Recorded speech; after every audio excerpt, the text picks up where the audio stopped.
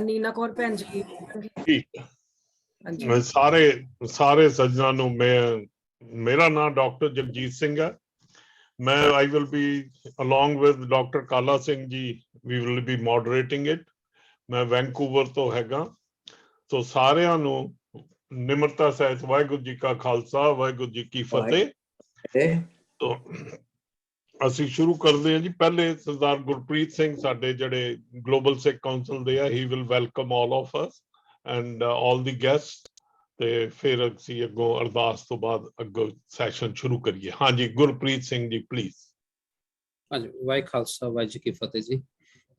ਅੱਜ ਸਾਰੇ ਹੀ ਪਾਰਟਿਸਪੈਂਟਸ ਦਾ ਤਹਿ ਦਿਲੋਂ ਧੰਨਵਾਦ ਅੱਜ ਦੀ ਮੌਜੂਦਗੀ ਵਾਸਤੇ, ਔਰ ਸਪੈਸ਼ਲ ਧੰਨਵਾਦ ਜਿਹੜੇ ਅੱਜ ਸਾਡੇ ਗੈਸਟ ਨੇ ਐਂਡ ਜੋ ਸਪੀਕਰਸ ਨੇ।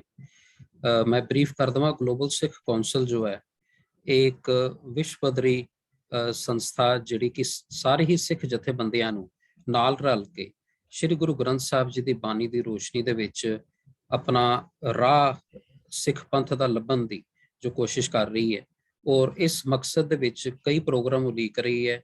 ਉਹਨਾਂ ਵਿੱਚ ਚਾਹੇ ਸੈਮੀਨਾਰਸ ਹੋਣ, ਚਾਹੇ ਗਰਾਊਂਡ ਦੇ ਉੱਤੇ ਸਿੱਖੀ ਪ੍ਰਸਾਰ ਦੇ ਰਿਲੇਟਡ ਪ੍ਰੋਜੈਕਟਸ ਹੋਣ, ਉਹਦੇ 'ਚ ਅਸੀਂ ਕੋਸ਼ਿਸ਼ ਕਰ ਰਹੇ ਹਾਂ ਅਸੀਂ ਆਈਏ। ਤੇ ਉਸੇ ਹੀ ਮੰਤਵ ਦੇ ਵਿੱਚ ਇੱਕ ਬਹੁਤ ਹੀ ਵੱਡਾ ਮੁੱਦਾ ਜਿਹਦੇ ਬਾਰੇ ਅੱਜ ਅਸੀਂ ਚਰਚਾ ਕਰ ਰਹੇ ਹਾਂ, ਵੂਮਨ ਐਮਪਾਵਰਮੈਂਟ ਬਾਰੇ, ਜੋ ਕਿ ਨਾ ਮਨੁੱਖਤਾ ਦਾ ਅੱਧਾ ਹਿੱਸਾ ਤੇ ਹੈ ਹੀ ਹੈ, ਉਸੇ ਤਰ੍ਹਾਂ ਸਿੱਖ ਪੰਥ ਦਾ ਵੀ ਅੱਧਾ ਹਿੱਸਾ ਹੈ। ਔਰ ਇਹ ਜਦ ਤੱਕ ਇਹ ਬਰਾਬਰੀ ਨਹੀਂ ਹੁੰਦੀ ਉਦ ਤੱਕ ਸਿੱਖ ਪੰਥ ਦੀ ਵੀ ਤਰੱਕੀ ਨਹੀਂ ਹੋ ਸਕਦੀ। ਸੋ ਗਲੋਬਲ ਸਿੱਖ ਕੌਂਸਲ ਦੇ ਵੱਲੋਂ ਅੱਜ ਇੱਕ ਵਾਰੀ ਫੇਰ ਆਪ ਸਭ ਦਾ ਬਹੁਤ ਬਹੁਤ ਧੰਨਵਾਦ ਸਾਰਿਆਂ ਦਾ। ਗਲੋਬਲ ਸਿੱਖ ਕੌਂਸਲ ਦੇ ਵਾਸਤੇ ਜਾਣਨ ਵਾਸਤੇ, ਹੋਰ ਬਾਤ ਜਾਣਨ ਵਾਸਤੇ ਜਿਹੜੇ ਵੀ ਪਾਰਟਿਸਪੈਂਟਸ ਨੇ ਉਹ globalsikhcouncil.org ਜਿਹੜੀ ਓਫੀਸ਼ੀਅਲ ਵੈਬਸਾਈਟ ਹੈ ਉੱਥੇ ਜਾ ਕੇ ਵੀ ਦੇਖ ਸਕਦੇ ਨੇ।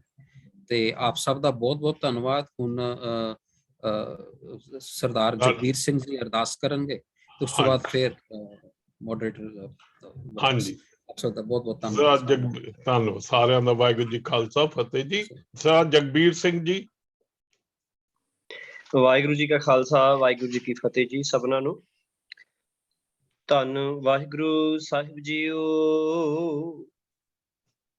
ਤੂੰ ਠਾਕੁਰ ਤੁਮ ਪਹਿ ਅਰਦਾਸ, ਜੀਉ ਪਿੰਡ ਸਭ ਤੇਰੀ ਰਾਸ। ਤੁਮ ਮਾਤ ਪਿਤਾ ਹਮ ਬਾਰਿਕ ਤੇਰੇ,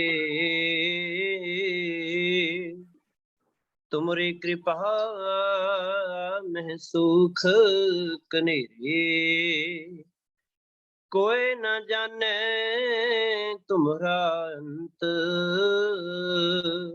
ਉੱਚੇ ਤੇ ਉੱਚਾ ਭਗਵੰਤ। ਸਗਲ ਸਮਗਰੀ ਤੁਮਰੈ ਸੂਤਰ ਤਾਰੀ, ਤੁਮ ਤੇ ਹੋਏ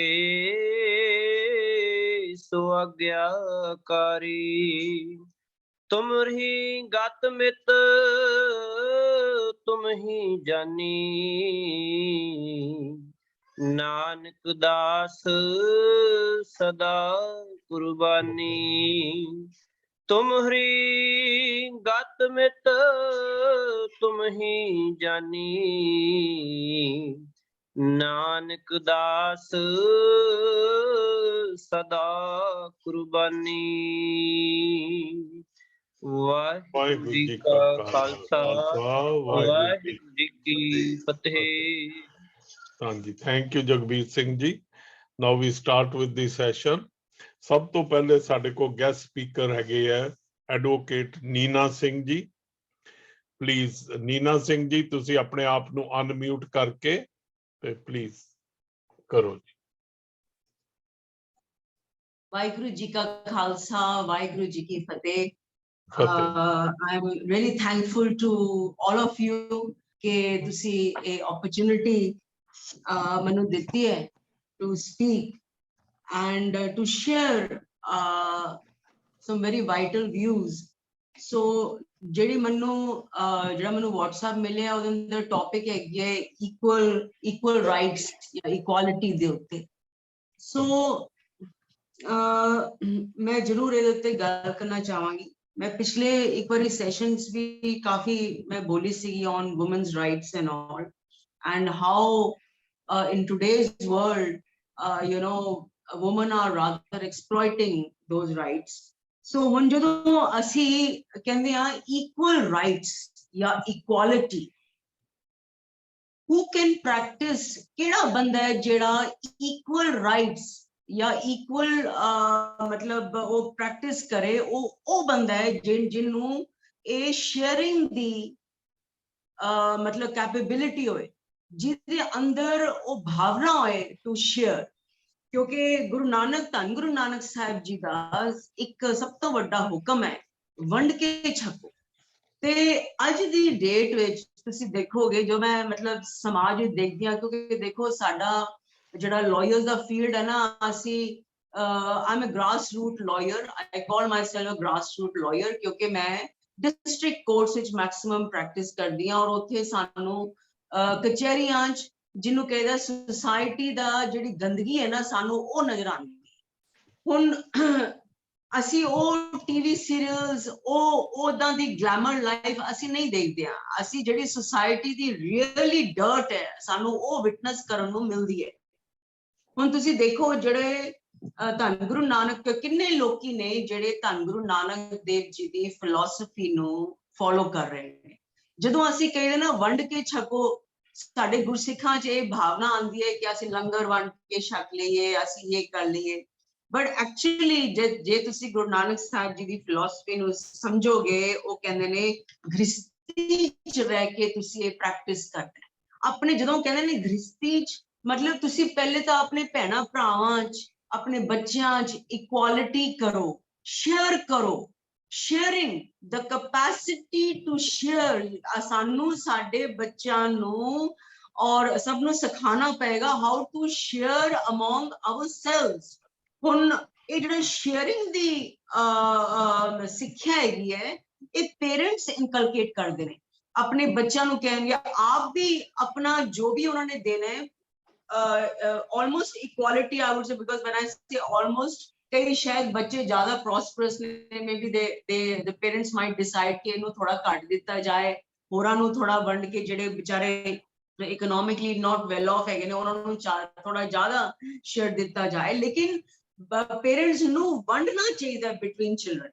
ਜਦੋਂ ਤੁਸੀਂ ਇੰਨਾ ਵੱਡਾ ਚੰਕ ਇੱਕ ਆਪਣੇ ਫੇਵਰਾਈਟ ਬੱਚੇ ਨੂੰ ਦੇ ਦਿਓ, ਜਾਂ ਤੁਸੀਂ ਇੱਕ ਦੋ ਬੱਚੇ ਨੂੰ ਦੇ ਦਿਓ, ਸਿਰਫ ਮੁੰਡਿਆਂ ਨੂੰ ਦੇ ਦਿਓ, ਕੁੜੀਆਂ ਨੂੰ ਨਾ ਦਿਓ, ਸੋ ਉਹਦੇ ਅੰਦਰ ਕਿੰਨਾ ਮਤਲਬ ਕਿ ਕਿੱਦਾਂ ਦਾ ਮਹਿਸੂਸ ਫੀਲ ਕਰਦਾ ਹੋਏਗਾ। ਤੁਸੀਂ ਆਪ ਸੋਚੋ ਕਿ ਇੱਕ ਮਤਲਬ ਡਾਈਨਿੰਗ ਟੇਬਲ ਤੇ ਪਲੇਟਾਂ ਪਈਆਂ ਨੇ, ਔਰ ਤੁਸੀਂ ਸਿਰਫ ਮੁੰਡਿਆਂ ਨੂੰ ਖਾਣਾ ਵਰਤਦੇ ਹੋ, ਤੇ ਕੁੜੀਆਂ ਨੂੰ ਤੁਸੀਂ ਕਹਿੰਦੇ ਹੋ ਨਹੀਂ ਤਾਂ ਤੂੰ ਨਾ ਇੱਥੇ ਨਾ ਖਾਈ, ਤੇਰਾ ਇੱਥੇ ਰਾਈਟ ਨਹੀਂ ਹੈ, ਜਦੋਂ ਤੂੰ ਵਿਆਹੀ ਜਾਏਂਗੀ ਨਾ ਉੱਥੇ ਜਾ ਕੇ ਖਾਈ।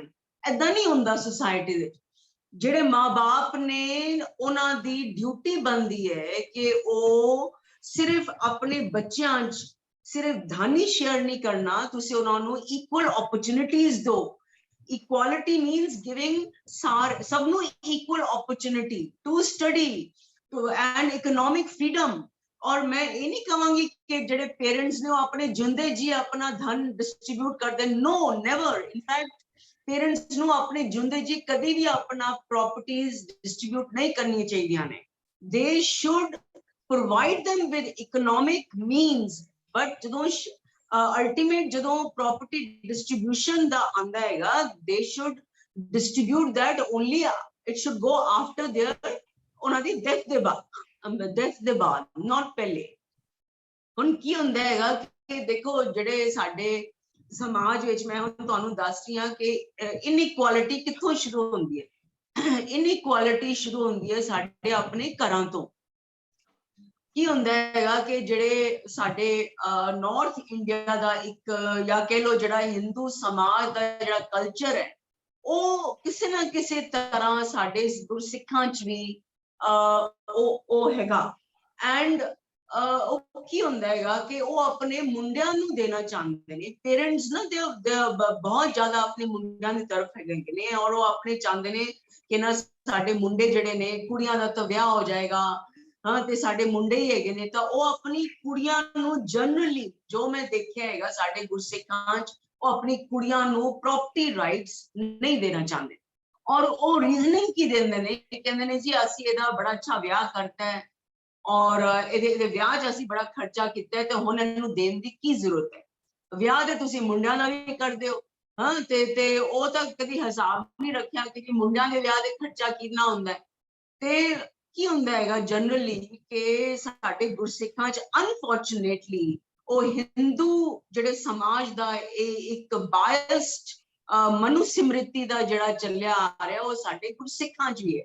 ਅਸੀਂ ਕਈ ਕਸਟਮਸ ਜਿਹੜੇ ਨੇ ਹਿੰਦੂਆਂ ਤੋਂ ਅਸੀਂ ਸੈਲੀਬ੍ਰੇਟ ਕਰਦੇ ਹਾਂ, ਜਿੱਦਾਂ ਰਕਸ਼ਾ ਬੰਧਨ ਹੋ ਗਿਆ, ਇਹ ਸਭ ਜਿਹੜੇ ਵਿਸ਼ਵਕਰਮਾ ਜਿਹੜਾ ਅੱਜਕੱਲ ਬੜਾ ਉਹ ਕਰਦੇ ਨੇ, ਉਹ ਵੀ ਇਹ ਹਿੰਦੂ ਧਰਮ ਦਾ ਉਹ ਹੈਗਾ। It is not related to Sikhism.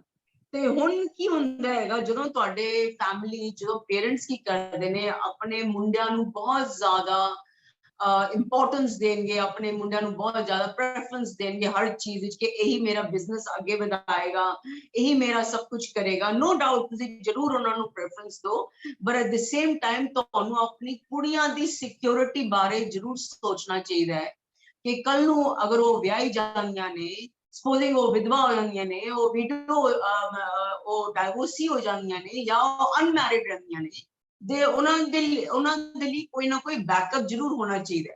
ਸੋ ਇਹ ਜਦੋਂ ਅਸੀਂ ਇਕੁਆਲਿਟੀ ਕਹਿੰਦੇ ਆ ਨਾ, ਇਕੁਆਲਿਟੀ ਕਮਸ ਵਿਦ ਸ਼ੇਅਰਿੰਗ। ਜਿਹੜੇ ਲੋਕੀ ਸ਼ੇਅਰ ਨਹੀਂ ਕਰ ਸਕਦੇ ਨਾ, ਉਹ ਇਕੁਆਲਿਟੀ ਕਿੱਦਾਂ ਪ੍ਰੈਕਟਿਸ ਕਰਨਗੇ। ਤੇ ਹੁਣ ਮੈਂ ਪਿਛਲੇ ਸੈਸ਼ਨ ਵਿੱਚ ਵੀ ਇਹੀ ਦੱਸ ਰਹੀ ਸੀ ਕਿ ਕੀ ਹੁੰਦਾ ਹੈਗਾ ਕਿ ਜਦੋਂ ਅੱਜ ਦੀ ਡੇਟ ਵਿੱਚ ਜਿੰਨੇ ਵਿਆਹ ਹੋ ਰਹੇ ਨੇ 90% ਆਫ ਵਿਆਹ ਜਿੰਨੇ ਵੀ ਮੈਰਿजेस ਹੁੰਦੇ ਨੇ ਉਹ ਲਾਲਚ ਵਿੱਚ ਹੁੰਦੇ ਨੇ। ਐਂਡ ਕੀ ਕਹਿੰਦੇ ਨੇ ਜਿਹੜੇ ਗਰਲ ਸਾਈਡ ਨੇ ਉਹ ਇਹ ਦੇਖਦੇ ਨੇ ਕਿ ਮੁੰਡੇ ਵਾਲੇ ਕਿੰਨੇ ਅਮੀਰ ਨੇ, ਕਿੰਨੇ ਉਹਨਾਂ ਦੀਆਂ ਪ੍ਰਾਪਰਟੀਆਂ ਨੇ, ਕਿੰਨਾ ਐਸੈਟਸ ਹੈ। ਉਹ ਇਹ ਨਹੀਂ ਦੇਖਦੇ ਕਿ ਉਹ ਸਿੱਖੀ 'ਚ ਕਿੰਨਾ ਆਪਣਾ ਕਾਇਮ ਹੈਗਾ, ਕਿੰਨਾ ਉਹ ਮੁੰਡਾ ਓਨੈਸਟ ਹੈਗਾ, ਕਿੰਨਾ ਹਾਰਡ ਵਰਕਿੰਗ ਹੈ। ਉਹ ਇਹ ਕੁਆਲਿਟੀਜ਼ ਉਹ ਨਹੀਂ ਦੇਖਦੇ, ਉਹ ਸਿਰਫ ਇਹ ਦੇਖਦੇ ਨੇ ਜੀ ਬੜਾ ਵੱਡਾ ਘਰ ਹੈ ਇਹ ਉਹ ਦੇਖ ਕੇ ਉਹ ਆਪਣੀ ਕੁੜੀ ਨੂੰ ਇੱਕ ਉਹਦੇ ਅੰਦਰ ਲਾਲਚ ਪਾਉਂਦੇ ਨੇ ਕਿ ਤੈਨੂੰ ਜਿਹੜੇ ਘਰ ਤੂੰ ਵਿਆਹੀ ਜਾ ਰਹੀ ਹੈ ਨਾ, ਤੂੰ ਉੱਥੇ ਜਾਂਦੀ ਸਾਰੀ ਤੂੰ ਮਾਲਕਨ ਬਣ ਜਾਏਂਗੀ ਇੰਨੇ ਵੱਡੇ ਘਰ। ਕਈ ਮੈਂ ਘਰਾਂ ਨੂੰ ਦੇਖਿਆ ਕਿ ਉਹ ਇਹ ਏਦਾਂ ਲਾਲਚ ਦੇ ਕੇ ਆਪਣੀ ਕੁੜੀ ਦਾ ਵਿਆਹ ਕਰਾ ਦਿੰਦੇ ਨੇ ਵੱਡੇ ਫੈਮਿਲੀ 'ਚ, ਕਿਉਂਕਿ ਉਹ ਆਪਣੀ ਕੁੜੀ ਨੂੰ ਉਹ ਇਕੁਅਲ ਰਾਈਟਸ ਜਿਹੜਾ ਸਾਡਾ ਕਾਨੂੰਨ ਇਕੁਅਲ ਰਾਈਟਸ ਕੁੜੀਆਂ ਨੂੰ ਦਿੰਦਾ ਹੈ। ਤੁਸੀਂ ਹੁਣ ਦੇਖੋ ਜਿਹੜਾ ਹਿੰਦੂ ਸਕਸੈਸ਼ਨ ਐਕਟ ਹੈਗਾ ਉਹ ਇਕੁਅਲ ਰਾਈਟਸ ਦਿੰਦਾ ਹੈ ਸਾਰਿਆਂ ਨੂੰ, ਸਾਰੇ ਬੱਚਿਆਂ ਨੂੰ, ਇੰਕਲੂਡਿੰਗ ਦ ਵਾਈਫ। ਸਪੋਜ਼ਿੰਗ ਦ ਹਸਬੈਂਡ ਡਾਈਜ਼ ਤੇ ਉਹਦੇ ਵਾਈਫ ਔਰ ਜਿੰਨੇ ਬੱਚੇ ਨੇ ਅਗਰ ਉਹ ਕੋਈ ਵਸੀਅਤ ਨਹੀਂ ਛੱਡਦਾ ਤਾਂ ਉਹਨਾਂ ਨੂੰ ਇਕੁਅਲ ਰਾਈਟਸ ਮਿਲਣਗੇ। ਲੇਕਿਨ ਉਹ ਲੋਕੀ ਕੀ ਕਰਦੇ ਨੇ, ਉਹ ਇਕੁਆਲਿਟੀ ਨਹੀਂ ਪ੍ਰੈਕਟਿਸ ਕਰਨਾ ਚਾਹੁੰਦੇ। ਉਹ ਕੀ ਹੁੰਦਾ ਹੈਗਾ ਜਨਰਲੀ ਪੇਰੈਂਟਸ ਬਾਇਸਡ ਹੁੰਦੇ ਨੇ ਤਾਂ ਉਹ ਆਪਣੇ ਕੁੜੀਆਂ ਦਾ ਵਿਆਹ ਐਸੀ ਫੈਮਿਲੀ 'ਚ ਕਰਨਾ ਚਾਹੁੰਦੇ ਨੇ, ਉਹਨੂੰ ਲਾਲਚ ਦੇ ਕੇ ਕਰਦੇ ਨੇ ਕਿ ਜਿੱਥੇ ਤੂੰ ਵਿਆਹੀ ਜਾ ਰਹੀ ਹੈ ਉੱਥੇ ਤੈਨੂੰ ਜਾਂਦੇ ਸਾਰੀ ਤੂੰ ਇੰਨੀ ਵੱਡੀ ਕੋਠੀ ਦੀ ਮਾਲਕਨ ਬਣ ਜਾਏਂਗੀ। ਹੁਣ ਉਹ ਜਿਹੜੀ ਕੁੜੀ ਹੈਗੀ ਹੈ ਉਹਦੇ ਯੰਗ ਕੁੜੀ ਹੈ, ਉਹਨੂੰ ਜ਼ਿਆਦਾ ਅੰਡਰਸਟੈਂਡਿੰਗ ਨਹੀਂ ਹੈ ਔਰ ਜਦੋਂ ਉਹ ਵਿਆਹੀ ਜਾਂਦੀ ਹੈ ਤੇ ਉੱਥੇ ਪਾਵਰ ਸਟਰਗਲ ਸ਼ੁਰੂ ਹੋ ਜਾਂਦੀ ਹੈ। ਜਿਹੜੇ ਇਨ-ਲॉज ਦੇ ਘਰ ਜਾਂਦੀ ਹੈ ਉੱਥੇ ਇੱਕ ਪਾਵਰ ਸਟਰਗਲ ਸ਼ੁਰੂ ਹੋ ਜਾਂਦੀ ਹੈ ਆਪਣੀ ਸੱਸ ਔਰ ਉਹਦੇ 'ਚ। ਔਰ ਜਿਹੜੀ ਸੱਸ ਹੈਗੀ ਆ ਉਹ ਤਾਂ ਆਲਰੇਡੀ ਉੱਥੇ ਕਈ ਸਾਲਾਂ ਤੋਂ ਵਿਚਾਰੀ ਆਪਣੀ ਗ੍ਰਸਤੀ ਕਰ ਰਹੀ ਹੈ।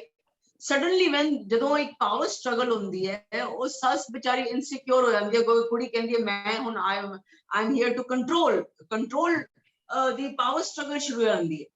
ਤੇ ਜਿਹੜੀ ਉਹ ਕੁੜੀ ਹੈਗੀ ਹੈ ਉਹਨੂੰ ਇਹ ਹੁੰਦਾ ਹੈ ਕਿ ਮੈਨੂੰ ਪਤਾ ਨਹੀਂ ਕਦੋਂ ਮਿਲੇਗਾ ਮੈਨੂੰ, ਕਿਉਂਕਿ ਮੇਰੇ ਪੇਰੈਂਟਸ ਨੇ ਤੇ ਕਿਹਾ ਤੂੰ ਜਾਂਦੇ ਸਾਰੀ ਮਾਲਕਨ ਬਣ ਜਾਏਗੀ। ਤੇ ਇਹ ਜਿਹੜੀ ਇੱਕ ਸੋਚ ਹੈ ਔਰ ਅਨਫੋਰਚੂਨੇਟਲੀ ਅਗਰ ਉੱਥੇ ਮੁੰਡੇ ਦੇ ਘਰ ਵਿੱਚ ਉਹਦੇ ਹਸਬੈਂਡ ਦੇ ਘਰ ਵਿੱਚ ਅਗਰ ਉਹਦੀ ਭੈਣ ਵੀ ਉੱਥੇ ਹੈ ਤਾਂ that becomes a bigger problem. ਕਿਉਂਕਿ ਤੁਸੀਂ ਦੇਖੋਗੇ ਸਾਡੇ ਜਿਹੜੇ ਸਮਾਜ ਜਿਹੜੇ ਘਰ ਹੈਗੇ ਨੇ ਉਹ ਆਪਣੀ ਨਨਾਨਾ ਨੂੰ ਟੋਲਰੇਟ ਨਹੀਂ ਕਰ ਸਕਦੀਆਂ। ਜਿੰਨੀਆਂ ਨਿਊਲੀ ਮੈਰਿਡ ਕੁੜੀਆਂ ਨੇ ਜਾਂ ਜਿਹੜੀ ਮਤਲਬ ਮੈਰਿਡ ਲੇਡੀਜ਼ ਨੇ ਉਹ ਆਪਣੀ ਨਨਾਨਾ ਨੂੰ ਟੋਲਰੇਟ ਨਹੀਂ ਕਰ ਸਕਦੀਆਂ। ਉਹ ਸ਼ਾਇਦ ਨਨਾਨਾ ਨੂੰ 1 ਘੰਟਾ ਕੋਈ ਟੋਲਰੇਟ ਕਰ ਲੇ ਜਾਂ 2 ਘੰਟੇ। ਔਰ ਅਗਰ ਉਸ ਜਿਹੜਾ ਹਸਬੈਂਡ ਹੈ ਉਸ ਕੁੜੀ ਦਾ ਅਗਰ ਉਹਦੇ ਫਾਦਰ ਨੇ कोई प्रॉपर्टी राइट्स अपने धी नूं दिते होणगे, then it becomes a major problem, because जिहड़ी कुड़ी विआही जा रही है, वो तो एक एस्पिरेशन नाल जा रही है कि मैं तो कुड़ी मालकन बनांगी, पर वो जाके बड़ी डिसअपॉइंट हुंदी है कि उत्थे तो सੱਸ बैठी है, पता नहीं कदों ਉਹਦਾ ਚਲਾਣਾ ਹੋਏਗਾ, ਕਦੋਂ ਉਹ ਜਿਹੜੀ ਉਹ ਹੈਗੀ ਹੈ, then there is a sister in law ਜਿਹੜੀ ਆਪਣਾ ਸ਼ੇਅਰ ਲੈ ਰਹੀ ਹੈ. So what I'm now trying to say is, ਮੈਂ ਇਹ ਕਹਿ ਰਹੀ ਹਾਂ ਕਿ ਸਾਡੇ ਸਮਾਜ ਵਿੱਚ ਜੋ ਸਾਨੂੰ ਦਿਖਾਈ ਦੇ ਰਿਹਾ ਹੈ, ਇੰਨੇ ਝਗੜੇ ਘਰਾਂ 'ਚ, ਡਾਈਵੋਰਸਿਸ, ਝਗੜੇ ਤੁਸੀਂ ਦੇਖੋਗੇ ਕਿ किन्ने झगड़े होंदे ने between the mother-in-law and daughter-in-law, between daughter-in-law and her nanan and all. ये क्यों हो रहे ने? Is because of inequality. ਇਹਦੀ ਜਿਹੜੀ ਜੜ ਹੈਗੀ ਹੈ ਉਹ inequality ਹੈ, ਔਰ ਉਹ inequality ਜਿਹੜੀ ਹੈ ਪੇਰੈਂਟਸ ਤੋਂ ਸ਼ੁਰੂ ਹੁੰਦੀ ਹੈ, ਔਰ ਸਭ ਤੋਂ ਜ਼ਿਆਦਾ ਮਤਲਬ inequality ਦੇਖੋ ਤੁਸੀਂ ਮਤਲਬ ਅੱਜ ਦੀ ਡੇਟ ਵਿੱਚ ਇੱਕ ਔਰਤ ਹੀ ਦੂਜੀ ਔਰਤ ਦੀ ਦੁਸ਼ਮਣ ਬਣੀ ਹੋਈ ਹੈ. It is a fact. ਤੁਸੀਂ ਕੋਈ ਵੀ ਘਰ ਜਾ ਕੇ ਦੇਖ ਲਓ, ਤੁਸੀਂ ਦੇਖੋਗੇ ਕਿ ਇੱਕ ਔਰਤ ਹੀ ਦੂਜੀ ਔਰਤ ਦੀ ਦੁਸ਼ਮਣ ਹੈਗੀ ਹੈ, whether it is between ਸਾਸ ਬਹੂ, it is between ਬਹੂ and the sister-in-law, ਜੋ ਵੀ ਹੈ, the tug of war is always between women. ਤੁਸੀਂ ਬੜੇ ਘੱਟ ਦੇਖੋਗੇ ਘਰ ਜਿੱਥੇ ਆਦਮੀ ਲੜਦੇ ਪਏ ਹੋਣ. ਇਹ ਬੜੀ ਵੱਡੀ ਸਾਨੂੰ ਨਾ ਸਮਝਣ ਦੀ ਜ਼ਰੂਰਤ ਹੈ, ਬਿਕੋਜ਼ ਅੱਜ ਦੀ ਡੇਟ ਵਿੱਚ ਬਹੁਤ ਸਾਡੀਆਂ ਗੁਰਸਿੱਖ ਫੈਮਿਲੀਜ਼ ਬ੍ਰੇਕ ਡਾਊਨ ਹੋ ਰਹੀਆਂ ਨੇ, ਔਰ ਇਹਦਾ ਕਾਰਨ ਇਹੀ ਹੈ ਕਿ ਤੁਸੀਂ ਪਹਿਲੇ ਤਾਂ ਇਨਇਕੁਆਲਿਟੀ ਪੇਰੈਂਟਸ ਕਰਦੇ ਨੇ, ਫਿਰ ਉਹ ਆਪਣੀ ਕੁੜੀਆਂ ਦਾ ਵਿਆਹ ਲਾਲਚ ਵਿੱਚ ਦੂਜੇ ਘਰ ਵਿੱਚ ਵਿਆਹ ਕਰਦੇ ਨੇ, ਮੁੰਡੇ ਚੰਗੇ ਅਮੀਰ ਢੂੰਡ ਕੇ, ਤੇ ਜਿਨ੍ਹਾਂ ਨੂੰ ਕੋਈ ਸਿੱਖੀ ਦਾ ABCD ਨਹੀਂ ਪਤਾ ਹੁੰਦੀ. ਇਹ ਕੁੜੀਆਂ ਨੂੰ ਵੀ ਅੱਜ ਕੱਲ੍ਹ ਇਹ ਹਾਲ ਹੋ ਗਿਆ, ਇੰਨਾ ਜ਼ਿਆਦਾ ਲਾਲਚ ਆ ਗਿਆ ਕਿ ਉਹ ਗੁਰੂ ਨਾਨਕ ਸਾਹਿਬ ਜੀ ਦੀ ਫਿਲਾਸਫੀ ਤੋਂ ਜਾਂ ਗੁਰੂ ਨਾਨਕ ਸਾਹਿਬ ਜੀ ਦੀ ਟੀਚਿੰਗ ਤੋਂ, ਸਿੱਖੀ ਤੋਂ ਬਹੁਤ ਦੂਰ ਚਲੀ ਗਈਆਂ ਨੇ ਸਾਡੀਆਂ ਕੁੜੀਆਂ. ਹੁਣ ਕੀ ਹੁੰਦਾ ਹੈਗਾ, ਮੈਂ ਤੁਹਾਨੂੰ ਦੱਸਾਂ ਕਿ ਹਾਂਜੀ, ਸਾਨੂੰ ਜ਼ਰਾ ਇੱਕ ਦੋ ਮਿੰਟ ਤੁਸੀਂ ਵਾਈਂਡ ਅਪ ਕਰ. ਹਾਂਜੀ ਬਿਲਕੁਲ. ਸੋ ਹੁਣ ਮੈਂ ਸਿਰਫ ਇਹ ਕਹਾਂਗੀ, ਹੁਣ ਇੱਕ ਹੋਰ ਬੜਾ ਇੰਪੋਰਟੈਂਟ ਪੁਆਇੰਟ ਮੈਂ ਬੋਲਣਾ ਚਾਹਾਂਗੀ ਕਿ ਇਨਇਕੁਆਲਿਟੀ ਦਾ ਇਫੈਕਟ ਇੰਨਾ ਜ਼ਿਆਦਾ ਹੈ ਕਿ ਤੁਸੀਂ ਦੇਖੋਗੇ, ਮੈਂ ਇਸ ਕਰਕੇ ਡੋਮੈਸਟਿਕ ਇਸ਼ੂਜ਼ ਦੇ ਉੱਤੇ ਜ਼ਿਆਦਾ ਗੱਲ ਕਰ ਰਹੀ ਹਾਂ ਕਿਉਂਕਿ ਅੱਜ ਕੱਲ੍ਹ ਸਾਡੇ ਸਿੱਖ ਸਮਾਜ ਬੜੇ ਡਾਈਵੋਰਸ ਕੇਸਿਸ ਚੱਲ ਰਹੇ ਨੇ, ਤੇ ਇਹ ਇਨਇਕੁਆਲਿਟੀ ਦਾ ਇਫੈਕਟ ਇੰਨਾ ਜ਼ਿਆਦਾ ਹੈ ਕਿ ਜਿਹੜੀ ਇੱਕ ਵਿਆਹੀ ਹੋਈ ਕੁੜੀ ਜਿਹੜੀ ਆਪਣੇ ਇਨ-ਲॉज ਦੇ ਘਰ ਜਾਂਦੀ ਹੈ, ਉਹ ਔਰ ਉਹਦੇ ਪੇਰੈਂਟਸ ਇਨ-ਲॉज ਦੀ ਪ੍ਰਾਪਰਟੀ ਦੇ ਉੱਤੇ ਪੂਰਾ ਉਹ ਨਜ਼ਰ ਰੱਖਦੇ ਨੇ ਕਿ ਵੀ ਇਹ ਕਿੰਨਾ ਸਾਨੂੰ ਦੇਣਗੇ, ਸਾਡੀ ਕੁੜੀ ਨੂੰ ਕਿੰਨਾ ਦੇਣਗੇ, ਇਹਨਾਂ ਕੋਲ ਕੀ ਹੈ, ਕੀ ਐਸੈਟਸ ਹੈ. ਲੇਕਿਨ ਅਗਰ ਉਹੀ ਇਨ-ਲॉज ਵਾਲੇ ਅਗਰ ਉਹ ਕੁੜੀ ਨੂੰ ਪੁੱਛਣ ਕਿ ਤੇਰੇ ਮਾਂ-ਬਾਪ ਨੇ ਤੈਨੂੰ ਕੀ ਦਿੱਤਾ ਹੈ, ਉਹ ਕਹਿਣਗੇ it becomes a case of dowry. Do you understand? So the rules are different. The rules for the girl side are different. The rules for the boy side are different. The girl side ਜਿਹੜੇ ਨੇ ਉਹਨਾਂ ਨੂੰ ਉਹ ਕਹਿੰਦੇ ਨੇ ਸਾਨੂੰ ਹੱਕ ਹੈ ਇਹ ਪੁੱਛਣ ਦਾ ਜੀ, ਇਹ ਪ੍ਰਾਪਰਟੀ ਕਿਹਦੀ ਹੈ, ਸਾਡੀ ਕੁੜੀ ਨੂੰ ਆਏਗੀ ਕਿ ਨਹੀਂ, ਉਹ ਕਿਹਦੀ ਹੈ, ਆਏਗੀ ਕਿ ਨਹੀਂ. ਲੇਕਿਨ ਜਦੋਂ ਉਹ ਹਸਬੈਂਡ ਅਗਰ ਇਹ ਗੱਲ ਆਪਣੀ ਵਹੁਟੀ ਨੂੰ ਪੁੱਛ ਲਏ ਕਿ ਤੇਰੇ ਫਾਦਰ ਤੈਨੂੰ ਕੁਝ ਦੇ ਰਹੇ ਨੇ, then it becomes a case of dowry, which is a very very wrong concept. ਮੈਂ ਇਸ ਕਰਕੇ ਪੁਆਇੰਟ ਕਰ ਰਹੀ ਹਾਂ ਕਿ ਜੇ ਇਕੁਆਲਿਟੀ ਅਸੀਂ ਕਹਿੰਦੇ ਆ ਨਾ, ਤੇ ਜੇ ਤੁਹਾਨੂੰ ਹੱਕ ਹੈ ਉਹਨਾਂ ਦੇ ਬਾਰੇ ਪੁੱਛਣ ਦਾ, ਤੇ ਉਹਨਾਂ ਨੂੰ ਵੀ ਹੱਕ ਹੈ, ਪੂਰਾ ਹੱਕ ਹੈ ਤੁਹਾਡੀ ਕੁੜੀ ਨੂੰ ਪੁੱਛਣ ਦਾ ਕਿ ਜੀ ਹਾਂ ਜੀ ਤੁਸੀਂ ਇਕੁਆਲਿਟੀ ਕੀਤੀ ਹੈ ਕਿ ਨਹੀਂ ਕੀਤੀ ਹੈ. ਇਹ ਬਹੁਤ ਇੰਪੋਰਟੈਂਟ ਪੁਆਇੰਟ ਹੈਗਾ. ਬਾਕੀ I can wind up now because you have other speakers also. So thank you. ਜੇ ਅਸੀਂ ਵੰਡ ਕੇ ਛਕੀਏ ਤਾਂ ਅਸੀਂ ਕਦੀ ਵੀ ਏਦਾਂ ਦੇ ਝਮੇਲਿਆਂ 'ਚ ਨਹੀਂ ਪੈਵਾਂਗੇ, ਔਰ ਇਹ ਬਹੁਤ ਵੱਡਾ ਟੌਪਿਕ ਹੈ. ਬਾਕੀ I leave it to you, all of you to decide. Thank you. Thank you so much. Thank you ਭੈਣ ਜੀ. ਵਾਹਿਗੁਰੂ ਜੀ ਖਾਲਸਾ, ਵਾਹਿਗੁਰੂ ਜੀ ਕੀ ਫਤਿਹ. Thank you. ਹੁਣ ਸਾਡੇ ਕੋਲ ਨੈਕਸਟ ਸੀਗੇ ਡਾਕਟਰ ਮਨਦੀਪ ਕੌਰ ਕੋਚਰ, ਹੈਗੇ ਕਿ ਨਹੀਂ ਹੈਗੇ, ਮੈਂ ਦੇਖ ਨਹੀਂ ਰਿਹਾ ਉਹਨਾਂ ਨੂੰ. ਜੇ ਨਹੀਂ ਆ ਤਾਂ ਕਮਲਜੀਤ ਕੌਰ.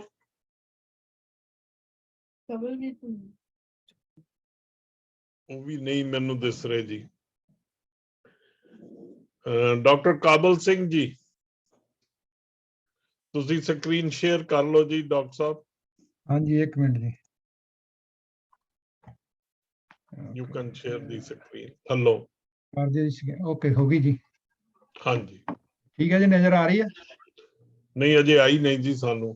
ਹੁਣ अजय भी नहीं आ रही। एक मिनट जी। ओके मैं ਇਹਨੂੰ ਕਰਕੇ ਦੋ ਉਧਰੋਂ ਲੈਣਾ ਜੀ। ਆ ਰਹੀ ਹੈ ਜੀ ਤੁਹਾਡੀ ਸਾਰੀ ਫੋਟੋ ਸਭ ਕੁਝ ਆ ਰਿਹਾ ਹੈ। ਤੁਹਾਡੀ ਮੇਰੀ ਫੋਟੋ ਸਕਰੀਨ ਤਾਂ ਆ ਰਹੀ ਹੈ, ਤੁਹਾਡੀ ਸਕਰੀਨ ਮੇਰੀ ਨਹੀਂ। ਸਲਾਈਡਾਂ ਨਜ਼ਰ ਆ ਰਹੀਆਂ ਜੀ, ਮੈਂ ਸਲਾਈਡਾਂ ਦਿਖਾਉਣੀਆਂ ਨੇ, ਉਹ ਹੈ ਜੀ ਮੇਨ ਚੀਜ਼। ਓਕੇ ਮੈਂ ਦੇਖਦਾ ਜੀ ਇਫ ਆਈ ਕੈਨ।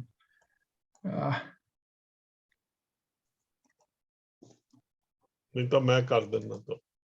ਇੱਕ ਮਿੰਟ ਜੀ, ਉਹ ਮੈਂ ਟਰਾਈ ਕਰ ਰਿਹਾ, ਮੈਂ ਅੱਗੇ ਕੀਤਾ ਕਈ ਵਾਰੀ ਵੈਸੇ ਤੇ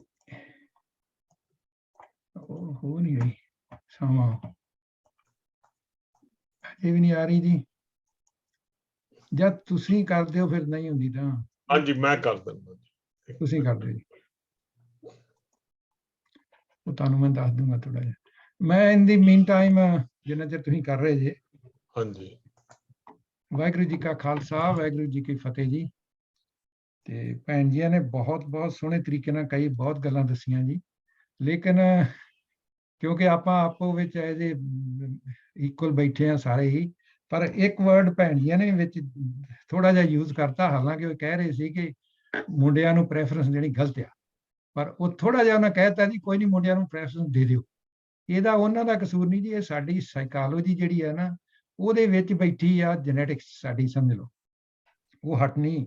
ਤੇ ਵਿਆਹ ਦਾ ਲਾਲਚ ਤਾਂ ਦੋਵੇਂ ਧਿਰ ਕਰਦੇ ਆ ਜੀ, ਜੇ ਕੁੜੀ ਵਾਲੇ ਕਰਦੇ ਆ ਤੇ ਮੁੰਡੇ ਵਾਲੇ ਵੀ ਲੱਭਦੇ ਆ ਕਿ ਕੁੜੀ ਦਾ ਘਰ ਮਾਂ ਪਿਓ ਅਮੀਰ ਹੋਣ, ਇਹ ਦੋ ਸਾਈਡਾਂ ਤੋਂ ਆ ਜੀ, ਇਕੱਲਿਆਂ ਦੇ ਨਹੀਂ। ਤੇ ਬਿਲਕੁਲ ਇਹਨਾਂ ਇੱਕ ਗੱਲ ਕਹੀ ਆ ਜੀ ਕਿ ਜਿਹੜੇ ਮੇਨ ਕਨਫਲਿਕਟ ਲੜਕੀਆਂ ਇਸਤਰੀਆਂ ਦਾ ਵਿੱਚ ਹੀ ਜ਼ਿਆਦਾ ਹੁੰਦਾ, ਉਹਨਾਂ ਨੇ ਬਿਲਕੁਲ ਸਹੀ ਗੱਲ ਕਹੀ ਹੈ, ਮੇਰਾ ਵੀ ਇਹੋ ਵੀ ਜੀ। ਤੇ ਰੂਲ ਜਿਹੜੇ ਨੇ ਡਿਫਰੈਂਟ, ਮੈਂ ਥੋੜਾ ਜਿਹਾ ਅੱਗੇ ਜਾ ਕੇ ਗੱਲ ਕਰਾਂਗਾ। ਇਨ ਦੀ ਮੀਨ ਟਾਈਮ ਡਾਕਟਰ ਸਾਹਿਬ ਕਰ ਦਿਓ ਸ਼ੇਅਰ ਮੇਰੀ ਜੀ। ਹਾਂਜੀ ਹਾਂਜੀ ਸਾਰਿਆਂ ਨੂੰ ਦਿਸ ਰਿਹਾ ਜੀ? ਹਾਂਜੀ ਦਿਸ ਰਿਹਾ ਜੀ, ਮੈਨੂੰ ਦਿਸ ਰਿਹਾ, ਸਭ ਨੂੰ ਦਿਸ ਰਿਹਾ ਜੀ। ਚਲੋ ਬਹੁਤ ਵਧੀਆ ਜੀ। ਤੋ ਮੇਰਾ ਨਾਮ ਜੀ ਕਾਬਲ ਸਿੰਘ, ਤੇ ਮੇਰੇ ਨਾਲ ਮੇਰੇ ਅਸੀਂ ਇਕੱਠੇ ਆ ਡਾਕਟਰ ਬਲਦੇਵ ਸਿੰਘ। ਜਿਵੇਂ ਭੈਣ ਜੀ ਨੇ ਵੀ ਕਿਹਾ ਕਿ ਵਿਸ਼ਾ ਤੇ ਬਹੁਤ ਵੱਡਾ, ਲੇਕਿਨ ਅਸੀਂ ਥੋੜਾ ਜਿਹਾ ਕੋਸ਼ਿਸ਼ ਕਰਾਂਗੇ। ਅਸੀਂ ਇੱਕ ਆਰਟੀਕਲ ਇੱਕ ਦੋ ਲਿਖਿਆ ਜੀ, ਸਾਂਝੀ ਵਿਰਾਸਤ ਦੇ ਵਿੱਚ ਆ, ਫੈਬਰੀ ਅੰਕ ਦੇ ਵਿੱਚ ਇਸਤਰੀ ਸਤਿਕਾਰ ਬਾਰੇ ਗੁਰਮਤਿ ਸੇਧਾਂ, ਤੇ ਬਲੌਗ ਦੇ ਵਿੱਚ ਹੈ ਸਾਂਝੀ ਵਿਰਾਸਤ ਦੇ ਹੀ ਇਸਤਰੀ ਸਮਾਜਿਕ ਵਤੀਰਾ ਤੇ ਗੁਰਮਤਿ ਸੇਧਾਂ। ਸੈਕੰਡ ਵਾਲੇ ਚ ਅਸੀਂ ਜਿਆਦਾ ਬੈਕਗਰਾਉਂਡ ਹਿਸਟਰੀ ਦਿੱਤੀ ਆ ਪਹਿਲੇ ਵਾਲੇ ਚ। ਹਾਂਜੀ ਡਾਕਟਰ ਸਾਹਿਬ ਅੱਗੇ, ਤੇ ਅੱਗੇ ਜੀ ਡਾਕਟਰ ਸਾਹਿਬ ਅੱਗੇ ਕਰ ਦਿਓ। ਮੈਂ ਨਹੀਂ ਕਰ ਸਕਦਾ ਜੀ, ਤੁਹਾਡੇ ਕੋਲ ਕੰਟਰੋਲ ਹੈ। ਹਾਂਜੀ ਗੁਰਮਤ, ਜਸਟ ਫਿਊ ਸੈਕਿੰਡ ਜੀ। ਇਸਤਰੀ ਗੁਰਮਤ ਕੀ ਕਹਿੰਦੀ ਹੈ ਵੀ ਦੋਵੇਂ ਬਰਾਬਰ ਨੇ ਤੇ ਦੋਵਾਂ ਦਾ ਸੰਤੁਲਨ ਤੇ ਸਤਿਕਾਰ ਜ਼ਰੂਰੀ ਹੈ। ਗ੍ਰਸਤੀ ਸਾਨੂੰ ਸਾਰਿਆਂ ਨੂੰ ਪਤਾ ਹੈ ਕਿ ਕੇਂਦਰ ਬਿੰਦੂ ਹੈ ਗ੍ਰਸਤ, ਜਿਹੜਾ ਇਸਤਰੀ ਤੇ ਪਰਿਵਾਰ ਦੇ ਸਮਾਜ ਤੇ ਸਮੁੱਚੇ ਸਮਾਜ ਦਾ ਧੁਰਾ। ਖੁਸ਼ਹਾਲ ਜੀਵਨ ਲਈ ਇਸਤਰੀ ਅੰਮ੍ਰਿਤਧਾਰਾ, ਸਾਰੇ ਦੁੱਖਾਂ ਕਲੇਸ਼ਾਂ ਦੀ ਦਾਰੂ ਤੇ ਸੁੱਖਾਂ ਦੀ ਮਾਰ ਹੈ। ਇੰਨਾ ਹੀ ਕਹਿਣਾ ਜੀ, ਇਹ ਗੁਰਮਤਿ ਸਾਨੂੰ ਦੱਸ ਦਿੰਦੇ। ਹਾਂਜੀ ਅੱਗੇ ਜੀ।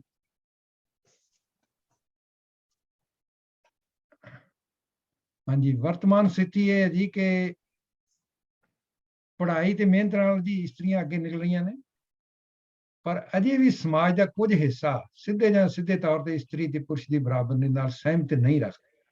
ਜੋ ਵੀ ਅਸੀਂ ਕਹੀਏ, ਅਜੇ ਕਾਫੀ ਹਿੱਸਾ ਆਮ ਸਾਡੀ ਸਾਈਕੋਲੋਜੀ ਇਹ ਬਣੀ ਹੋਈ ਆ, ਉਹਦਾ ਕਾਰਨ ਆ ਸਾਡਾ। ਤੇ ਬਾਕੀ ਦੂਸਰੀ ਚੀਜ਼ ਹੈ ਜੀ ਕਿ ਤੁਹਾਨੂੰ ਪਤਾ ਲੱਗ ਅਸ਼ਲੀਲ ਫਿਲਮਾਂ ਗੀਤਾਂ, ਇਹਦੇ ਵਿੱਚ ਇਸਤਰੀ ਦੀ ਇੱਜ਼ਤ ਰੋਲਣ ਦਾ ਸਾਡਾ ਵਿਊ ਹੈ ਜੀ ਕਿ ਉਹ ਸਾਰਾ ਕੁਝ ਜਿਹੜਾ ਨਾ ਉਹ ਇਸਤਰੀ ਦੀ ਇੱਕ ਕਿਸਮ ਦੀ ਬੇਇੱਜ਼ਤੀ ਕਹਿ ਲਓ, ਜਾਂ ਇਸਤਰੀ ਦਾ ਇੱਜ਼ਤ ਜਿਹੜੀ ਰੋਲਣ ਦਾ ਇਹ ਰੋਲ ਪਲੇ ਕਰਦੇ ਨੇ।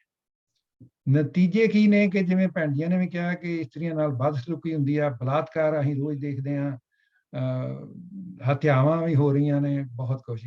ਔਰ ਪਰ ਇਹ ਹੈ ਕਿ ਇਹ ਨਵੀਂ ਨਹੀਂ ਗੱਲ ਕੋਈ, ਇਹ ਪੁਰਾਣੀ ਸਾਡੇ ਚਾਰ ਸਮਾਜ ਚੱਲਦੀ ਆ ਰਹੀ ਆ। ਗੁਰੂ ਸਾਹਿਬ ਨੇ ਬਹੁਤ ਕੋਸ਼ਿਸ਼ ਕੀਤੀ, ਗੁਰਬਾਣੀ 'ਚ ਬਹੁਤ ਕੁਝ ਲਿਖਿਆ, ਉਹ ਮੇਰੇ ਖਿਆਲ ਸਾਨੂੰ ਸਾਰਿਆਂ ਨੂੰ ਪਤਾ, ਦੱਸਣ ਦੀ ਸਾਨੂੰ ਲੋੜ ਨਹੀਂ। ਲੇਕਿਨ ਸਾਡਾ ਅਜੇ ਵੀ ਵਿਹਾਰ ਜਿਹੜਾ ਹੈ ਉਹ ਅੱਜ ਤੋਂ ਕੋਈ ਉਹ ਪੁਰਾਣਾ ਹੀ ਆ ਕਿ ਇਹੋ ਹੀ ਕੰਮ ਚੱਲਦਾ ਰਿਹਾ ਤੇ ਇਹੋ ਹੀ ਚੱਲੀ ਜਾਂਦਾ। ਅਨਫੋਰਚੂਨੇਟਲੀ ਗੁਰੂ ਸਾਹਿਬ ਦੇ 240 ਸਾਲਾਂ ਦੇ ਜਿਹੜੇ ਸੀ ਸਾਰੇ ਸਿੱਖਾਂ ਦੇ ਸਾਰੇ ਹੀ ਉਹ ਇੱਕ ਕਿਸਮ ਦਾ ਜੇ ਦੇਖੋ ਤੇ ਮੇਰੇ ਸਾਡੇ ਖਿਆਲ ਚ ਨਹੀਂ ਉਹ ਨਾ ਕਾਮਯਾਬ ਰਹੇ।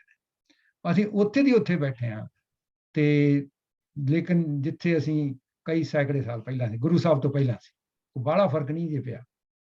ਸਮਾਜਿਕ ਕਾਨੂੰਨੀ ਤੇ ਰਾਜਨੀਤਿਕ ਪੱਧਰ ਤੇ ਸਖਤ ਵਿਰੋਧ ਨਹੀਂ ਹੈ ਲੇਕਿਨ ਮੂਕ ਪ੍ਰਵਾਨ ਕੀ ਹੈ ਕਿ ਠੀਕ ਆ ਚੱਲਦਾ ਜੀ ਇਸ ਤਰ੍ਹਾਂ ਹੀ ਹੁੰਦਾ ਜੀ। ਤੇ ਇਸ ਕਰਕੇ ਜੀ ਹਾਂਜੀ ਡਾਕਟਰ ਸਾਹਿਬ। ਅੱਛਾ ਹੁਣ ਇਹ ਜੀ ਇੱਕ ਚੀਜ਼ ਅਸੀਂ ਥੋੜਾ ਜਿਹਾ ਪੁਆਇੰਟ ਇੱਕ ਦੋ ਚੀਜ਼ਾਂ ਟੈਕਲ ਕਰਨੀਆਂ ਨੇ ਤੇ ਭਰੂਣ ਹੱਤਿਆ ਦਾ ਕੋੜਿਆ ਜਿਹੜਾ ਕੁੜੀਆਂ ਮਾਰਨ ਦਾ ਇਹ ਵੀ ਪੁਰਾਣਾ ਹੀ ਚੱਲ ਰਿਹਾ ਸੀ। ਅਸੀਂ ਜਿਹੜੀ ਸਾਨੂੰ ਸਮਝ ਆਈ ਹੈ ਕਿ ਇਹਦੀ ਇੱਕ ਸੰਭਵ ਜੜ ਆ ਕਿ ਹਮਲਾਵਰ ਤੇ ਹਾਕਮ ਜਿਹੜੇ ਸਨ ਨਾ ਉਹ ਇਸਤਰੀ ਦਾ ਸ਼ੋਸ਼ਣ ਕਰਦੇ ਸੀ। ਲੋਕਾਂ ਦੇ ਵਿੱਚ ਇੱਕ ਕਿਸਮ ਦੀ ਡਰ ਸੀ ਕਿ ਆਪਣੀਆਂ ਮਾਵਾਂ ਪਤਨੀਆਂ ਭੈਣਾਂ ਧੀਆਂ ਸੰਬੰਧੀ ਵੀ ਉਹਨਾਂ ਨੂੰ ਸੁਰੱਖਿਅਤ ਨਹੀਂ ਸਮਝਦੇ। ਸੋ ਇਹ ਇੱਕ ਜੜ ਆ ਉਹ ਅਜੇ ਸਾਡੀ ਸਾਈਕੋਲੋਜੀ ਨਿਕਲ ਨਹੀਂ ਰਹੀ। ਦੂਸਰੀ ਜਿਹੜੀ ਆ ਜੀ ਦਾਜ ਦੀ ਪ੍ਰਥਾ ਕਾਨੂੰਨ ਬਣੇ ਨੇ ਪਰ ਬਹੁਤਾ ਅਮਲ ਨਹੀਂ ਜਾਏਗਾ। ਤੀਸਰੀ ਜਿਹੜੀ ਆ ਜੀ ਕਿ ਮਰਦ ਪ੍ਰਧਾਨ ਜਿਹੜਾ ਸਮਾਜ ਆ ਇਹਦੀ ਪੁੱਤਰ ਲਈ ਚਾਹਨਾ ਇਸ ਕਰਕੇ ਆ ਕਿ ਘਰੋਂ ਪਹਿਲਾਂ ਬੇਟੇ ਜਿਹੜੇ ਮੁੰਡੇ ਜ਼ਿਆਦਾ ਬੰਦੇ ਜ਼ਿਆਦਾ ਕੰਮ ਕਰਦੇ ਸੀ ਤੇ ਮਾਪਿਆਂ ਨੂੰ ਇਹ ਹੁੰਦਾ ਸੀ ਕਿ ਬੁੱਢੇ ਬਾਡੇ ਸਾਡਾ ਸਹਾਰਾ ਬਣਨਗੇ। ਬਣਨ ਜਾਂ ਨਾ ਬਣਨ ਅੱਜ ਕੱਲ੍ਹ ਤੇ ਬਹੁਤ ਉਲਟਾ ਹੋ ਰਿਹਾ। ਹਾਂਜੀ ਡਾਕਟਰ ਸਾਹਿਬ। ਇਹਦੇ ਨਿਗਾਰ ਜਿਹੜੇ ਦਾਜ ਦੀ ਪ੍ਰਥਾ ਜਿਹੜੀ ਸੀ ਜਿਹੜੀ ਥੋੜਾ ਜਿਹਾ ਅਸੀਂ ਇੱਕ ਸੈਕਿੰਡ ਦੇ ਵਿੱਚ ਕੁਛ ਦੇ ਵਿੱਚ ਵੀ ਸੰਭਵਤਾ ਕੀ ਆ ਕਿ ਸ਼ੁਰੂਆਤ ਕਿੱਥੋਂ ਹੋਈ ਕਿ ਜਿਵੇਂ ਭੈਣ ਜੀਆਂ ਨੇ ਵੀ ਕਿਹਾ ਕਿ ਪਹਿਲਾਂ ਸਾਰੀ ਜਾਇਦਾਦ ਮੁੰਡਿਆਂ ਨੂੰ ਜਾਂਦੀ ਸੀ। ਇਸ ਕਰਕੇ ਜਿਹੜਾ ਇੱਕ ਤਰੀਕਾ ਸੀ ਕਿ ਕੁੜੀਆਂ ਨੂੰ ਦਾਜ ਦੇ ਥਰੂ ਸਾਰੀ ਉਮਰ ਗਿਫਟ ਦੇ ਥਰੂ ਹਰ ਸਾਲ ਸਾਨੂੰ ਪਤਾ ਜੀ ਉਹ ਭਾਜੀ ਲੈ ਕੇ ਜਾ ਰਹੇ ਆ ਜੀ। ਉਹਨਾਂ ਦੇ ਅੱਗੇ ਬੱਚਿਆਂ ਦੇ ਵਿਆਹ ਦੇ ਵਿੱਚ ਵੀ ਕੁੜੀ ਵਾਲਿਆਂ ਦਾ ਹੱਥ ਹੁੰਦਾ ਸੀ ਖਾਸ ਕਰਕੇ ਭੈਣਾਂ ਦੇ ਬੱਚਿਆਂ ਦੇ ਵਿਆਹ 'ਚ ਉਹਨਾਂ ਨੂੰ ਉਦੋਂ ਖਰਚਾ ਹੁੰਦਾ ਸੀ। ਇੱਕ ਉਹਦੇ 'ਚ ਕਾਰਨ ਇਹ ਆ ਜੀ ਕਿ ਜ਼ਮੀਨ ਜਾਂ ਘਰ ਜਿਹੜੇ ਮੈਂ ਪੁਰਾਣੀ ਗੱਲ ਕਰ ਰਿਹਾ ਜੀ ਜਦੋਂ ਅਜੇ ਵੀ ਸਾਡੇ ਜ਼ਿਆਦਾ ਜਿਹੜੇ ਨੇ ਪਾਪੂਲੇਸ਼ਨ ਆ ਪੰਜਾਬ 'ਚ ਖਾਸ ਕਰਕੇ ਉਹ ਖੇਤੀ ਵਾਲੇ ਨੇ ਉਹਨਾਂ ਕੋਲ ਥੋੜੀ ਜਿਹੀ ਜ਼ਮੀਨ ਆ ਉਹਨੂੰ ਹੁਣ ਇੱਕ ਦੂਜੇ ਤੋਂ ਜੇ ਫਰਜ਼ ਕਰੋ ਵੀ ਮੈਨੂੰ ਮੇਰੀ ਘਰਵਾਲੀ ਨੂੰ ਜ਼ਮੀਨ ਮਿਲ ਗਈ ਆਪਣੇ ਪੇਕਿਆਂ ਤੋਂ ਫੇਰ ਕੀ ਆ ਕਿ ਮੈਂ ਆਪਣੀ ਬੇਟੀ ਦਾ ਵਿਆਹ ਕਰਨਾ ਉਹਨੂੰ ਫਿਰ ਮੇਰੇ ਉੱਥੋਂ ਮਿਲ ਜਾਣੀ ਆ। ਉਹ 2-3 ਜਨਰੇਸ਼ਨ ਦੇ ਵਿੱਚ ਤੁਸੀਂ ਹਿਸਾਬ ਲਾ ਲਓ ਕਿ ਤੁਹਾਡੀ ਜ਼ਮੀਨ ਕਿੰਨੀ ਜਗ੍ਹਾ ਹੋ ਜਾਂ ਉਹਨੂੰ ਵੇਚੋ ਜਾਂ ਉਹਨੂੰ ਟਰਾਂਸਫਰ ਕਰੋ। ਪ੍ਰਾਪਰਟੀ ਜਿਹੜੀਆਂ ਮਕਾਨ ਵੇਚ ਲਓਗੇ ਦੂਜੇ ਪੈਸੇ ਬੈਂਕ ਤੇ ਕਰ ਦਿਓਗੇ ਜ਼ਮੀਨ ਜਿਹੜੀ ਆ ਖਾਸ ਕਰਕੇ ਜਾਂ ਜਿਹੜੀ ਪ੍ਰਾਪਰਟੀ ਆ ਉਹ ਨਹੀਂ ਹੋ ਸਕਦੇ। ਸੋ ਉਹਦਾ ਕਰਕੇ ਜਿਹੜਾ ਕਿ ਉਹ ਅੱਗੇ ਕਰ ਦਿੰਦੇ ਸੀ ਚਲੋ ਤੇ ਇਸ ਕਰਕੇ ਇੱਕ ਇਹ ਵੀ ਸੀ ਕਿ ਆਮਦਨ ਦਾ ਸਾਧਨ ਮੁੰਡੇ ਵੱਲੋਂ ਆਉਂਦਾ। ਮੈਂ ਜੀ ਪੁਰਾਣੀ ਗੱਲ ਕਰ ਰਿਹਾ ਤੇ ਨਾਲ ਗ੍ਰਿਸ਼ਤੀ ਦਾ ਜਿਹੜਾ ਸਮਾਨ ਸੀ ਉਹ ਕੁੜੀ ਵੱਲੋਂ ਆ ਜਾਂਦਾ ਸੀ ਤੇ ਜੇ ਉਹ ਚਾਹਣ ਮੁੰਡਾ ਕੁੜੀ ਤੇ ਆਪਣਾ ਨਵੀਂ ਇੱਕ ਗ੍ਰਿਸ਼ਤੀ ਐਸਟੈਬਲਿਸ਼ ਕਰ ਸਕਦੇ ਸੀ ਵਿਦਆਊਟ ਐਨੀ ਐਡੀਸ਼ਨਲ ਬਰਡਨ। ਇਹ ਸੀ ਜੀ ਇਹ ਲਾਲਚ ਜਿਹੜਾ ਆਉਂਦਾ ਸੀ। ਦਾਜ ਮੋਸਟਲੀ ਅੱਗੇ ਵਰਤਣ ਵਾਲੀਆਂ ਚੀਜ਼ਾਂ ਆਉਂਦੀਆਂ ਸੀ ਹੁਣ ਤੇ ਉਹ ਪੈਸਿਆਂ ਦੀ ਗੱਲਾਂ ਸ਼ੁਰੂ ਹੋ ਜਾਂਦੀਆਂ ਜੀ ਕਈ ਹੋਰ ਸ਼ੁਰੂ ਹੋ ਜਾਂਦੀਆਂ।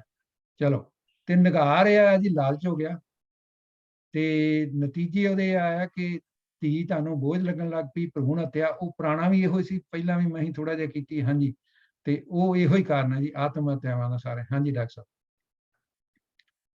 ਹੁਣ ਅਸੀਂ ਕੁਝ ਸੁਝਾਅ ਦੇਣੇ ਆ ਜੀ ਤੇ ਉਹਨਾਂ ਦੇ ਅਗਲੀ ਜੀ ਉਹਦੇ ਵਿੱਚ ਹੈ ਜੀ ਕਿ ਪਹਿਲੀ ਤੇ ਅਸੀਂ ਗੱਲ ਕਰਨੀ ਹੈ ਜੀ ਬਰਾਬਰ ਜਿਵੇਂ ਭੈਣ ਜੀਆਂ ਨੇ ਵੀ ਥੋੜਾ ਜਿਹਾ ਕਿਹਾ ਹੁਣੇ ਲੜਕੀ ਦਾ ਮਾਪਿਆਂ ਵਿੱਚ ਬਰਾਬਰ ਹਿੱਸਾ ਹੈ।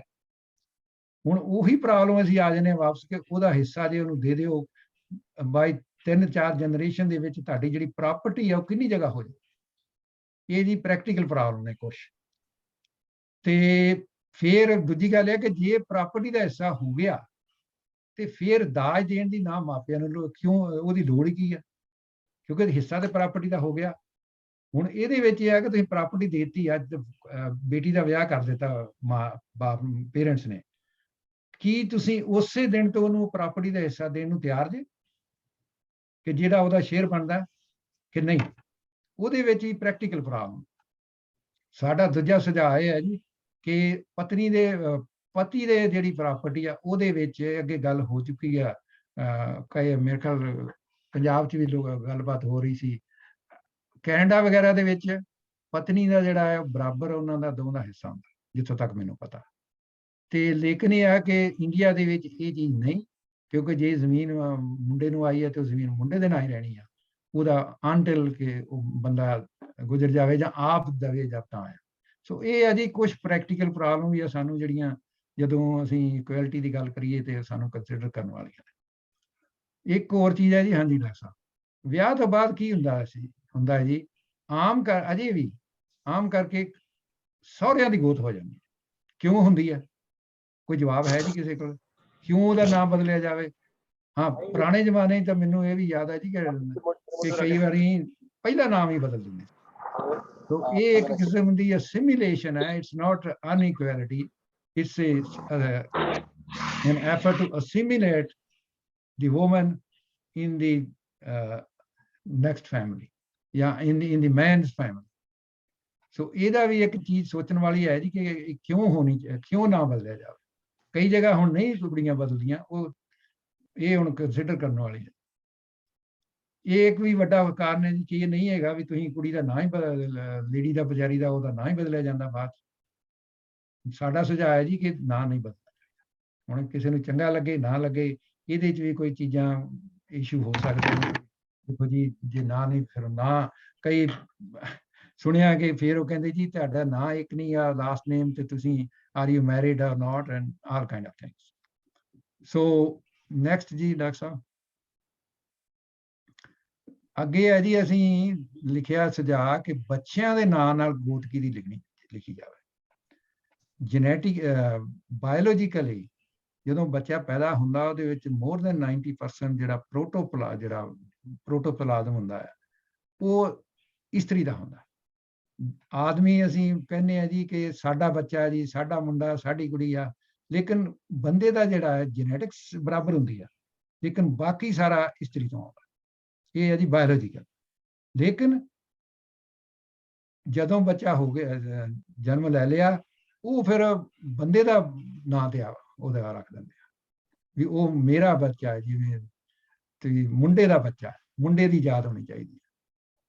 ਸੋ ਇਹ ਹੈ ਕਿ ਸਾਡਾ ਸੁਝਾਅ ਹੈ ਜੀ ਕਿ ਗੋਤ ਨਾ ਲਿਖੀ ਜਾਵੇ, ਜਿਹੜਾ ਕਿ ਸਿੱਖੀ ਦੇ ਵਿੱਚ ਵੀ ਸਾਨੂੰ ਮਨਾ ਹੈ। ਗੁਰੂ ਸਾਹਿਬ ਨੇ ਇਹੋ ਕਿਹਾ ਕਿ ਸਾਰੇ ਸਿੰਘ ਜਾਂ ਕੌਰੋਂ, ਲੇਕਿਨ ਅਸੀਂ ਅਜੇ ਵੀ ਕਰਦੇ ਹਾਂ। ਵੈਸੇ ਪੰਜਾਬ ਦੇ ਵਿੱਚ ਜਿੱਥੋਂ ਤੱਕ ਮੈਨੂੰ ਪਤਾ ਜ਼ਿਆਦਾ ਲੋਕ ਨਹੀਂ ਸੀ ਲਿਖਦੇ। ਮੈਂ ਆਪ ਤੁਹਾਨੂੰ ਦੱਸ ਦੇਣਾ ਜੀ ਆਪਣੀ ਪਰਸਨਲ ਐਗਜ਼ਾਮਪਲ ਕਿ ਮੇਰਾ ਨਾਂ BSc ਦੇ ਸਰਟੀਫਿਕੇਟ ਤੱਕ ਕਾਬਲ ਸਿੰਘ ਹੀ ਹੈ। ਉਹ MSc PhD ਜੇ ਫਿਰ ਉਹ ਕਹਿਣ ਲੱਗੇ ਜੀ ਤੁਸੀਂ ਜੇ ਰਿਸਰਚ ਕਰਨੀ ਹੈ, ਇਹ ਹੈ ਉਹ ਹੈ, ਤੇ ਤੁਹਾਡੇ ਨਾਂ ਜਿਹੜਾ ਲਾਸਟ ਨੇਮ ਚਾਹੀਦਾ। ਤੇ ਇੱਥੇ ਵੀ ਪਹਿਲਾਂ ਕੈਨੇਡਾ ਦੇ ਵਿੱਚ ਲਾਸਟ ਨੇਮ ਦੀ ਸਿੰਘ ਤੋਂ ਅੱਗੇ ਰਿਕੁਆਇਰਮੈਂਟ ਸੀ, ਫਿਰ ਉਹ ਬਾਅਦ ਡ੍ਰੌਪ ਹੋ ਗਈ। ਸੋ ਇਹ ਵੀ ਕੁਝ ਪ੍ਰੈਕਟੀਕਲ ਪ੍ਰੋਬਲਮ ਨੇ ਜੀ। ਸੋ ਇਹ ਹੈ ਕਿ ਸਾਡਾ ਸੁਝਾਅ ਕਿ ਨਾਂ ਲਿਖਿਆ ਜਾਵੇ, ਜਦੋਂ ਬੱਚਾ ਵੱਡਾ ਹੋਵੇ ਉਹ ਆਪਣੀ ਜੋ ਵੀ ਜਾਤ ਲਿਖਣੀ ਚਾਹਵੇ ਉਹ ਲਿਖ ਸਕੇ। ਜੇ ਬਹੁਤੀ ਲੋੜ ਹੋਵੇ ਲਿਖਣ ਦੀ, ਫਰਜ਼ ਕਰੋ ਕਈ ਕੰਟਰੀ ਦੇ ਵਿੱਚ ਮੇਰੇ ਖਿਆਲ ਕੈਨੇਡਾ ਦੇ ਵਿੱਚ ਹੈ ਜੀ, ਆਪਣਾ ਤੁਸੀਂ ਲਾਸਟ ਨੇਮ ਲਿਖੋ, ਫਿਰ ਉਹ ਸਾਡੇ ਸੁਝਾਅ ਦੇ ਹਿਸਾਬ ਨਾਲ ਪਿਛਲੀ ਸਲਾਈਡ 'ਚ ਹੈ ਜੀ, ਉਹ ਕਿਸੇ ਦਾ ਵੀ ਲਿਖਿਆ ਜਾ ਸਕੇ, ਮਾਤਾ ਦਾ ਜਾਂ ਪਿਤਾ ਦਾ, ਜਾਂ ਬਰਾਬਰ ਹੱਕ ਹੋਣ। ਜੇ ਦੋ ਬੱਚੇ ਆ ਤੁਸੀਂ ਇੱਕ ਦਾ ਉਹ ਲਿਖ ਦਿਓ, ਇੱਕ ਦਾ ਉਹ ਲਿਖ ਦਿਓ, ਤੇ ਜੋ ਵੀ ਤੁਹਾਡਾ ਦਿਲ ਕਰੇ। ਜਾਂ ਬੱਚੇ ਨੇ ਤੇ ਕੀ ਕਹਿਣਾ ਉਸ ਵੇਲੇ ਜੀ, ਤੁਹਾਡੀ ਆਪਣੀ ਹੈ, ਮਾਂ ਪਿਓ ਦੀ ਜਾਂ ਪਰਿਵਾਰ ਦੀ ਮਰਜ਼ੀ ਹੈ ਕਿ ਇਹਦੇ ਨਾਲ ਕਿਹੜਾ ਨਾਂ ਲਿਖਣਾ। ਇਹਦੇ 'ਚ ਸਾਡੇ ਖਿਆਲ 'ਚ ਇਹਦੇ 'ਚ ਕੋਈ ਗਲਤ ਗੱਲ ਨਹੀਂ, ਕਿਸੇ ਦਾ ਵੀ ਲਿਖਿਆ ਜਾ ਸਕਦਾ। ਅੱਗੇ ਜੀ ਥੋੜਾ ਜਿਹਾ, ਹਾਂਜੀ ਡਾਕਟਰ ਸਾਹਿਬ, ਵਿਆਹ ਦੀ ਰਸਮ ਦੇਖੋ, ਅਸੀਂ ਇੱਕ ਇਨਇਕੁਐਲਿਟੀ ਕਈ ਵਾਰੀ ਬੜੀਆਂ ਸੈਟਲ ਨੇ। ਪਹਿਲੀ ਤਾਂ ਗੱਲ ਜੀ ਮਿਲਣੀਆਂ ਹੁੰਦੀਆਂ ਨੇ, ਉਹਦੇ ਵਿੱਚ ਲੜਕੀ ਵਾਲੇ ਪਰਿਵਾਰ ਸਾਰਿਆਂ, ਲੜਕੇ ਵਾਲਿਆਂ ਨੂੰ ਆਮ ਰਿਵਾਜ ਹੈ ਕਿ ਗਿਫਟ ਦਿੰਦੇ। ਤੇ ਸਾਡਾ ਇਸ ਲਿਹਾਜ਼ ਕਿ ਉਹ ਜਿਹੜਾ ਉਹ ਹੈਰਨ ਕਿ ਉਹ ਲੋਕੀ ਕਹਿ ਦਿੰਦੇ ਆ ਜੋ ਵੀ ਕਹੋ ਵੀ ਉਹ ਬੰਦ ਹੋਣੇ ਚਾਹੀਦੇ ਆ। ਹਾਂ, ਤੁਸੀਂ ਮਿਲਣੀਆਂ ਕਰਨੀਆਂ ਨੇ, ਇੱਕ ਦੂਸਰੇ ਨੂੰ ਮਿਲੋ, ਫਤਿਹ ਗਜਾਓ, ਜੋ ਵੀ ਆ ਤੁਸੀਂ ਕਰੋ। ਜੇ ਤੁਹਾਨੂੰ ਇੱਕ ਦੂਜੇ ਨਾਲ ਹੋਰ ਚਾਹੁੰਦੇ ਜੇ ਕੋਈ ਫੁੱਲਾਂ ਦੇ ਹਾਰ ਪਾ ਲਵੇ, ਤੇ ਜੇ ਨਹੀਂ ਤੇ ਤੁਸੀਂ ਕੱਪੜੇ ਦਾ ਵੀ ਕੁਝ ਵਰਤ ਸਕਦੇ ਜੇ, ਕਿ ਉਹਨੂੰ ਤੁਸੀਂ ਸਰੋਪਾ ਕਹਿ ਲਓ, ਜੋ ਵੀ ਆ, ਪਗੜੀ ਕਹਿ ਲਓ, ਤੇ ਉਹ ਜਾਂ ਲੇਡੀਜ਼ ਵਾਸਤੇ ਚੁੰਨੀਆਂ ਦਾ ਵੀ ਇਹੋ ਜਿਹਾ ਵੀ ਹੋ ਸਕਦਾ। ਉਹਨੂੰ ਸਰੋਪਾ ਕਹਿਣਾ ਥੋੜਾ ਜਿਹਾ ਉਹ ਕਈ ਵਾਰੀ ਕਨਫਿਊਜ਼ਨ ਵਾਲੀ ਗੱਲ ਆ। ਮੇਰੀ ਤੇ ਬਲਦੇਵ ਸਿੰਘ ਠੀਕ ਦੀ ਹੈ ਹੋਈ। ਠੀਕ ਹੈ ਜੀ ਕਾਬਲ ਸਿੰਘ, ਹਾਂਜੀ, ਤੇ ਹਾਂਜੀ। ਲੜਕੀ ਦਾ ਅੱਛਾ ਇੱਕ ਹੈ ਜੀ ਖਤਮ ਦੂਸਰੀ- ਕਰੀਏ ਅਸੀਂ, ਆਲਰੇਡੀ ਬਸ ਕਾਫੀ ਟਾਈਮ ਹੋ ਗਿਆ। ਲਾਸਟ ਸਲਾਈਡ ਹੈ ਜੀ। ਲੜਕੀ ਦਾ ਪੱਲਾ ਫੜਾਉਂਦਾ ਹੈ ਲੜਕੀ ਦਾ ਬਾਪ ਲੜਕੇ। ਇਹ ਇੱਕ ਕਿਸਮ ਦਾ ਇੰਝ ਲੱਗਦਾ ਹੈ ਕਿ ਤੁਸੀਂ ਕੋਈ ਚੀਜ਼ ਗਿਵ ਅਵੇ ਕਰ ਰਹੇ ਜੇ ਜਾਂ ਇਨ ਅਨਦਰ ਵੇ ਵੇਚ ਰਹੇ। ਅਸੀਂ ਸਾਡਾ ਸੁਝਾਅ ਹੈ ਜੀ ਕਿ ਗੁਰਦੁਆਰਾ ਸਾਹਿਬ ਵੱਲੋਂ ਦੋਹਾਂ ਨੂੰ ਪੱਲਾ ਫੜਾਇਆ ਜਾਵੇ। ਵਿਆਹ ਦਾ ਸਾਰਾ ਮਤਲਬ ਇਹ ਹੈ ਕਿ ਦੋ ਪ੍ਰਾਣੀ ਜਿਹੜੇ ਨੇ ਇਕੱਠੇ ਹੋਣ। ਇਹਦੇ ਨਾਲ ਇਹ ਹੋਊਗਾ ਕਿ ਵਾਹਿਗੁਰੂ ਦੇ ਲੜ ਲੱਗਣ। ਵਿਆਹ ਦਾ ਮਤਲਬ ਹੀ ਸਾਡੇ ਸਿੱਖੀ ਦੇ ਵਿੱਚ ਹੈ ਕਿ ਤੁਸੀਂ ਵਾਹਿਗੁਰੂ ਦੇ ਲੜ ਲੱਗ ਰਹੇ ਜੇ, ਤੁਸੀਂ ਮੁੰਡੇ ਜਾਂ ਕੁੜੀ ਮੁੰਡੇ ਦੇ ਲੜ ਨਹੀਂ ਲੱਗ ਰਹੇ। ਸੋ ਇਹ ਅਹਿਸਾਸ ਹੋਵੇ, ਇਹ ਸਾਡਾ ਸੁਝਾਅ ਹੈ ਕਿ ਸ਼ਾਇਦ ਇਹਦੇ ਨਾਲ ਥੋੜਾ ਜਿਹਾ ਸਾਡੇ ਸੋਚ ਨਹੀਂ ਬਦਲੇ। ਆਨੰਦਕਾਰ ਜੀ ਉਹਦੇ ਵਿੱਚ ਹੀ ਫਿਰ ਇਹ ਹੈ ਕਿ ਲੜਕਾ ਅੱਗੇ ਚੱਲੇ ਜਾਂ ਉਹਦੇ 'ਚ ਕੋਈ ਵਿਚਾਰ ਨਹੀਂ ਹੋਣੀ ਚਾਹੀਦੀ। ਔਰ ਅੱਗੇ ਤਾਂ ਕਈ ਵਾਰੀ ਉੱਠ ਕੇ ਕਰਦੇ ਵੀ ਨਹੀਂ ਸੀ ਫੇਰੇ, ਆਨੰਦਕਾਰ ਸਿਰ ਪੜ ਲੈਂਦੇ ਆ। ਔਰ ਵਿਆਹ ਦਾ ਵੀ ਜਿਹੜਾ ਬੇਸਿਕ ਸਾਡੇ ਇਹੋ ਹੀ ਆ, ਸਿੱਖੀ ਦੇ ਇਹੋ ਕਹਿੰਦੀ ਆ ਕਿ ਤੁਹਾਡਾ ਵਿਆਹ ਰੱਬ ਇੱਕੋ ਹੀ ਪੁਰਸ਼ ਆ, ਬਾਕੀ ਅਸੀਂ ਸਾਰੀਆਂ ਇਸਤਰੀਆਂ ਨੇ, ਤੇ ਵਿਆਹ ਰੱਬ ਨਾਲ ਹੋ ਰਿਹਾ, ਤੁਹਾਡਾ ਕੁੜੀ ਦਾ ਮੁੰਡੇ ਨਾਲ ਵਿਆਹ ਨਹੀਂ ਹੋ ਰਿਹਾ। ਸੋ ਇਹ ਹੈ ਜੀ ਸਾਡੇ ਕੋਈ ਸੁਝਾਅ।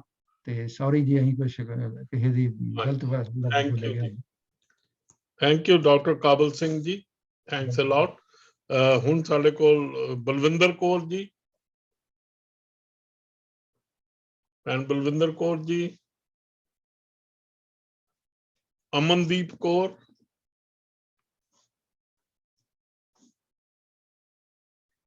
ਕਰਨਲ ਜਗਤਾਰ ਸਿੰਘ ਜੀ। ਸਾਡੇ ਸਪੀਕਰ ਕਿੱਥੇ ਸਾਹਿਬਾਨ ਅੱਗੇ ਜਿਨ੍ਹਾਂ ਨੇ ਰਜਿਸਟਰ ਕਰਾਇਆ? ਡਾਕਟਰ ਕੁਲਬੀਰ ਸਿੰਘ ਜੀ ਥਿੰਦ। ਹਾਂਜੀ, ਡਾਕਟਰ ਸਰਬਜੀਤ ਸਿੰਘ ਤਾਂ ਹੈਗੇ। ਹਾਂਜੀ,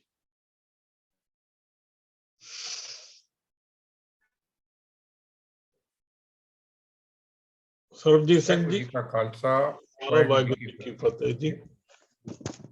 ਅੱਜ ਕੱਲ੍ਹ ਦਾ ਵਿਗਿਆਨਿਕ ਯੁੱਗ ਹੈ, ਪਰੰਤੂ ਫਿਰ ਵੀ ਇਸਤਰੀਆਂ ਤੇ ਮਰਦਾਂ ਵਿੱਚ ਬਰਾਬਰੀ ਜਿਹੜੀ ਹੈਗੀ ਆ ਬਹੁਤ ਘੱਟ ਹੈ।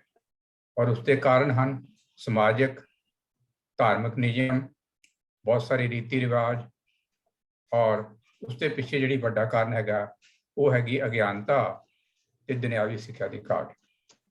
ਔਰ ਸਭ ਤੋਂ ਵੱਡਾ ਕਾਰਨ ਹੈ ਗੁਰਬਾਣੀ ਦੇ ਸੱਚੇ ਗਿਆਨ ਦੀ ਕਮੀ।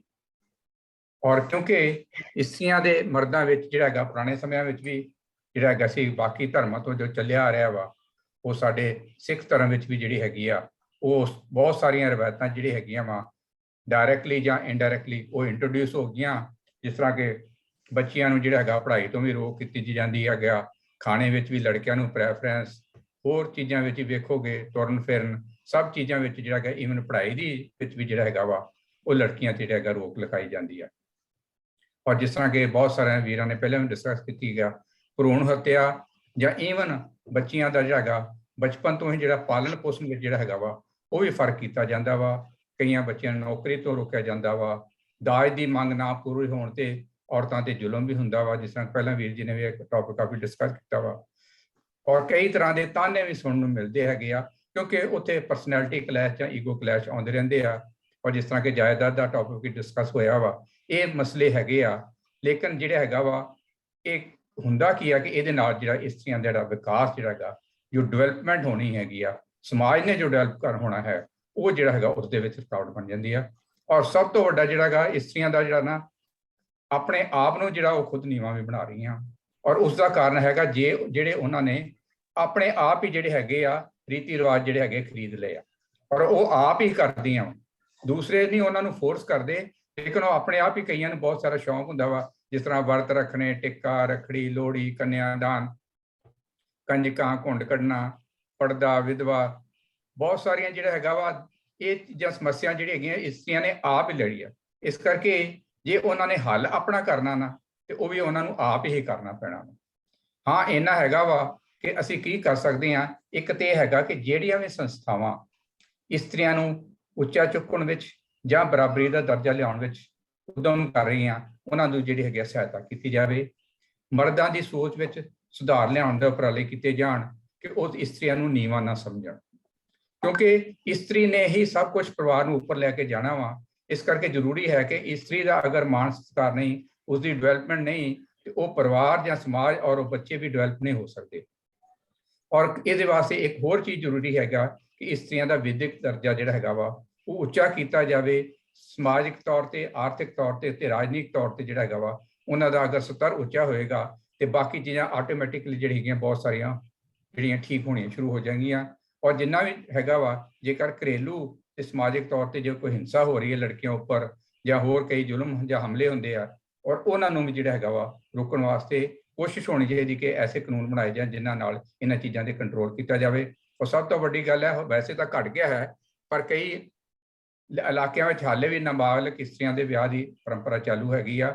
ਇਹ ਸਾਰੀਆਂ ਚੀਜ਼ਾਂ ਜਿਹੜੀ ਹੈਗੀਆਂ ਅਸੰਭਵ ਨਹੀਂ, ਪਰ ਇਹਨਾਂ ਦਾ ਹੱਲ ਜ਼ਰੂਰ ਲੱਭਿਆ ਜਾ ਸਕਦਾ ਵਾ। ਔਰ ਇਹਦੇ ਵਾਸਤੇ ਗੁਰਬਾਣੀ ਜਿਹੜੀ ਹੈਗੀ ਸਾਡੇ ਵਾਸਤੇ ਉਹ ਇੱਕ ਬਹੁਤ ਵੱਡਾ ਸਹਾਇਤਾ ਦਾ ਕੇਂਦਰ ਹੋ ਸਕਦਾ, ਜਿਸ ਦੇ ਨਾਲ, ਕਿਉਂਕਿ ਗੁਰੂ ਨਾਨਕ ਸਾਹਿਬ ਨੇ ਉਸ ਸਮੇਂ ਜਦੋਂ ਜੇ ਇਸਤਰੀਆਂ ਦੇ ਵਾਸਤੇ ਗੱਲ ਚੁੱਕੀ ਸੀ, ਬਾਕੀ ਸਮਾਜ ਵਾਸਤੇ ਗੱਲ ਚੁੱਕੀ, ਤੇ ਬਹੁਤ ਸਾਰੀਆਂ ਜਿਹੜੀਆਂ ਇੰਪਰੂਵਮੈਂਟਸ ਆ ਗਈਆਂ ਸੀ ਉਹਨਾਂ ਦੇ ਪੀਰੀਅਡ ਗੁਰੂ ਸਾਹਿਬਾਂ ਦੇ ਦੌਰਾਨ।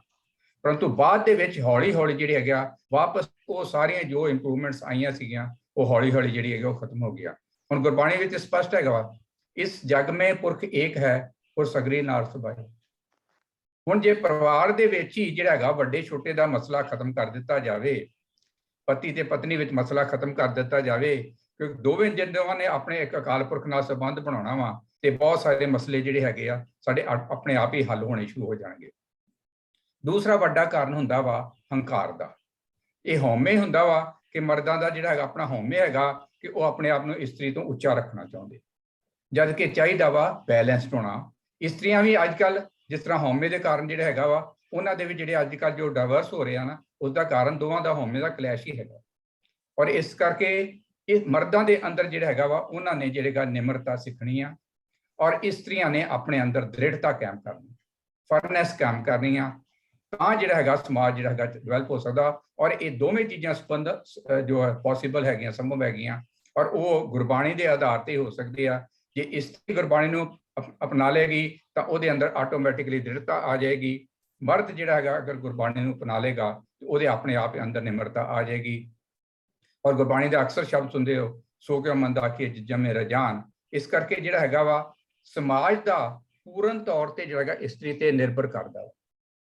ਇਸ ਕਰਕੇ ਸਾਡੇ ਵਾਸਤੇ ਜ਼ਰੂਰੀ ਹੈ ਕਿ ਜੇ ਅਸੀਂ ਆਪਣੇ ਬੱਚਿਆਂ ਨੂੰ ਡਿਵੈਲਪ ਕਰਨਾ ਚਾਹੁੰਦੇ ਹਾਂ, ਆਪਣੇ ਸਮਾਜ ਨੂੰ ਡਿਵੈਲਪ ਕਰਨਾ ਚਾਹੁੰਦੇ ਹਾਂ, ਆਪਣੇ ਭਵਿੱਖ ਨੂੰ ਡਿਵੈਲਪ ਕਰਨਾ ਚਾਹੁੰਦੇ ਹਾਂ, ਤੇ ਜ਼ਰੂਰੀ ਗੱਲ ਹੈ ਕਿ ਇਸਤਰੀ ਦਾ ਜਿਹੜਾ ਹੈਗਾ ਵਾ ਦਰਜਾ ਜੋ ਉੱਚਾ ਚੁੱਕਣਾ ਪੈਣਾ ਹੈਗਾ। ਇਹਦੇ ਵਾਸਤੇ ਸਭ ਤੋਂ ਵੱਡੀ ਜ਼ਰੂਰੀ ਚੀਜ਼ ਇਹ ਹੈਗੀ ਆ ਕਿ ਇਸਤਰੀਆਂ ਨੂੰ ਆਪਣੇ ਖੁਦ ਦੇ ਫਰਜ਼ ਨੂੰ ਵੀ ਸਮਝਣਾ ਪੈਣਾ ਵਾ। ਜੇ ਨਹੀਂ ਉਹ ਆਪਣੇ ਫਰਜ਼ ਨੂੰ ਸਮਝਦੀਆਂ ਤੇ ਉਹਦੇ ਨਾਲ ਵੀ ਜਿਹੜਾ ਹੈਗਾ ਉਹਨਾਂ ਦਾ ਅੱਗੇ ਡਿਵੈਲਪਮੈਂਟ ਹੋਣਾ ਜਿਹੜਾ ਮੁਸ਼ਕਲ ਹੋ ਜਾਣਾ ਵਾ। ਕਿਉਂਕਿ ਗੁਰਬਾਣੀ ਸ਼ਬਦ ਆਉਂਦਾ ਹੈ, ਧੰਨ ਧੰਨ ਪਿਤਾ, ਧੰਨ ਧੰਨ ਕੁਲ, ਧੰਨ ਧੰਨ ਸੁਜਨਨੀ, ਜਿਨ ਗੁਰੂ ਜਣਿਆ ਮਾਰੇ।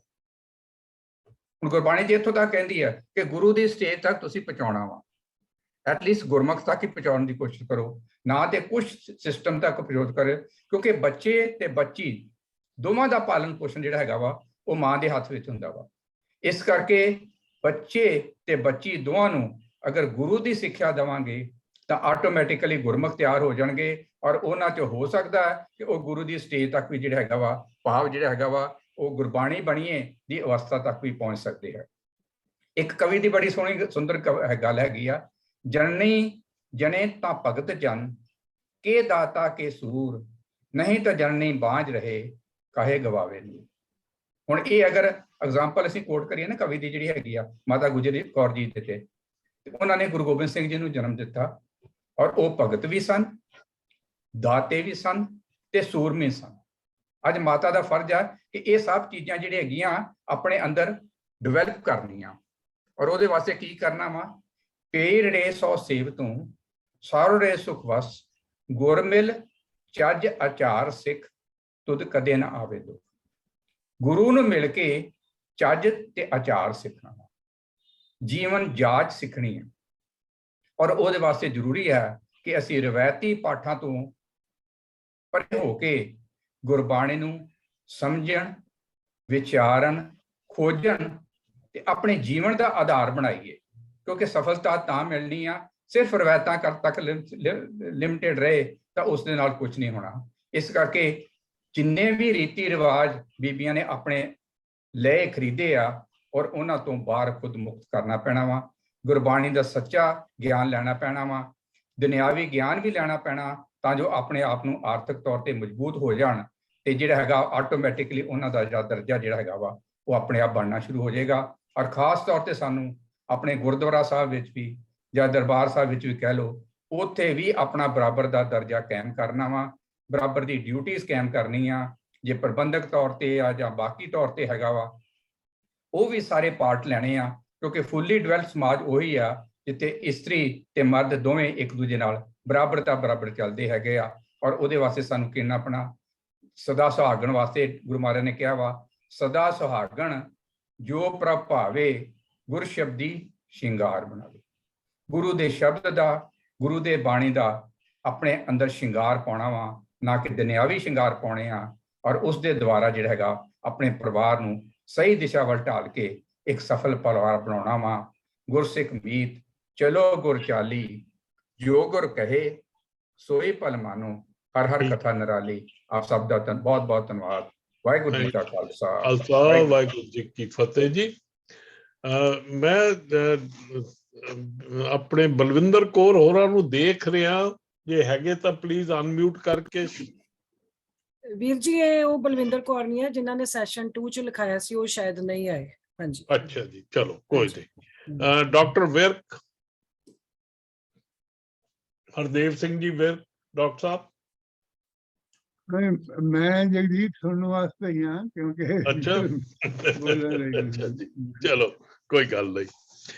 ਵੀ ਡੋਂਟ, ਮੈਂ doctor Sugnanda Kohli, Sugandha Kohli, Sugandha, then Ravinder Kaur, Sugandha Kohli. I am there. Okay ਤੇ ਤੁਹਾਡਾ ਜਸਪਾਲ ਕੌਰ ਕੰਗ ਆ ਰਿਹਾ, ਇਸ ਕਰਕੇ I couldn't make it. Okay. ਹਾਂਜੀ please. Hello. Yeah, am I audible? ਹਾਂਜੀ ਤੁਸੀਂ Okay. ਕਰੋ। Sat Shri Akal, everyone, and a very good evening to everyone. First of all, I am really grateful for providing me an opportunity to present my views among the really erudite and well-versed scholars. I am blessed for getting this opportunity. I would share my views on the status of women in the corporate sector and the concept of glass ceiling, which was my PhD topic.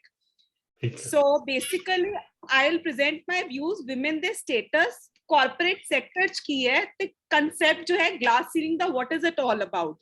So as we all know, women jo hai, they occupy a very prominent place in the workplace. You know, women are entering the corporate sector in large numbers, but their number is still very less if we compare with the male counterparts. And in my study, the respondents were women who were working actually at all the levels in MNCs. I took IT companies, private banks of Chandigarh, Mohali, and Delhi, Gurgaon region.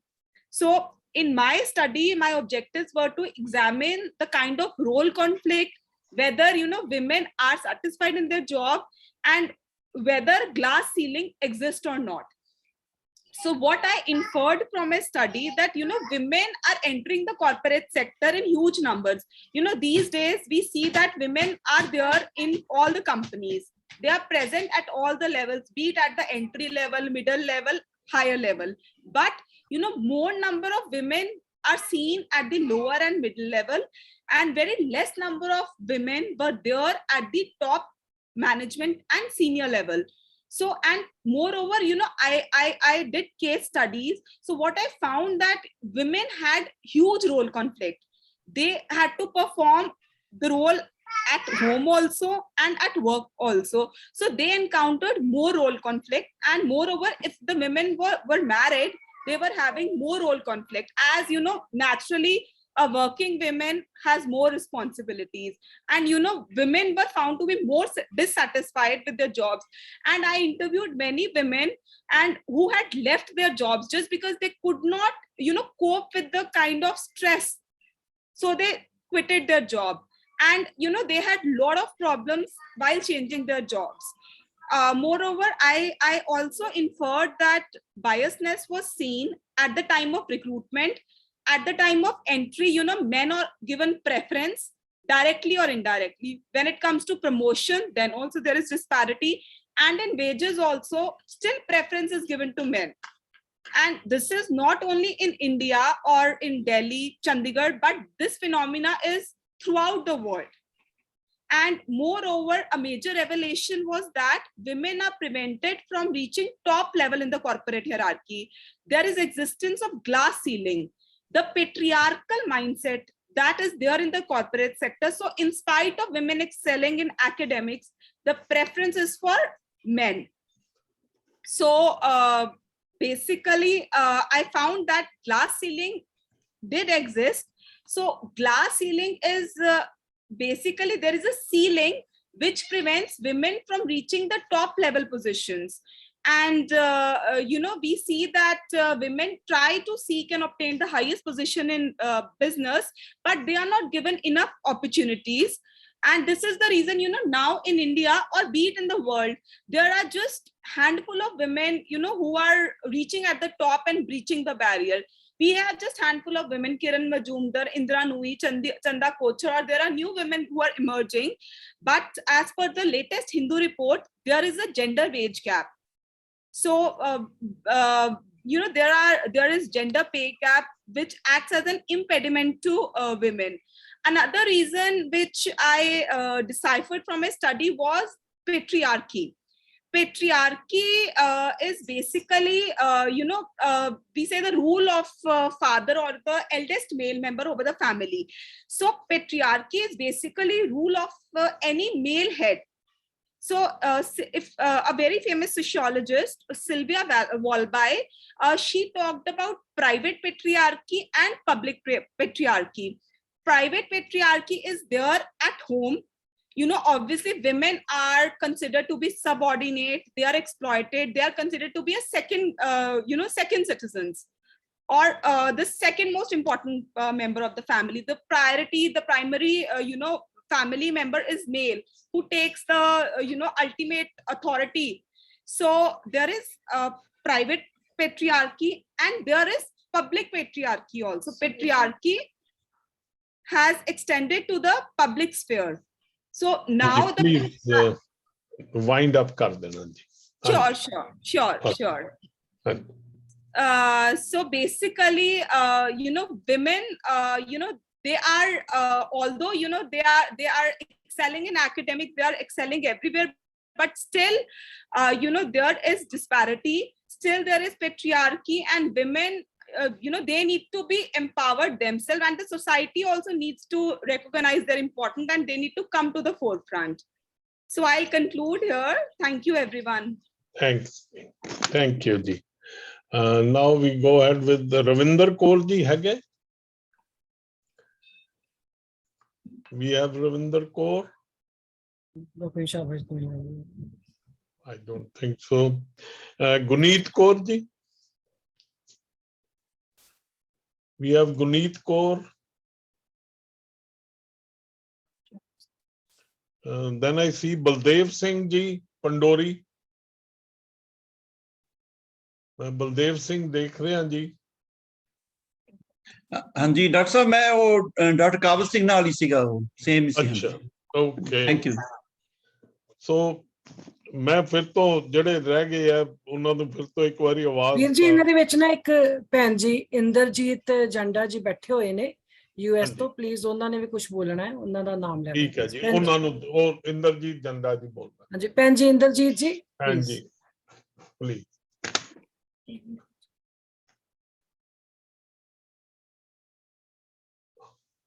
ਹਾਂਜੀ ਇੰਦਰਜੀਤ ਭੈਣ ਜੀ please unmute ਕਰਕੇ. ਵਾਹਿਗੁਰੂ ਜੀ ਕਾ ਖਾਲਸਾ, ਵਾਹਿਗੁਰੂ ਜੀ ਕੀ ਫਤਿਹ. Actually ਮੈਂ ਨਾ ਇਸ ਵਕਤ ਸਿਰਫ ਆਡੀਅנס ਦੇ ਤੌਰ ਤੇ ਬੈਠੀ ਸੀਗੀ, ਸੋ ਮੇਰਾ ਨਾਮ ਅਨਾਉਂਸ ਕਰ ਦਿੱਤਾ ਗਿਆ ਐਜ਼ ਅ ਸਪੀਕਰ, ਪਰ ਕੋਈ ਗੱਲ ਨਹੀਂ, ਮੈਂ ਜ਼ਰੂਰ ਸ਼ੇਅਰ ਕਰੂੰਗੀ ਸਿੰਸ ਮੈਨੂੰ ਓਪਰਚੁਨਿਟੀ ਮਿਲੀ ਆ 2 ਮਿੰਟ ਵਾਸਤੇ. ਤਾਂ ਮੈਂ ਫਸਟ ਆਫ ਆਲ ਤਾਂ ਸਾਰੇ ਸਪੀਕਰਸ ਦੇ ਵਿਊ ਸੁਣੇ ਆ, ਬਹੁਤ ਹੀ ਚੰਗੇ ਲੱਗੇ। ਆਪਾਂ ਨੂੰ ਵੂਮਨ ਦੇ ਰਾਈਟਸ ਕਿਹੋ ਜਿਹੇ ਹੋਣੇ ਚਾਹੀਦੇ ਆ, ਵੂਮਨਸ ਦੀਆਂ ਕਰੰਟ ਪ੍ਰੋਬਲਮਸ ਕਿਹੋ ਜਿਹੀਆਂ ਆ। I'm sure next time definitely I like to participate and give my views in more into details. ਪਰ ਆਪਾਂ ਨੂੰ ਬਹੁਤ ਰਲ ਕੇ ਕੰਮ ਕਰਨਾ ਚਾਹੀਦਾ ਹੈ। ਮੇਰੇ ਵਿਊ ਦੇ ਨਾਲ ਛੋਟਾ ਜਿਹਾ ਮੈਂ ਇਹ ਪੁਆਇੰਟ ਦਊਂਗੀ, ਅਗਰ ਆਪਾਂ ਐਜੂਕੇਸ਼ਨ ਤੇ ਜ਼ੋਰ ਦਿੱਤਾ ਜਾਵੇ, ਵੂਮਨਸ ਨੂੰ ਇਕੁਅਲ ਐਜੂਕੇਟ ਕੀਤਾ ਜਾਵੇ, ਤਾਂ ਬਹੁਤ ਸਾਰੀਆਂ ਸਮੱਸਿਆਵਾਂ ਦੀ ਜਿਹੜਾ ਹੱਲ ਆਪਾਂ ਨੂੰ ਲੱਭ ਸਕਦਾ ਆ। ਸੋ ਕਰੰਟਲੀ ਵੂਮਨਸ ਜਿਹੜੀਆਂ ਹੈਗੀਆਂ ਕਾਫੀ ਕੋਆਪਰੇਟ ਲੈਵਲ ਤੇ ਵੀ ਕਾਫੀ ਅੱਗੇ ਪਹੁੰਚ ਰਹੀਆਂ ਆ ਐਜੂਕੇਸ਼ਨ ਦੇ ਦੌਰਾਨ। ਸੋ ਮੈਂ ਇੱਕੋ ਹੀ ਮੇਰਾ ਤਾਂ ਸੁਜੈਸ਼ਨ ਹੈ ਕਿ ਜੇ ਅਗਰ ਆਪਾਂ ਵੂਮਨਸ ਨੂੰ ਐਜੂਕੇਟ ਕਰੀਏ, ਘਰਦਿਆਂ ਨੂੰ ਜਿਹੜੇ ਲੜਕੀਆਂ ਨੂੰ ਨਹੀਂ ਪੜ੍ਹਾ ਰਹੇ ਉਹਨਾਂ ਨੂੰ ਐਜੂਕੇਟ ਕਰੀਏ ਕਿ ਐਜੂਕੇਸ਼ਨ ਦੀ ਕੀ ਮਹੱਤਤਾ ਆ, ਤਾਂ ਪੇਰੈਂਟਸ ਦੇ ਨਾਲ ਗੱਲਬਾਤ ਕੀਤੀ ਜਾਵੇ, ਛੋਟੇ ਛੋਟੇ ਚੇਂਜਸ ਲਿਆਂਦੇ ਜਾਣ ਤਾਂ ਕਿ ਵੱਡੀ ਪਿਕਚਰ ਆਪਾਂ ਪ੍ਰੋਪਰ ਕਰ ਸਕੀਏ। ਸੋ ਥੈਂਕ ਯੂ ਮੈਂ ਕਰਨਾ ਚਾਹੂੰਗੀ and definitely I would like to participate next time. Thank you ਜੀ, ਥੈਂਕ ਯੂ ਭੈਣ ਜੀ ਇੰਦਰਜੀਤ ਕੌਰ। ਐਨੀਬਡੀ ਮੈਂ ਫਿਰ ਤੋਂ ਅਨਾਉਂਸ ਕਰ, ਡਾਕਟਰ ਮਨਦੀਪ ਕੌਰ, ਕਮਲਜੀਤ ਕੌਰ ਜੀ ਆ ਗਏ, ਬਲਵਿੰਦਰ ਕੌਰ, ਅਮਨਦੀਪ ਕੌਰ, ਕਰਨਲ ਜਗਤਾਰ ਸਿੰਘ, ਡਾਕਟਰ ਕੁਲਬੀਰ ਸਿੰਘ ਥਿੰਡ, ਰਵਿੰਦਰ ਕੌਰ, ਗੁਨੀਤ ਕੌਰ। ਨਹੀਂ ਤਾਂ then we open up for discussion. ਸਾਨੂੰ ਹੁਣ ਸਿਚੁਏਸ਼ਨਸ ਦਾ ਪਤਾ ਲੱਗ ਗਈਆਂ, we should come up with solutions. ਤੇ ਪਲੀਜ਼ ਜਿੰਨੇ ਵੀ ਬੋਲਣਾ ਹੋਵੇ, ਕੁਐਸਚਨ ਕਰਨਾ ਹੋਵੇ, ਹੈਂਡ ਰੇਜ਼ ਕਰਨ। ਥੱਲੇ ਆਈਕਨ ਬਣਿਆ ਹੋਇਆ ਰੇਜ਼ ਯੋਰ ਹੈਂਡ ਰਿਐਕਸ਼ਨਸ ਦੇ ਵਿੱਚ, so I will be able to know and do it. Gulbarg Singh Basi ji. ਵੀਰ ਜੀ ਆਪ ਜੀ ਦਾ ਬਹੁਤ ਬਹੁਤ ਧੰਨਵਾਦ। ਤੇ ਬਾਕੀ ਸਾਰੇ ਜਿੰਨੇ ਵੀ ਭੈਣਾਂ ਤੇ ਵੀਰ ਜੀ ਹਾਜ਼ਰ ਹੈ ਉਹਨਾਂ ਦਾ ਬਹੁਤ ਬਹੁਤ ਧੰਨਵਾਦ। They are ready to they have come here and shared their views and have listened, taken their time. So nice of them. I would like to share my thoughts, which are somewhat similar, possibly a bit deeper. Deeper is ਗੱਲ ਤੋਂ ਆ ਕਿ ਆਪਾਂ ਸਾਰੀਆਂ ਚੀਜ਼ਾਂ ਜਿੰਨੀਆਂ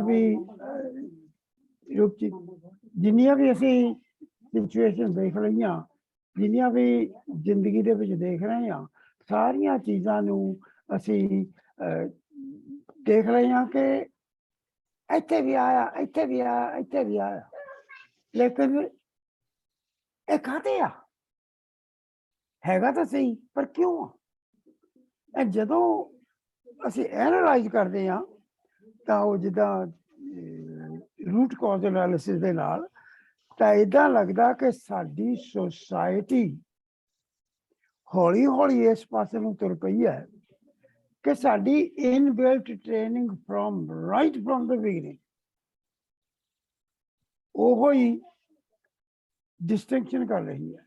ਔਰ ਉਹ ਕੱਲੀ ਸਾਡੀ, ਹਾਲਾਂਕਿ ਗੁਰੂ ਨਾਨਕ ਸਾਹਿਬ ਨੇ ਇਹਨੂੰ ਚੇਂਜ ਕਰਨ ਦੀ ਕੋਸ਼ਿਸ਼ ਕੀਤੀ ਹੈ, ਲੇਕਿਨ ਕਿਉਂਕਿ ਵੱਡੀ ਸੋਸਾਇਟੀ ਜਿਹੜੀ ਹੈ ਉਹ ਇਹ ਡਿਫਰੈਂਸ ਨੂੰ ਮੰਨ ਰਹੀ ਹੈ, ਇਸ ਕਰਕੇ ਅਸੀਂ ਛੋਟੇ ਨੰਬਰ ਦੇ ਵਿੱਚ ਹੋਣ ਕਰਕੇ ਸਿੱਖਾਂ ਨੇ ਹਾਲਾਂਕਿ ਇਸ ਚੀਜ਼ ਨੂੰ ਨਕਾਰਿਆ, ਪਰ ਫਿਰ ਵੀ ਪੀਅਰ ਪ੍ਰੈਸ਼ਰ ਕਰਕੇ ਸਾਡੀਆਂ ਬੇਟੀਆਂ, ਭੈਣਾਂ, ਧੀਆਂ ਉਸ ਪਾਸੇ ਜਾ ਰਹੀਆਂ। ਕਿੰਨੀਆਂ ਸਿੱਖ ਬੀਬੀਆਂ ਹੈਗੀਆਂ ਜਿਹੜੀਆਂ ਬਿੰਦੀਆਂ ਤੇ ਸੰਦੂਰ ਲਾਉਣੀਆਂ, ਕਿੰਨੀਆਂ ਸਿੱਖ ਬੀਬੀਆਂ ਹੈਗੀਆਂ ਜਿਹੜੀਆਂ ਕਰਵਾ ਚੌਥ ਰੱਖਦੀਆਂ, ਐਂਡ ਸੋ ਔਨ। ਰੱਖੜੀ ਤਾਂ ਕਾਮਨ ਹੈ, ਉਹ ਤਾਂ ਗੱਲ ਹੀ ਕੋਈ ਨਹੀਂ। ਤੋ ਜੋ ਕੁਛ ਮੈਨੂੰ ਲੱਗਦਾ ਇਹ ਬਹੁਤਾ ਪੀਅਰ ਪ੍ਰੈਸ਼ਰ ਹੈ, ਔਰ ਕਿਉਂਕਿ ਘਰ ਦੇ ਵਿੱਚ ਟ੍ਰੇਨਿੰਗ ਨਹੀਂ ਆ, ਸਾਡੇ ਘਰ ਦੇ ਵਿੱਚ ਵੀ ਸੋਸ਼ਲ ਟ੍ਰੇਨਿੰਗ ਹੀ ਹੈ, ਉਹ ਅਸਰ ਹੈ। ਪਰ ਜਦੋਂ ਅਸੀਂ ਮੈਂ ਜਦੋਂ ਇੱਥੇ ਰੂਟ ਕਾਜ਼ ਤੇ ਜਾਣਾ, ਤੇ ਫਿਰ ਇਹਦਾ ਜਿਹੜਾ ਸੋਲੂਸ਼ਨ ਹੈ ਆਲੇ ਦੁਆਲੇ ਦੇਖਦੇ ਹਾਂ, ਤੇ ਜਿਹੜੀਆਂ ਪੜ੍ਹੀਆਂ ਲਿਖੀਆਂ ਸੁਸਾਇਟੀਜ਼ ਹੈ ਉਹਨਾਂ ਦੇ ਵਿੱਚ ਇਹ ਡਿਸਕ੍ਰਿਮੀਨੇਸ਼ਨ ਘਟ ਰਿਹਾ। ਮੈਂ ਨਹੀਂ ਕਿਹਾ ਖਤਮ ਹੋ ਗਿਆ, ਲੇਕਿਨ ਘਟ ਰਿਹਾ। ਸੋ ਜਿਹੜਾ ਮੈਨੂੰ ਸੋਲੂਸ਼ਨ ਲੱਭ ਰਿਹਾ ਉਹ ਇਹੀ ਜੋ ਕੁਛ ਭੈਣ ਜੀ ਇੰਦਰਜੀਤ ਕੌਰ ਜੀ ਕਹਿ ਗਏ ਆ, education and education of Gurbani. ਕੱਲੀ ਅਸੀਂ ਗੁਰਬਾਣੀ ਦੀ ਗੱਲ ਕਰਾਂਗੇ ਨਾ ਤਾਂ ਲੋਕਾਂ ਨੇ ਉਹ ਧਰਮ ਦੀ ਗੱਲ ਤੋਂ ਭੱਜਣਾ। ਅੱਜ ਕੱਲ੍ਹ ਸਾਰੇ ਲੋਕੀ ਧਰਮ ਦਾ ਨਾਂ ਸੁਣ ਕੇ ਭੱਜ ਰਹੇ ਆ। ਹਾਲਾਂਕਿ ਅਸੀਂ ਗੱਲ ਗੁਰਬਾਣੀ ਦੀ ਕਰਨੀ ਆ, ਲੇਕਿਨ in a ways ਕਿ why is it helpful in today's society। ਤੇ ਜੇ ਅਸੀਂ ਇਸ ਤਰੀਕੇ ਨਾਲ ਗੁਰਬਾਣੀ ਵੈਲਿਊ ਦੇਵਾਂਗੇ by showing people why is it valuable, and I also say why should I be a Sikh, then we can make a difference. And that is the approach we need to take within our family, within our society. Bahut ਧੰਨਵਾਦ ਜੀ. Thank you ji. Thank you, Dr. Gulberg Singh ji. Now we have Dr. Pupinder Pal Singh ji, please. ਸਭ ਨੂੰ ਸਤਿ ਸ੍ਰੀ ਅਕਾਲ ਜੀ। ਮੈਨੂੰ ਥੋੜਾ ਮਹਿਸੂਸ ਹੋਇਆ ਕਿ doctor Nina Singh advocate ground reality ਨੂੰ ਡੀਲ ਕਰ ਰਹੇ ਸਨ ਤੇ ਉਹਨਾਂ ਨੂੰ ਥੋੜਾ ਜ਼ਿਆਦਾ ਟਾਈਮ ਮਿਲਣਾ ਚਾਹੀਦਾ ਸੀ। ਇਸੇ ਪ੍ਰਕਾਰ ਸੁਗੰਧਾ ਕੋਹਲੀ ਜੀ ਨੇ ਵੀ ਇੱਕ ਕਾਰਪੋਰੇਟ ਸੈਕਟਰ ਦਾ ਨਵਾਂ ਵਿਸ਼ਾ ਛੇੜਿਆ ਸੀ, ਉਹਨਾਂ ਨੂੰ ਥੋੜਾ ਟਾਈਮ ਜ਼ਿਆਦਾ ਮਿਲਣਾ ਚਾਹੀਦਾ ਸੀ। ਥੋੜਾ ਅੱਗੋਂ ਲਈ ਧਿਆਨ ਰੱਖਿਆ ਜਾਏ ਕਿ ਬੇਸ਼ੱਕ ਸਪੀਕਰ ਘੱਟ ਰੱਖੇ ਜਾਣ ਤੇ ਜਿਹੜੇ ਹੁਣ ਉਹ ਡਿਟੇਲ ਥੋੜਾ ਬੋਲਣ ਦਾ ਮੌਕਾ ਦਿੱਤਾ ਜਾਏ। ਤੇ ਸੋਲੂਸ਼ਨ ਦੀ ਗੱਲ ਕੀਤੀ ਗਈ ਸੀ ਹੁਣੇ। ਸੋਲੂਸ਼ਨ ਦੀ ਗੱਲ ਹੈ ਕਿ ਜਦ ਤੱਕ ਮੈਂ ਖਾਲਸਾ ਕਾਲਜ ਚ ਰਿਹਾ, ਜਦ ਤੱਕ ਮੈਂ ਡਿਮਿਟਰੀ ਸੁਸਾਇਟੀ ਦੇ ਕਨਵੀਨਰ ਹੁੰਦਾ ਸੀ ਤੇ ਕਾਲਜ ਕੋਈ ਗੁਰਪੁਰਬ ਮਨਾਉਣਾ ਹੁੰਦਾ ਸੀ ਤੇ ਮੈਂ ਕੁੜੀਆਂ ਨੂੰ ਹਮੇਸ਼ਾ ਅੱਗੇ ਰੱਖਦਾ ਸਾਂ। ਕੁੜੀਆਂ ਕੋਲੋਂ ਹੀ ਅਸੀਂ ਮਹਾਰਾਜ ਦੀ ਸਵਾਰੀ ਪੰਡਾਲ ਚ ਲੈ ਕੇ ਆਉਂਦੇ ਸਾਂ, ਕੁੜੀਆਂ ਕੋਲੋਂ ਹੀ ਅਸੀਂ ਪ੍ਰਕਾਸ਼ ਕਰਾਉਂਦੇ ਸਾਂ, ਕੁੜੀਆਂ ਹੀ ਵਾਕ ਲੈਂਦੇ ਸਨ, ਕੁੜੀਆਂ ਹੀ ਅਰਦਾਸ ਕਰਦੀਆਂ ਸਨ, ਪ੍ਰਸ਼ਾਦ ਵੰਡਣ ਦੀ ਸੇਵਾ ਵੀ ਕੁੜੀਆਂ ਕੋਲ ਕਰਾਉਂਦੇ ਸਾਂ। ਕੋ ਐਜੂਕੇਸ਼ਨ ਕਾਲਜ ਹੋਣ ਦੇ ਬਾਵਜੂਦ ਸਾਰਾ ਕੰਮ ਕੁੜੀਆਂ ਕੋਲ ਕਰਾਉਂਦੇ ਸਾਂ ਤਾਂ ਕਿ ਕੁੜੀਆਂ ਕਿਸੇ ਪਾਸੇ ਪਿੱਛੇ ਨਾ ਰਹਿਣ। ਜੇ ਪੰਜਾਬੀ ਸਾਹਿਤ ਸਭਾ ਦਾ ਮੈਂ ਕਨਵੀਨਰ ਹੁੰਦਾ ਸਾਂ ਤੇ ਆਫਿਸ ਬੇਅਰ ਵਿੱਚ ਮੋਸਟਲੀ ਕੁੜੀਆਂ, ਪ੍ਰੈਜ਼ੀਡੈਂਟ ਸੈਕਟਰੀ ਕੁੜੀਆਂ ਨੂੰ ਬਣਾਇਆ ਜਾਂਦਾ ਸੀ ਤਾਂ ਕਿ ਕੁੜੀਆਂ ਨੂੰ ਹੋਰ ਅੱਗੇ ਵਧਣ ਦਾ ਮੌਕਾ ਮਿਲੇ। ਤੇ ਜੇ ਸਾਰੇ ਸਾਡੇ ਖਾਲਸਾ ਸਕੂਲਾਂ ਕਾਲਜਾਂ ਵਿੱਚ ਕੁੜੀਆਂ ਨੂੰ ਇਹੋ ਜਿਹਾ ਮੌਕਾ ਪਹਿਲਾਂ ਹੀ ਮਿਲ ਜਾਏ ਤਾਂ ਉਹ ਲਾਈਫ ਵਿੱਚ ਆ ਕੇ ਉਹਨਾਂ ਨੂੰ ਹੋਰ ਕੋਈ ਬਰਾਬਰੀ ਦਾ ਅਹਿਸਾਸ ਹੋਏਗਾ, ਆਪਣੇ ਅਧਿਕਾਰਾਂ ਦੀ ਸਮਝ ਹੋਏਗੀ ਤੇ ਜੋ ਸਕੂਲਾਂ ਕਾਲਜਾਂ ਜੋ ਟ੍ਰੇਨਿੰਗ ਲਈ ਹੋਏਗੀ, ਸੁਸਾਇਟੀ ਜਦੋਂ ਮੂਵ ਕਰਨਗੇ ਤਾਂ ਆਪਣੇ ਅਧਿਕਾਰਾਂ ਨੂੰ ਅੱਛੀ ਤਰ੍ਹਾਂ ਸਮਝਣਗੇ, ਅੱਛੀ ਤਰੀਕੇ ਨਾਲ ਉਹ ਡਟ ਕੇ ਅੱਗੇ ਵਧਣਗੀਆਂ। ਬਸ ਮੇਰੀ ਇੰਨੀ ਬੇਨਤੀ ਹੈ ਜੀ। Thank you ji. Thank you, Dr. Sir. We will, this is a good suggestion. Gurpreet Singh ji next. ਵਾਹਿ Khalsa ਵਾਹਿ ਜੀ ਕੀ ਫਤਿਹ। ਮੈਂ ਥੋੜਾ ਜਿਹਾ ਆਊਟ ਆਫ ਦਾ ਬਾਕਸ ਥੋੜਾ ਜਿਹਾ ਪੇਸ਼ ਕਰਨਾ ਚਾਹ ਰਿਹਾ ਸੀ ਆਈਡੀਆ ਕਿ ਇਹੋ ਜਿਹੀਆਂ ਕਈ ਟ੍ਰਾਈਬਲ ਟ੍ਰੈਡੀਸ਼ਨਸ ਹੈਗੀਆਂ ਨੇ, ਟ੍ਰਾਈਬਲ ਸੁਸਾਇਟੀਜ਼ ਹੈਗੀਆਂ ਨੇ, ਆਦੀਵਾਸੀ ਕਬੀਲੇ ਨੇ, ਜਿੱਥੇ ਕਿ ਅਸੀਂ ਦੇਖਦੇ ਹਾਂ ਕਿ ਔਰਤ ਤੇ ਮਰਦ ਦੇ ਵਿੱਚੋਂ ਬਲਕਿ ਕਈ ਜਗ੍ਹਾ ਤੇ ਔਰਤ ਪ੍ਰਧਾਨ ਰਹਿੰਦੀ ਹੈ ਤੇ ਉੱਥੋਂ ਹੀ ਕੁਝ ਸੇਧ ਲੈ ਲੈਣੀ ਚਾਹੀਦੀ ਹੈ ਕਿ ਵੀ ਕਿਸ ਤਰ੍ਹਾਂ ਉਹ ਹੋ ਰਿਹਾ ਉਹ ਸਿਸਟਮ। ਤੇ ਮੈਨੂੰ ਲੱਗਦਾ ਹੈ ਜਦੋਂ ਸਿਵਲਾਈਜੇਸ਼ਨਸ ਡਿਵੈਲਪ ਹੋਈਆਂ ਉਦੋਂ ਇੱਕ ਬੜੀ ਇੱਕ ਵਾਰਫੇਅਰ ਜਿਹੜੀ ਸ਼ੁਰੂ ਹੋਈ, ਜਿਹਦੇ ਅੰਦਰ ਲੜਾਈ ਦੇ ਬੜੇ ਉਹ ਨਵੇਂ ਤਰੀਕਿਆਂ ਦੇ ਨਾਲ ਘੋੜਸਵਾਰੀ ਤੇ ਇਹ ਸਾਰੀ ਚੀਜ਼ਾਂ ਜਦੋਂ ਆਈਆਂ ਤੇ ਉਹਦੇ ਵਿੱਚ ਉਹ ਆਦਮੀ ਜਿਹੜੀ ਹੈ ਉਹ ਕਿਸੇ ਨਾ ਕਿਤੇ ਪ੍ਰਧਾਨ ਲੈ ਲਈ, ਜਦਕਿ ਜਿਹੜਾ ਆਦੀਵਾਸੀ ਕਬੀਲਿਆਂ ਉਹ ਪੂਰਾ ਜੰਗਲ ਤੇ ਨਿਰਭਰ ਸੀਗੇ, ਉਦੋਂ ਇਕਨੋਮੀ ਦਾ ਇੰਨਾ ਪਾਰਟ ਨਹੀਂ ਸੀ। ਸੋ ਜਦੋਂ ਇਹ ਅਰਨਿੰਗ ਦਾ ਪਾਰਟ ਆਇਆ ਤੇ ਪਲੱਸ ਵਾਰਫੇਅਰ ਜੁੜੀ ਤੇ ਇਹਦੇ ਵਿੱਚ ਕਿਤੇ ਇਨਸਾਨ ਨੇ ਮਨੁੱਖਤਾ ਦੇ ਵਿੱਚੋਂ ਇਹ ਜਿਹੜਾ ਡਿਵੀਜ਼ਨ ਜਿਹੜੀ ਹੈ ਆਦਮੀ ਤੇ ਔਰਤ ਦੇ ਵਿੱਚ ਉਹ ਪਾੜਾ ਵੱਧ ਗਿਆ। ਇਹ ਵੀ ਇੱਕ ਕਾਰਨ ਹੋ ਸਕਦਾ ਕਿ ਸੋ ਅੱਜ ਵੀ ਜਿਹੜੇ ਜਿੱਥੇ ਅਸੀਂ ਦੇਖ ਰਹੇ ਹਾਂ ਭਾਵੇਂ ਕਾਰਪੋਰੇਟ ਕਲਚਰ 'ਚ ਬਹੁਤ ਅੱਗੇ ਆ ਰਹੀਆਂ ਨੇ, ਬਟ ਜਿਵੇਂ ਸੇਲਸ ਜੌਬ ਨੇ, ਟਰੱਕ ਡਰਾਈਵਿੰਗ ਹੈ, ਇਹੋ ਜਿਹੀ ਜਿਹੜੀਆਂ ਚੀਜ਼ਾਂ ਨੇ ਉਹਦੇ ਵਿੱਚ still there are man and for reasons they are ਤਾਂ ਜਦੋਂ ਆਰਮੀ 'ਚ ਕਿਤੇ ਔਰਤ ਭਰਤੀ ਹੁੰਦੀ ਹੈ that becomes news ਕਿ ਯਾਰ ਫਲਾਣੀ ਜਗ੍ਹਾ ਪਾਇਲਟ ਬਣ ਗਈ ਔਰਤ, ਇੱਕ ਖਬਰ ਬਣਦੀ ਹੈ। ਤੇ ਕਿਉਂਕਿ ਇੱਕ ਐਨੀਵੇ ਇੱਕ ਗੈਪ ਤੇ ਹੈਗਾ ਹੀ ਹੈ ਨਾ। ਸੋ ਇਹ ਚੀਜ਼ਾਂ ਦੇ ਵਿੱਚ ਵੀ ਅਸੀਂ ਥੋੜਾ ਧਿਆਨ ਰੱਖ ਕੇ maybe we can identify the solutions ਕਿ ਵੀ ਉਹ ਕਿਸ ਤਰ੍ਹਾਂ ਆਦੀਵਾਸੀ ਕਬੀਲਿਆਂ 'ਚ ਮੈਂ ਕਾਫੀ ਹੱਦ ਤੱਕ ਸੁਣਿਆ ਜਦੋਂ ਈਵਨ ਕਿ ਨੈਕਸਲਾਈਟ ਮੂਵਮੈਂਟ ਚੱਲੀ ਜਦੋਂ ਉਹਦੇ 'ਚ ਵੀ ਔਰਤਾਂ ਦਾ ਬਹੁਤ ਵੱਡਾ ਹੱਥ ਸੀ, ਜਿਹੜੇ ਛੱਤੀਸਗੜ੍ਹ ਤੇ ਇੱਥੇ ਜਿਹੜੇ ਸੀਗੀਆਂ ਕਬੀਲਿਆਂ ਦੇ ਵਿੱਚ ਉਹਨਾਂ ਦੇ ਵਿੱਚੋਂ ਬੜਾ ਅੱਗੇ ਰਹੀਆਂ ਨੇ। ਸੋ ਧੰਨਵਾਦ ਜੀ। ਥੈਂਕ ਯੂ ਜੀ, thank you Gurpreet Singh ji. Next we have doctor Gurnam Singh ji UK ਤੋਂ। ਅਨਮਿਊਟ ਕਰ ਲਓ ਜੀ ਪਲੀਜ਼। ਹਾਂਜੀ, ਵਾਹਿਗੁਰੂ ਜੀ ਕਾ ਖਾਲਸਾ ਵਾਹਿਗੁਰੂ ਜੀ ਕੀ ਫਤਿਹ ਜੀ। ਧੰਨਵਾਦ ਜੀ। ਸਾਰੇ ਮੇਰੇ ਭੈਣਾਂ ਵੀਰਾਂ ਨੇ ਬਹੁਤ ਵਧੀਆ ਵਿਚਾਰ ਦਿੱਤੇ ਆ। ਮੈਂ ਉਹਨਾਂ ਦੇ ਵਿਚਾਰ ਨੂੰ ਮੁੜ ਕੇ ਦੁਹਰਾਉਣਾ ਨਹੀਂ ਚਾਹੁੰਦਾ ਕਰਕੇ ਉਹਨਾਂ ਨੇ ਕਾਫੀ ਦੱਸਤੀ। ਬਹੁਤਾ ਅਸੀਂ ਫੋਕਸ ਕਰਦੇ ਹਾਂ ਬਿਹੇਵੀਅਰਲ ਚੇਂਜਸ। ਹਾਂਜੀ, ਵੀ ਜਿੱਦਾਂ ਸਾਨੂੰ ਇਹ ਕਰਨਾ ਚਾਹੀਦਾ, ਸਾਨੂੰ ਉਹ ਕਰਨਾ ਚਾਹੀਦਾ, ਪਰ ਜਿਹੜਾ ਬਿਹੇਵੀਅਰ ਹੁੰਦਾ ਨਾ ਇਹ ਸਟਰਕਚਰਲ ਰੀਜ਼ਨਸ ਲਈ ਬਿਹੇਵੀਅਰ ਵੀ ਹੁੰਦਾ, ਪੂਰਾ ਨਹੀਂ। ਕੁਝ ਆਪਣੀ ਵੀ ਜ਼ਿੰਮੇਵਾਰੀ ਹੈਗੀ ਆ, ਏਜੰਸੀ ਹੈਗੀ, ਪਰ ਜੇ ਤੁਸੀਂ ਨਾ ਵੂਮਨਸ ਡਿਵੈਲਪਮੈਂਟ ਦੀ ਗੱਲ ਕਰਦੇ ਹਾਂ ਤੇ ਅਸੀਂ ਵੈਸਟ ਦੇ ਵਿੱਚ ਵੀ ਦੇਖਿਆ 20th sanctuary early 20th sanctuary ਦੇਖਿਆ ਤਿੰਨ ਜਿਹੜੇ ਹਨ ਕੰਡੀਸ਼ਨਸ ਤੁਹਾਨੂੰ ਪੂਰੇ ਕਰਨੇ ਪਊਗੇ। ਇੱਕ ਤਾਂ ਤੁਸੀਂ ਕਹਤਾ ਵੀ ਐਜੂਕੇਸ਼ਨ ਤਾਂ ਬਹੁਤ ਜ਼ਰੂਰੀ ਹੈ, ਠੀਕ ਹੈ, ਔਰ ਕੁਆਲਿਟੀ ਐਜੂਕੇਸ਼ਨ ਹੋਣਾ ਚਾਹੀਦਾ। ਇਹ ਤੇ ਤਾਂ ਆਪਾਂ ਮੇਰੇ ਕੋਲ ਦੋ ਰਾਵਾਂ ਹੈ ਨਹੀਂ। ਜਿਹਨੂੰ ਐਜੂਕੇਸ਼ਨ ਨਹੀਂ ਹੈਗਾ ਉਹ ਗੁਲਾਮ ਹੀ ਰਹੂਗਾ, ਇਹ ਤਾਂ ਦੁਨੀਆ ਦਾ ਇਤਿਹਾਸ ਦੱਸਦਾ, ਠੀਕ ਹੈ। ਵੈਸੇ ਤਾਂ ਐਜੂਕੇਸ਼ਨ ਵੀ ਕਿਸ ਕਿਸਮ ਦਾ ਹੁੰਦਾ, ਤੁਹਾਨੂੰ ਕ੍ਰਿਟੀਕਲ ਐਜੂਕੇਸ਼ਨ ਦੇਣਾ ਪੈਂਦਾ। ਦੂਜੀ ਜਿਹੜੀ ਗੱਲ ਹੈ ਨਾ, ਜਿਹੜੀ ਕਿ ਵੈਸਟਰਨ ਫੈਮਿਨਿਜ਼ਮ ਦੇ ਵਿੱਚ ਇਹ ਬਹੁਤ ਵੱਡੀ ਗੱਲ ਮੁੱਖ ਗੱਲ ਹੁੰਦੀ ਆ ਵੀ women should have be empowered and have the right to control their own bodies। ਹਾਂਜੀ, ਇਹ ਤੋਂ ਕਈ ਐਂਗਲਸ ਤੁਸੀਂ ਲੈ ਸਕਦੇ ਆ, ਪਰ ਇੱਕ ਮੈਂ ਐਂਗਲ ਲਾਉਂਗਾ ਵੀ ਜਿਹੜੀ ਹੈਗੀ ਯੂਨੀਵਰਸਲ ਹੈਲਥ ਕੇਅਰ ਸਿਸਟਮਸ।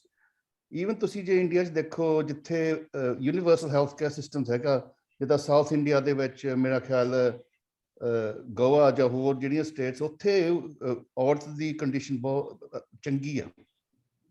ਸੋ ਇਸ ਹੈਲਥ ਬਹੁਤ ਇੰਪੋਰਟੈਂਟ ਹੈ, ਐਜੂਕੇਸ਼ਨ ਤਾਂ ਹੈਲਥ, ਇਹ ਜੇ ਦੋ ਚੀਜ਼ਾਂ ਹੋ ਜਾਣ ਨਾ ਤਾਂ ਫਿਰ ਓਬਵੀਅਸਲੀ ਗੁਰੂਆਂ ਨੇ ਤਾਂ ਸਾਨੂੰ ਦੇ ਹੀ ਦਿੱਤੇ ਸਿਧਾਂਤ ਵੀ ਆਪਾਂ ਔਰਤ ਨੂੰ ਜਾਂ ਮਰਦ ਰਿਲੇਸ਼ਨਸ ਕਿੱਦਾਂ ਦੇ ਹੋਣੇ ਚਾਹੀਦੇ ਆ, ਪਰ ਜਿਹੜੇ ਰਿਲੇਸ਼ਨਸ ਹੁੰਦੇ ਨਾ ਉਹ ਕੰਟੈਕਸਟ ਦੇ ਵਿੱਚ ਆ। ਤੇ ਲਾਸਟ ਜਿਹੜੀ ਚੀਜ਼ ਆ, ਰੋਲ ਮਾਡਲਸ ਦੀ ਵੀ ਬਹੁਤ ਜ਼ਰੂਰਤ ਆ, ਅੱਛੇ ਰੋਲ ਮਾਡਲਸ ਹੋਣ। ਤੇ ਕਈ ਵਾਰੀ ਜਿਹੜੇ ਨਾ ਸਾਡੀ ਸਕਸੈਸਫੁਲ ਵੂਮਨ ਹੁੰਦੀਆਂ ਸਪੈਸ਼ਲੀ ਇਨ ਦ ਵੈਸਟ, ਉਹਨਾਂ ਦੀ ਇਮੇਜ ਹੁੰਦੀ ਵੈਸਟਰਨਾਈਜ਼ਡ। ਤਾਂ ਵੀ ਜਿਹੜੇ ਸਾਡੇ ਕੀ ਪ੍ਰਚਾਰਕ ਕਹਿੰਦੇ ਜੀ ਇਹ ਤਾਂ ਸਾਡਾ ਸਮਾਜ ਵਿਗੜ ਜਾਊਗਾ, ਇਹ ਹੋ ਜਾਊਗਾ, ਉਹ ਹੋ ਜਾਊਗਾ।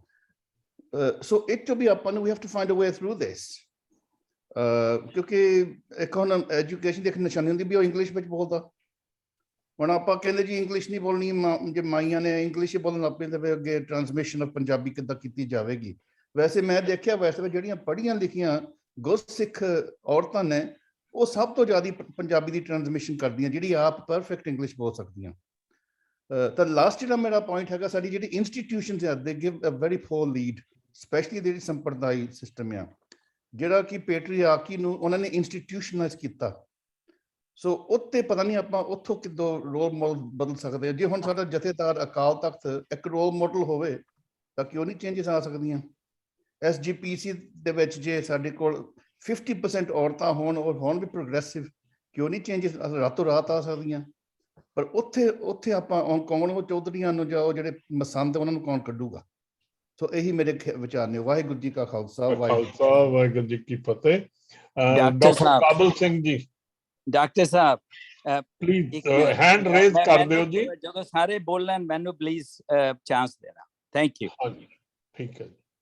ਹਾਂਜੀ ਡਾਕਟਰ ਕਾਬਲ ਸਿੰਘ ਜੀ। ਹਾਂਜੀ, ਮੈਂ ਇੱਕ ਦੋ ਪੁਆਇੰਟ ਜਿਹੜੇ ਰੇਜ਼ ਹੋਏ ਨੇ ਜਾਂ ਗੱਲਾਂ ਬਾਤਾਂ ਹੋਈਆਂ ਉਹਨਾਂ ਦੇ ਬਾਰੇ ਕਹਿਣਾ ਜੀ। ਪਹਿਲਾਂ ਤੇ ਵੀਰ ਗੁਰਪ੍ਰੀਤ ਸਿੰਘ ਹਰਾਂ ਨੇ ਕਿਹਾ ਕਿ ਟਰਾਈਬਲ ਔਰਤਾਂ ਨੂੰ ਪ੍ਰਧਾਨਗੀ ਆ ਸਮਾਜ 'ਚ। ਸਾਊਥ ਇੰਡੀਆ ਦੇ ਵਿੱਚ ਇਹ ਚੀਜ਼ ਬੜੇ ਸ਼ੁਰੂ ਤੋਂ ਆ, ਖਾਸ ਕਰਕੇ ਜਿਹੜਾ ਦਰਾਵੜਨ ਸਮਾਜ ਆ। ਜੇ ਕਿਸੇ ਨੇ ਇਹਦੀ ਡਿਟੇਲ ਪੜ੍ਹਨੀ ਹੋਵੇ ਤੇ ਮੈਂ ਪਹਿਲੀ ਸਲਾਈਡ ਦੇ ਵਿੱਚ ਅਸੀਂ ਰੈਫਰੈਂਸ ਵੀ ਦਿੱਤਾ। ਸਾਡਾ ਜਿਹੜਾ ਬਲੌਗ ਤੇ ਆਰਟੀਕਲ ਵੀ ਪੜ੍ਹ ਲਵੇ ਸਾਂਝੀ ਵਿਰਾਸਤ org ਤੇ, ਉਹਦੇ 'ਚ ਅਸੀਂ ਸਾਰੇ ਸਮਾਜਾਂ ਦਾ ਬਾਰੇ ਲਿਖਿਆ ਕਿ ਕੀ ਕੀ ਇਸ਼ੂ ਨੇ, ਔਰਤਾਂ ਕਿੱਥੇ ਪ੍ਰਧਾਨ ਨੇ ਕਿੱਥੇ ਨਹੀਂ ਨੇ। ਇੱਕ ਤਾਂ ਇਹ ਮੈਂ ਜਸਟ ਕਹਿਣਾ ਸੀ ਜੀ। ਠੀਕ ਹੈ।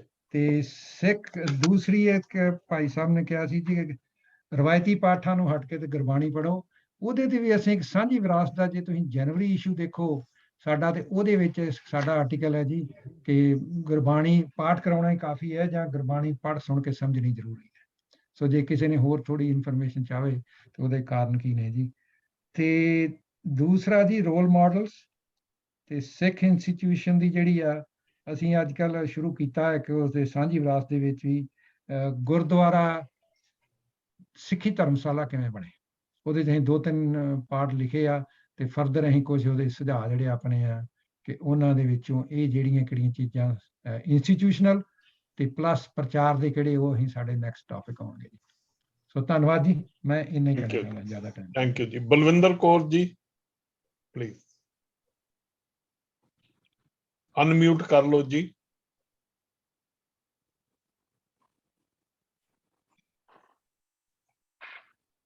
ਬਲਵਿੰਦਰ ਕੌਰ ਜੀ। ਹਾਂਜੀ। Vaiguru Ji Ka Khalsa, Vaiguru Ji Ki Fateh. I'm not one of the speakers today. I was yesterday. ਅੱਛਾ ਜੀ, ਮੈਂ ਅਨਾਉਂਸ ਕੀਤਾ ਸੀ ਤੇ ਤੁਸੀਂ ਜੇ ਸਪੀਕ ਕਰਨਾ ਤਾਂ ਕਰ ਸਕਦੇ।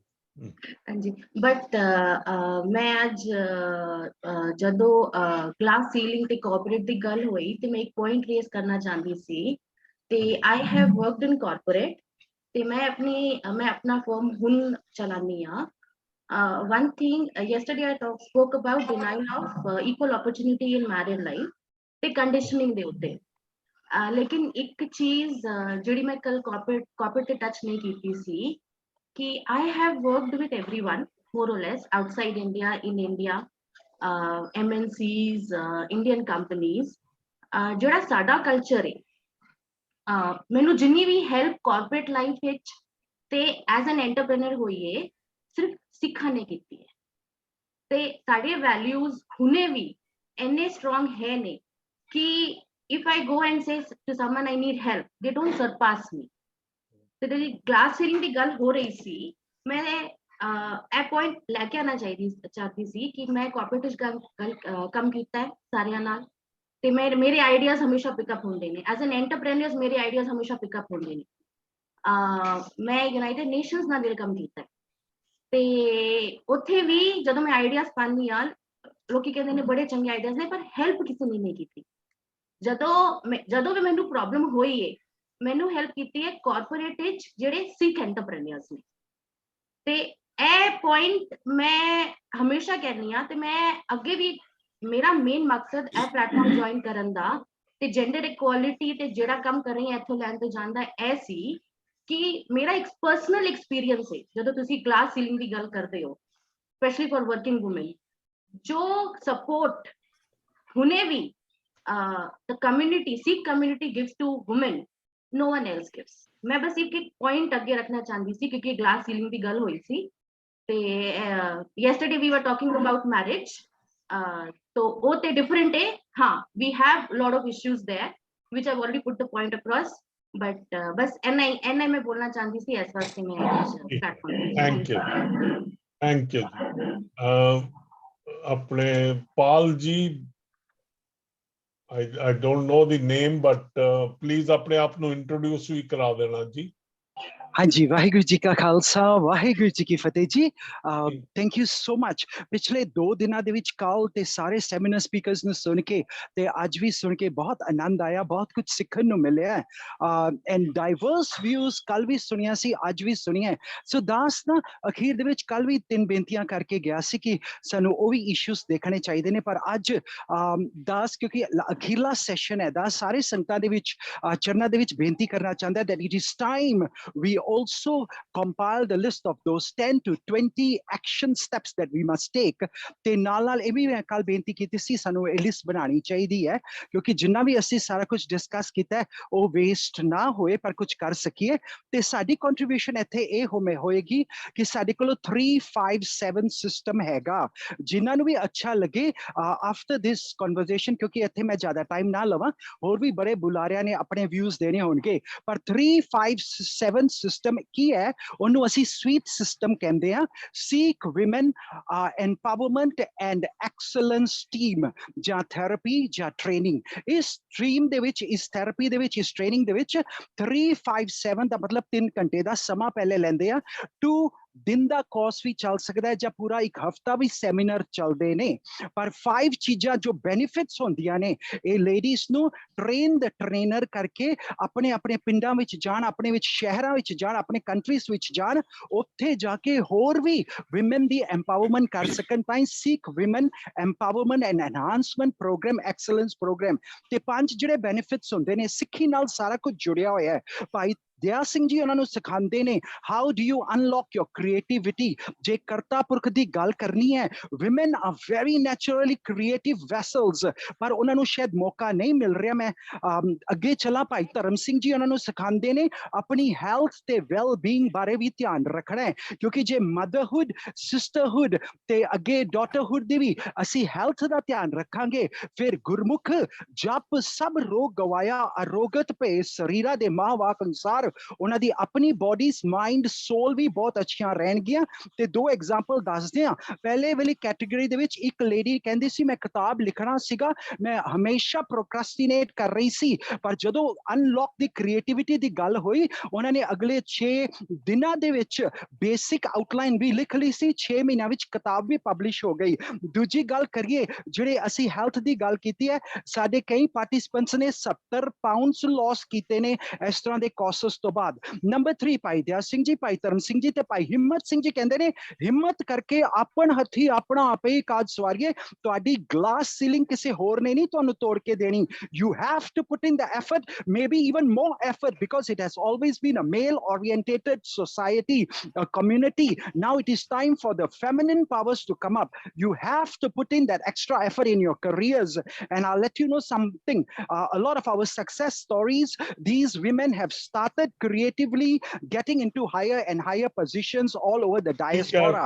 And number 4, ਹਾਂਜੀ ਅਖੀਰਲੀ ਬੇਨਤੀ ਕਰਕੇ number 4, prosperity is very important, ਕਿਉਂਕਿ ਹੁਣ ਟਾਈਮ ਘੱਟ ਹੈਗਾ, but this is the action plan. ਜਿਹੜੀਆਂ ਅਸੀਂ ਨਾ ਵਿਚਾਰਾਂ ਬਹੁਤ ਕਰਦੇ ਆ ਪਰ ਕਦੇ ਪ੍ਰੈਕਟੀਕਲੀ ਉਹ ਵਿਚਾਰਾਂ ਨੂੰ ਨਾ ਇੰਪਲੀਮੈਂਟ ਕਰਕੇ ਨਹੀਂ ਕਰਦੇ। ਸੋ ਲਾਸਟ 2 ਪੁਆਇੰਟਸ, ਪ੍ਰੋਸਪੈਰਿਟੀ ਕਿਵੇਂ ਲੇਡੀਜ਼ ਦੀ ਜ਼ਿੰਦਗੀ ਵਿੱਚ ਆਵੇ ਕਿ ਕੋਈ ਦਾਜ ਦਾ ਸਾਨੂੰ ਨਾ ਸੋਚਣਾ ਪਵੇ ਜਾਂ ਮੁੰਡਾ ਵਾਲਾ ਪਰਿਵਾਰ ਅਮੀਰ ਹੈ। ਤੇ ਅਖੀਰਲਾ ਪੁਆਇੰਟ ਜੋ ਅਖੀਰਲਾ ਹੁੰਦਾ ਉਹਨੂੰ ਕਹਿੰਦੇ ਨੇ ਡਿਸਕਵਰ ਦ ਟਰੂ ਲਾਈਫ ਪਰਪਸ, ਕਿ ਜੇ ਮਾਂ ਨੂੰ ਬੇਟੀ ਨੂੰ ਲੜਕੀਆਂ ਨੂੰ ਪਤਾ ਲੱਗ ਗਿਆ ਅਸੀਂ ਕਿਉਂ ਆਏ ਹਾਂ, ਅੱਗੇ ਸਾਡੀ ਪਨੀਰੀਆਂ ਨੂੰ ਵੀ ਉਹ ਐਮਪਾਵਰ ਕਰਕੇ ਨਾ ਬਹੁਤ ਬਹੁਤ ਸਕਸੈਸਫੁਲ ਬਣਾ ਸਕਦੀ ਹੈ। ਸੋ ਦਾਸ ਇੱਥੇ ਬੇਨਤੀ ਕਰਨਾ ਚਾਹੁੰਦਾ ਹੈ, ਬਹੁਤ ਵਿਚਾਰਾਂ ਹੋ ਚੁੱਕੀਆਂ, ਜੇ ਕਿਸੇ ਨੇ ਵੀ any part of the world want to work with us, collaborate and use the same training and empower the women, make them excellent, please do get in touch. We will love to work with you. ਭੁੱਲ ਚੁੱਕ ਦੀ ਮਾਫੀ। ਵਾਹਿਗੁਰੂ ਜੀ ਕਾ ਖਾਲਸਾ, ਵਾਹਿਗੁਰੂ ਜੀ ਕੀ ਫਤਿਹ ਜੀ।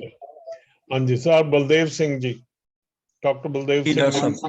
ਹਾਂਜੀ, if I am allowed, I would like to ask Madam Neena ji a question about women equality.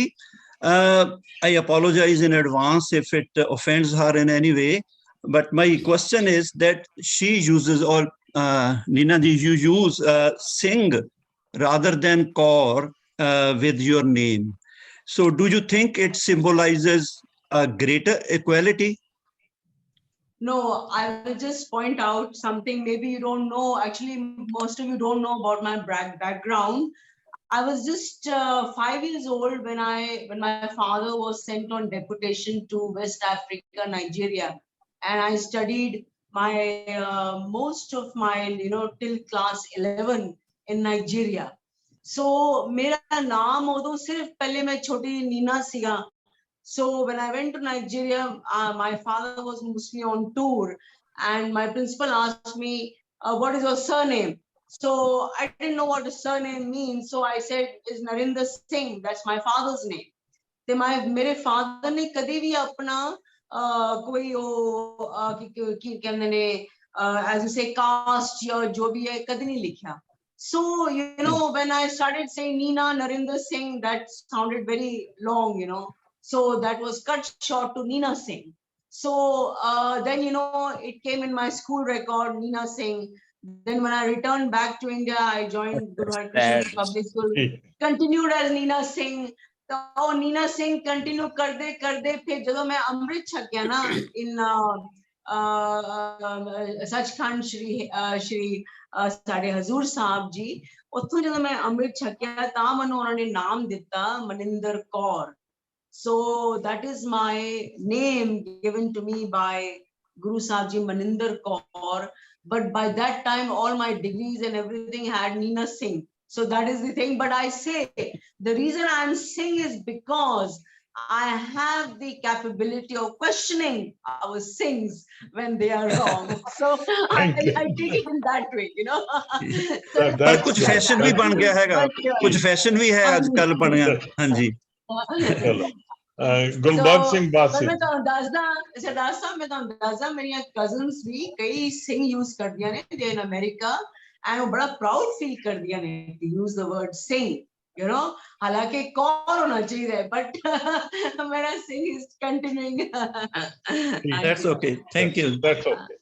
हाँ जी, गुलबाग सिंह जी. ਆਪ ਜੀ ਦਾ ਬਹੁਤ ਧੰਨਵਾਦ for giving me a second opportunity. ਤੇ ਪਹਿਲੇ ਸਮੇਂ ਵਿੱਚ ਮੈਂ ਆਪਣੇ ਆਪ ਨੂੰ 3 ਮਿੰਟਾਂ ਦੇ ਵਿੱਚ ਕੰਟੇਨ ਕਰਕੇ ਥੋੜਾ ਜਿਹਾ ਘੱਟ ਰਹਿ ਗਿਆ। ਤੇ ਇੱਕ ਚੀਜ਼ ਜਿਹੜੀ ਮੈਂ ਚਾਹਾਂਗਾ ਬਾਕੀ ਸਾਰਿਆਂ ਨਾਲ ਸ਼ੇਅਰ ਕਰਨੀ ਕਿ ਕੁਝ ਚੀਜ਼ਾਂ ਹੁੰਦੀਆਂ ਜਦੋਂ ਪ੍ਰੈਕਟਿਸਿਸ ਨੋਇੰਗਲੀ ਡਿਸਕ੍ਰਿਮੀਨੇਟਰੀ ਹੈ ਔਰ ਪਬਲਿਕਲੀ ਡਿਸਕ੍ਰਿਮੀਨੇਟਰੀ ਹੈ, ਜੇ ਅਸੀਂ ਉਹਨਾਂ ਨੂੰ ਸੋਲਵ ਕਰੀਏ ਤਾਂ ਮੈਸੇਜ ਛੇਤੀ चला जाएगा इक्वालिटी का। और again there may be different opinions, लेकिन मेरी ओपिनियन दे विच जेहड़ी सिक्खी दे विच डिस्क्रिमिनेटरी प्रैक्टिस ते मेरे तो पहला अपने सरदार काबल सिंह जी, डॉक्टर काबल सिंह जी कह गए हैं, जेहड़ी obviously discriminatory practice and well essentially शोशा की जाती है, दैट इज मैरिज। ਜੇ ਕਿਤੇ ਅਸੀਂ ਮੈਰਿਜ ਦੇ ਵਿੱਚ ਇਕੁਆਲਿਟੀ ਲੈ ਆਈਏ, and I am talking about ਜਿੱਦਾਂ ਉਹਨਾਂ ਨੇ ਕਿਹਾ ਨੋ ਡੋਰੀ, ਸਿੱਖੀ ਦੀ ਡੋਰੀ ਆਪਣੀ ਬੇਟੀ ਨੂੰ ਐਜੂਕੇਟ ਕਰ ਦੇਣਾ, that is in my mind the best dowry. No dowry and equality in the ritualistic part of the marriage ceremony, पल्ला फड़ाना, गुरु साहब के आले दुआले चक्कर लाने ते शगन देने। असी आ जड़ियां विजिबल एक्टिविटीज जिथे अपन बेटियां सैकंड क्लास बना देने, if we can stop that, and that starts with me, not with somebody else. If we can stop that, by the way, मेरे बेटी दा शादी हुई सी, मेरे घर वाली ने लामा पढ़िया सी, मैं अरदास की सी, उन्होंने दोनों ने बैठ के लामा सुन के ते मत्था टेक दिता सी। Nobody went around, nobody gave anybody's palla and so on. It starts from home. जे असीं इस चीज़ नूं बराबरता लिया देंगे तो बच्चों दे विच बराबरता आनी, सोसाइटी में बराबरता आनी शुरू हो जाएगी। I think it's the most visible act and we should do it, implemented there. आप जी का बहुत धन्यवाद। थैंक यू जी। बीएस कटियाल जी। वाहिगुरू जी का खालसा, वाहिगुरू जी की फतेह। कोई थोड़ियां जिहियां गल्लां इस तरह ने कि patriarchy is there even though it is in the transient phase। पिछले 500 साल बड़ा चेंज आ चुका है ते ਇਹ ਸਾਨੂੰ ਐਕਸੈਪਟ ਕਰਨਾ ਚਾਹੀਦਾ ਹੈ, and change will keep on going. ਦੂਸਰੀ ਚੀਜ਼ ਹੈ ਕਿ ਐਬਰਾਹਮਿਕ ਕਲਚਰ, ਐਬਰਾਹਮਿਕ ਰਿਲੀਜਨਾਂ ਤੋਂ ਜਿਹੜਾ ਕਲਚਰ ਆਇਆ, ਜਿਸ ਤਰ੍ਹਾਂ ਰੱਬ ਨੇ ਕ੍ਰੀਏਟ ਕੀਤਾ ਐਡਮ ਤੇ ਐਡਮ ਤੋਂ ਐਡਮ ਦੀ ਪਸਲੀ ਤੋੜ ਕੇ ਜਨਾਨੀ ਬਣਾਤੀ, ਉੱਥੋਂ ਹੀ ਡਿਸਕ੍ਰਿਮੀਨੇਸ਼ਨ ਸ਼ੁਰੂ ਹੋ ਗਿਆ। these things need to be accepted। ਇਹ ਸਾਡੇ ਕਲਚਰ ਤੇ ਸਾਡੇ ਸਿਵਲਾਈਜੇਸ਼ਨ ਤੇ ਇਹਨਾਂ ਚੀਜ਼ਾਂ ਦਾ ਅਸਰ ਹੈਗਾ। ਮੈਂ ਸ਼ਾਰਟ ਪੁਆਇੰਟ ਲੈ ਰਿਹਾ ਵਾਂ। ਦੂਸਰਾ, ਵੈਸਟਰਨ ਵਰਲਡ ਦੇ ਵਿੱਚ ਪਿਛਲੇ ਜਦੋਂ ਇੰਡਸਟਰੀਅਲ ਰੈਵੋਲੂਸ਼ਨ ਆਇਆ ਬੜਾ ਕੁਝ ਚੇਂਜ ਹੋ ਗਿਆ, ਵੈਰਾਜ਼ ਦ ਮਿਡਲ ਈਸਟ ਇਸਲਾਮਿਕ ਕਲਚਰ ਦੇ ਵਿੱਚ ਉਹ ਸਟੈਂਡ ਸਟਿਲ ਹੈਗਾ। ਤੇ ਜਿਹੜਾ ਵੈਸਟਰਨ ਕਲਚਰ ਦੇ ਵਿੱਚ ਤਕਰੀਬਨ ਟੀਚਿੰਗਸ ਉਹੀ ਨੇ ਜਿਹੜੀਆਂ ਇਸਲਾਮ ਦੇ ਵਿੱਚ ਨੇ, ਪਰ ਦੇਰ R changes because of the industrial revolution. ਤੇ ਪਰ ਇਹ ਚੀਜ਼ ਨੂੰ ਵੀ ਦੇਖਣ ਦੀ ਜ਼ਰੂਰਤ ਹੈ ਕਿਸ ਤਰ੍ਹਾਂ ਚੇਂਜ ਆ ਸਕਦੇ ਨੇ। ਤੇ ਇੱਥੋਂ ਇਹਨਾਂ ਚੀਜ਼ਾਂ ਨੂੰ ਲੈ ਕੇ ਤੁਸੀਂ ਪਲਾਨ ਕਰ ਸਕਦੇ ਹੋ। ਫਿਰ ਜਿਹੜੀ ਗੱਲ ਮਿਸ ਕੋਹਲੀ ਨੇ ਕਹੀ ਹੈ ਕਿ ਇਸ ਤਰ੍ਹਾਂ ਹੋ ਗਿਆ, ਉਸ ਤਰ੍ਹਾਂ ਹੋ ਗਿਆ, yes, even in the Western world, still women are fighting, but there is lot of success। ਅਗਰ ਦੇਖਿਆ ਜਾਏ ਇੰਡੀਆ ਦੇ ਵਿੱਚ in corporations women are more successful comparing in the Western world। India ਦੇ ਵਿੱਚ ਸਭ ਤੋਂ ਜ਼ਿਆਦਾ ਪਾਇਲਟ ਜਿਹੜੇ ਨੇ women pilots are in India। so all these things we need, ਜਿਹੜੀਆਂ positive ਚੀਜ਼ਾਂ ਨੇ ਉਹਨਾਂ ਨੂੰ ਵੀ ਦੇਖਣਾ ਚਾਹੀਦਾ। ਤੀਸਰੀ ਜਿਹੜੀ ਲਾਸਟ ਬੜੀ ਜ਼ਰੂਰੀ ਹੈ ਉਹ ਹੈ ਕਿ women need to show sophisticated muscle। ਜਿਸ ਤਰ੍ਹਾਂ ਕਿ suffragette movement ਯੂਨਾਈਟਿਡ ਕਿੰਗਡਮ ਦੀ ਸੀਗੀ during the turn of the century. ਮੈਂ ਕੱਲ ਵੀ ਕਿਹਾ ਸੀਗਾ ਕਿ ਉਹਦੇ ਵਿੱਚ ਮਹਾਰਾਜਾ ਦਲੀਪ ਸਿੰਘ ਦੀ ਡਾਟਰ ਸੋਫੀਆ ਦਲੀਪ ਸਿੰਘ ਨੇ ਬੜੀ ਐਕਟਿਵ ਰੋਲ ਪਲੇ ਕੀਤਾ ਸੀਗਾ। ਸੋ ਉਹ ਜਿਹੜੀਆਂ ਮੂਵਮੈਂਟ ਤੁਹਾਨੂੰ ਕ੍ਰੀਏਟ ਕਰਨੀਆਂ ਚਾਹੀਦੀਆਂ ਨੇ। ਇੰਨੀਆਂ ਚੀਜ਼ਾਂ ਕਹਿੰਦਾ ਹੋਇਆ, ਬਟ ਮੈਂ ਡਿਟੇਲ ਨਾ ਲੈਂਦਾ, ਟਾਈਮ ਸ਼ਾਰਟ ਹੈ। Otherwise, I would have elaborated much more in all these things. और नीना भैन जी ने बहुत वधिया गल कही और रियलिटी है शुरू ਦੇ ਵਿੱਚ ਜਿਹੜੀ ਉਹਨਾਂ ਨੇ ਪਹਿਲਾ ਲੈਕਚਰ ਦਿੱਤਾ ਉਹਨੂੰ ਸਾਨੂੰ ਅਵੋਇਡ ਨਹੀਂ ਕਰਨਾ ਚਾਹੀਦਾ वो जनानी दी जनानी दुश्मन है ਉਹਦੇ ਉੱਤੇ एग्जांपल बड़ी सिंपल मैं देना कि पंजी ਜਦੋਂ औरत ਦਾ ਵਿਆਹ ਹੁੰਦਾ ਉਦੋਂ ਕਹਿੰਦੀ ਆ ਕਿੰਨੇ ਖਰਾਬ ਨੇ ਮੇਰੇ ਸਹੁਰੇ ਮੈਨੂੰ ਦਾਜ ਮੰਗਦੇ ਨੇ ਮੋਟਰਸਾਈਕਲ ਫ੍ਰਿਜ ਤੇ ਫਲਾਣਾ ਟਵਾਜਾ ਮੰਗਦੇ ਨੇ ਬੜੇ ਕਮੀਨੇ ਨੇ ਜਦੋਂ ਉਹਦਾ ਪੁੱਤਰ ਦਾ ਵਿਆਹ ਹੁੰਦਾ she does the same thing so ਇਹ ਚੀਜ਼ਾਂ ਬੜੀਆਂ revolutionary ਰਿਫਾਰਮ ਹੋਣ ਦੀ ਲੋੜ ਹੈ ਬਾਸੀ ਸਾਹਿਬ ਨੇ ਵੀ ਕਿਹਾ ਵਾ yes you have to do it ਤੇ ਦੂਸਰੀਆਂ ਤੇ ਲਾਸਟ ਬਟ ਐਂਡ ਦੇ ਵਿੱਚ ਸਾਨੂੰ ਥੋੜਾ ਜਿਹਾ ਇੰਨਾ ਇਮੋਸ਼ਨਲ ਨਹੀਂ ਹੋਣਾ ਚਾਹੀਦਾ there are certain thing cultural ਨੂੰ ਰਿਲੀਜਨ ਤੋਂ ਪਰੇ ਰੱਖਣਾ ਚਾਹੀਦਾ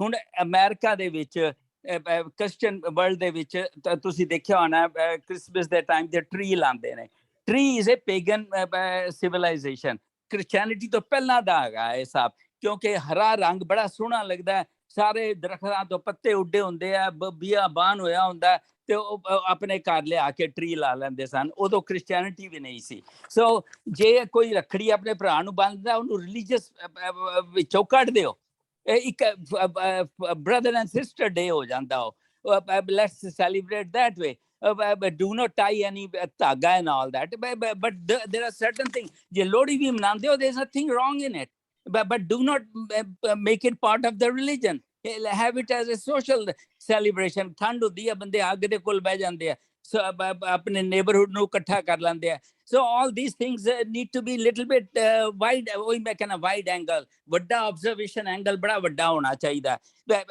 ਪੈਟੀ ਚੀਜ਼ਾਂ ਦੇ ਉੱਤੇ ਸਾਨੂੰ ਡਿਸੀਜਨ ਨਹੀਂ ਕਰਨੇ ਚਾਹੀਦੇ ਵਾਹਿਗੁਰੂ ਜੀ ਕਾ ਖਾਲਸਾ ਵਾਹਿਗੁਰੂ ਜੀ ਕੀ ਫਤਿਹ ਜੀ anybody else ਜੀ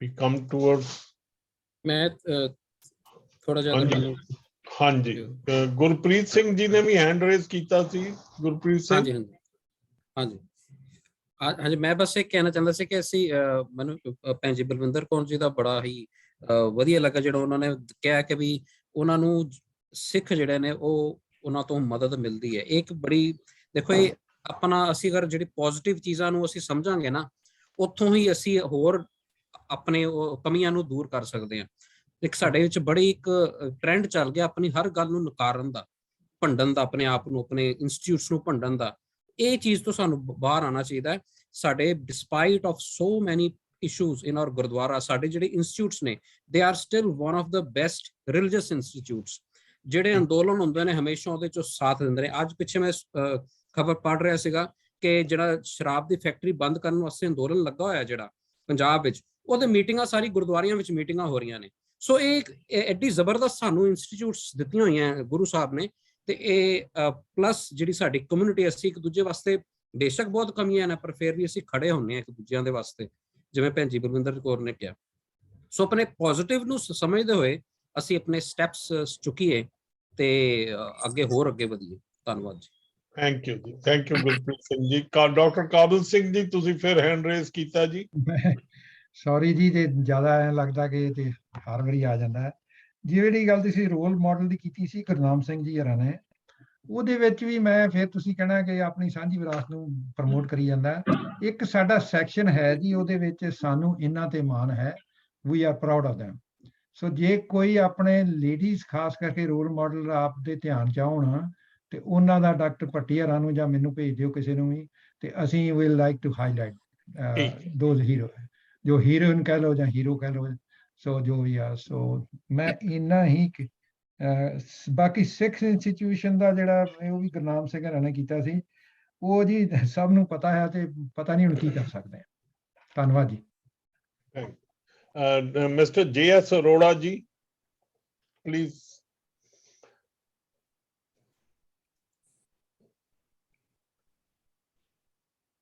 ਅਰੋੜਾ ਸਾਹਿਬ ਤੁਸੀਂ ਕੁਝ ਕਹਿਣਾ ਚਾਹੁੰਦੇ ਹੋ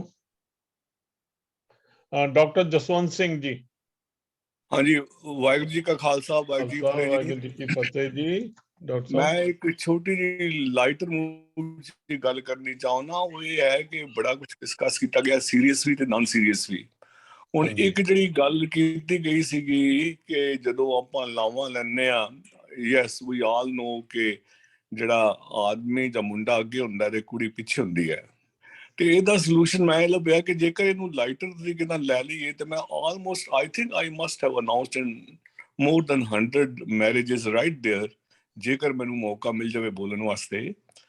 ਭਰਾਓ ਜੇ ਧਿਆਨ ਨਾਲ ਦੇਖੀਏ ਤੇ ਜਿਹੜਾ ਗੱਡੀ ਦਾ ਡਰਾਈਵਰ ਹੁੰਦਾ ਹੈ ਇੰਜਨ ਦੇ ਪਿੱਛੇ ਹੁੰਦਾ ਹੈ, ਇੰਜਨ ਹਮੇਸ਼ਾ ਅੱਗੇ ਹੁੰਦੇ ਆਲਮੋਸਟ। ਮੈਂ ਹੁਣ ਇਹਨਾਂ ਦੀ ਕਾਰਾਂ ਦੀ ਨਹੀਂ ਗੱਲ ਕਰ ਰਿਹਾ ਜਿਹੜੀਆਂ ਨਵੀਂ ਆ ਰਹੀ ਹੈ।